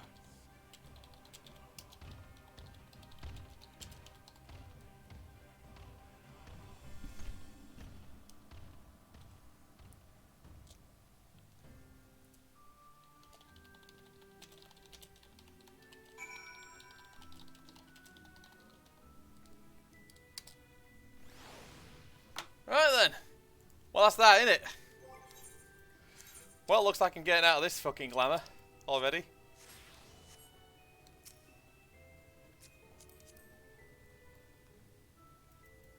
That's the Forgiven's version, which I need to get my hands on.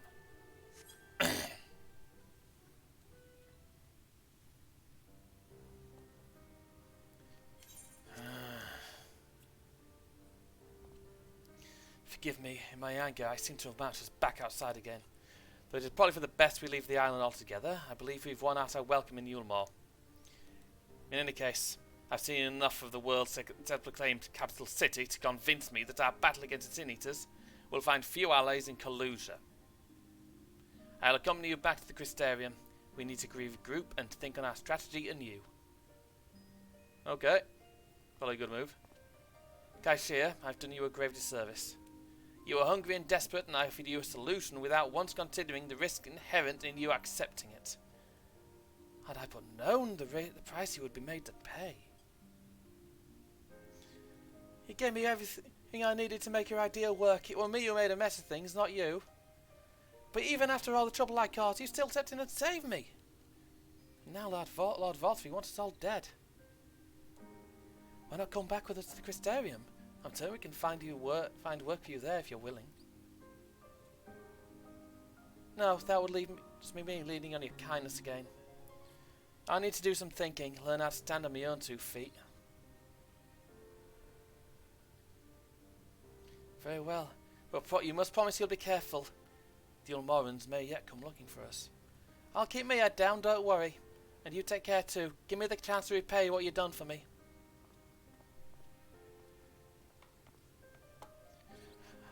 Alphino! Lord and Lady Chai? What in the blazes did you do? You have the entire city looking for you! I took a peek at your unfinished portrait, Alphino. Now I've had many a beautiful and striking picture painted for me, but there was something about your work. It was as if you had captured the very essence of our love and rendered it naked upon the canvas. It was bold and flinching. I taught it. Please, you must come back with us and finish what you began. I will speak with Lord Vorthy and vouch for your character. I'm sure we can smooth over any hard feelings. I'm sorry, Lady Chai. There are more important matters to which I must attend. More important? What can be more important than enjoying the days we have left to us to the fullest? Pray press me no further. We are leaving, but I will not presume to take the garments you were so kind to procure to me. One moment. I want to hear of it. Keep the clothes, you silly boy. I insist. And I shall make arrangements so you can pass through the gate without causing a stir. I expect you to come and visit. I'll return, I promise you that. The outrage I witnessed must not go unanswered. Next time we meet, I shall be better prepared to confront the corruption which hides behind the glittering facade.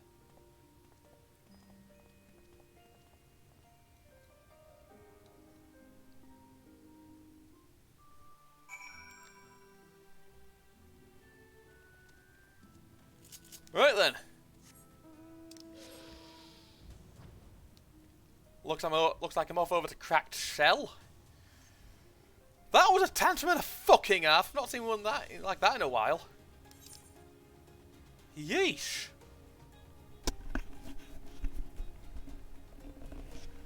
About to say, if that's the welcome we're getting there, which will not be coming back for some time. No, without something to deal with that maniac. Seriously, just put Xenos in there, and I guarantee you he'd be running it in about an hour, probably into the ground. Oh, he'd still run it better than Vorthy. I don't find that man particularly good. Thank you, my friend, for staying at my side through this whole sordid affair. Well, not quite the joyous outcome I'd hoped for. Our efforts have nevertheless answered a great many questions. Suffice it to say, our plans for saving the First are unlikely to involve the aid of Lord Vorthy and his subjects. Come, we must speak with the Exarch and chart a new course. This is far from over.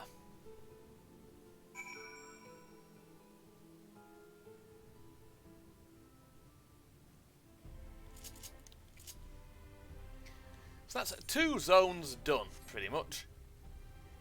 Well, you can't scan for 1.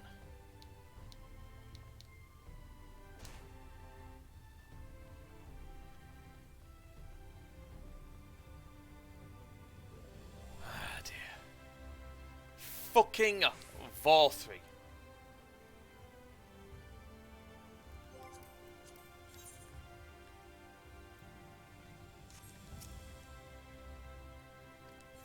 In we go.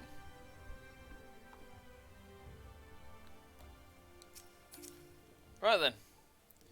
It's good to be back amongst friends, not to mention my dear sister. I've not seen her for some time, but I gather she's as keen to press on with our plans as I am. You've seen quite a lot of the First yourself now. More than enough to appreciate the scale of the obstacles we face. Let us lay our discoveries before the Exarch and discuss what must be done. Really then, have a word with him.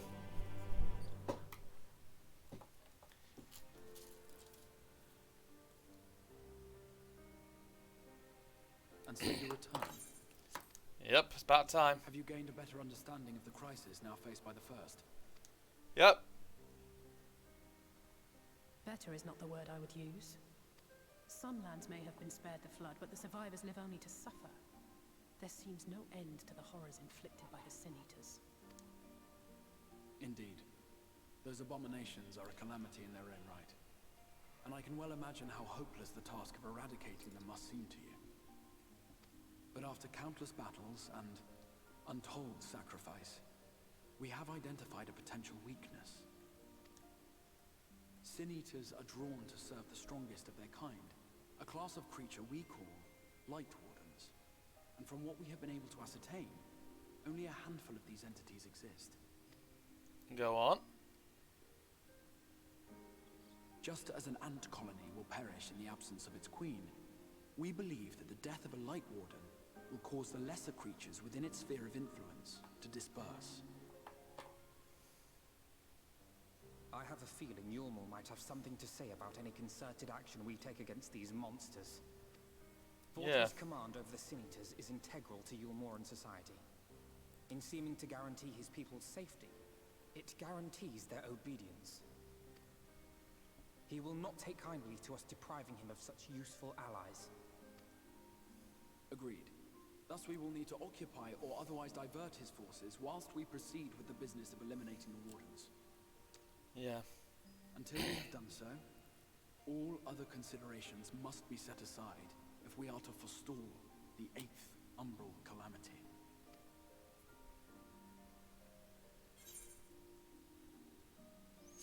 Are you sure that eliminating the Wardens will be enough? Your uncertainty is understandable, given the circumstances. Perhaps a more detailed explanation is in order. To begin at the beginning, then. Naturally. Whoa!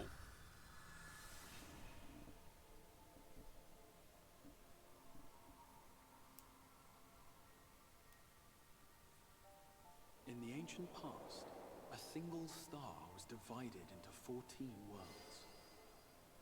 Yep. This is the source, your home. These others are the 13 shards, in whose number we find the first. Though physically separate, they retain a connection to each other, and with the source especially. Now, let us assume that a given element in one of the shards attains abnormal ascendancy. Just as water will flow from the highest point to the lowest, the excess energy will begin trickling into the source. Yep. And such an influx of ether will of course exert a palpable influence. If the element in question were fire, then drought and wildfires might ensue. If it were ice, one might expect the weather to turn bitterly cold. As ether continues to pour in, such phenomena will become more and more extreme, until eventually, a single, untimely event triggers a disaster which cracks the barrier dividing the two worlds.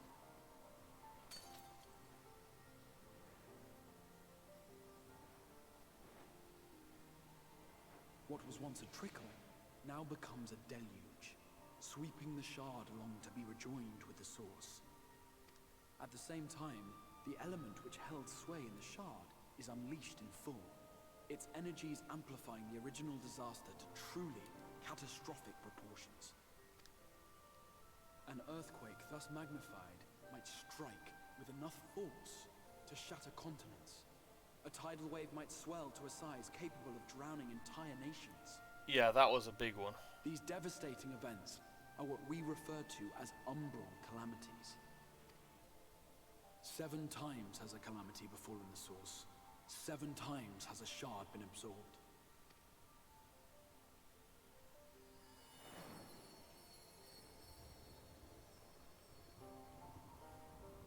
One of them dark. The fire one was the most recent, by the way. That one was Bahamut. The earth one was Alag. Was the one in the with the Allagans. The water, that was a beauty. That one was, I can't remember the name. Oh yeah. That involved the Weeping City of Mark. And the dark one was the first. 1, 2, 3, 4, 5. Yeah, 6 left. It's unbalanced already, but the dark one At present, the light fucked cloud everything. realm of the first stands perilously close to meeting the conditions for a rejoining. It is the Sin Eaters who are to blame for the light's continued dominance. In addition to attracting their lesser kin, the Light Wardens I mentioned earlier radiate ether, saturating every corner of their territory with light. Even here in the flood-spared region of Norvrant, their influence is strong enough to banish night from the sky. Thus, if we are to restore balance to the first and head off a potential calamity, it is imperative that we'd put each and every Light Warden to the sword. We've been doing our best to take the fight to the enemy ever since we first heard the Exarch's explanation. Though we have yet to claim any meaningful victories if truth be told. Apart from being confoundingly elusive, the Light Wardens possess a troublesome quality which compelled us to delay our plans until such time as you arrived.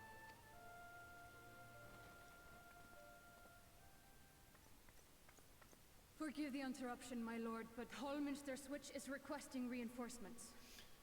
Lena, that's her name. They say the Sin Eaters are attacking in force, and the village could soon be overrun. That ain't good. But I'm not going to have time to do the dungeon. I'm going to have to call it here. Alert the guard. Once the We cutscene's should be over. prepared in case the fighting reaches the Crystarium. You have command of our forces in the field, Captain, but hold off on entering the town until I arrive. That goes for Alphino and Alize as well. My lord.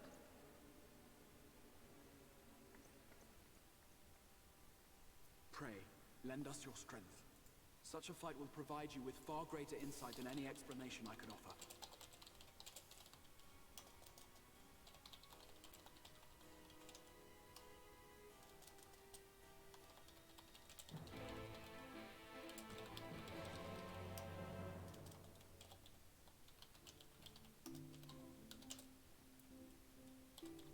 But yeah, I'm not going to have time to do the dungeon before Dynamite comes on. So I'm going to talk with the Exarch once more. Hallminster Switch is in the north of the Lakeland, so we best make haste with our preparations. In fact, meet me outside the Crystarium at the crossroads northwest of the Ascension Gate, of the Ascensor Gate. I shall lead you there myself.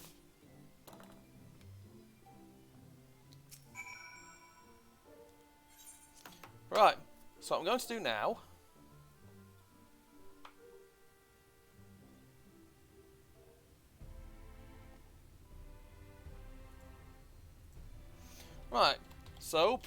so as I go,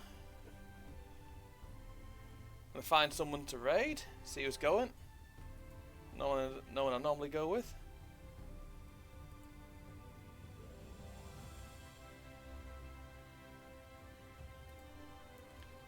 Go with who I meant to go with a little while ago. Raid.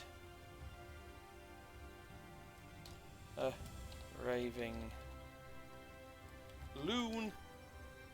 And I will see you guys all later. Oh, great. I can't raid them then.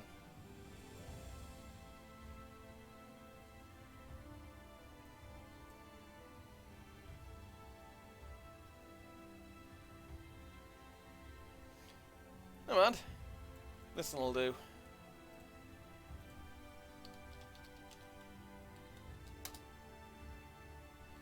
In any case, I will see all you guys later. Have a lovely evening, and I will see you around. Introduce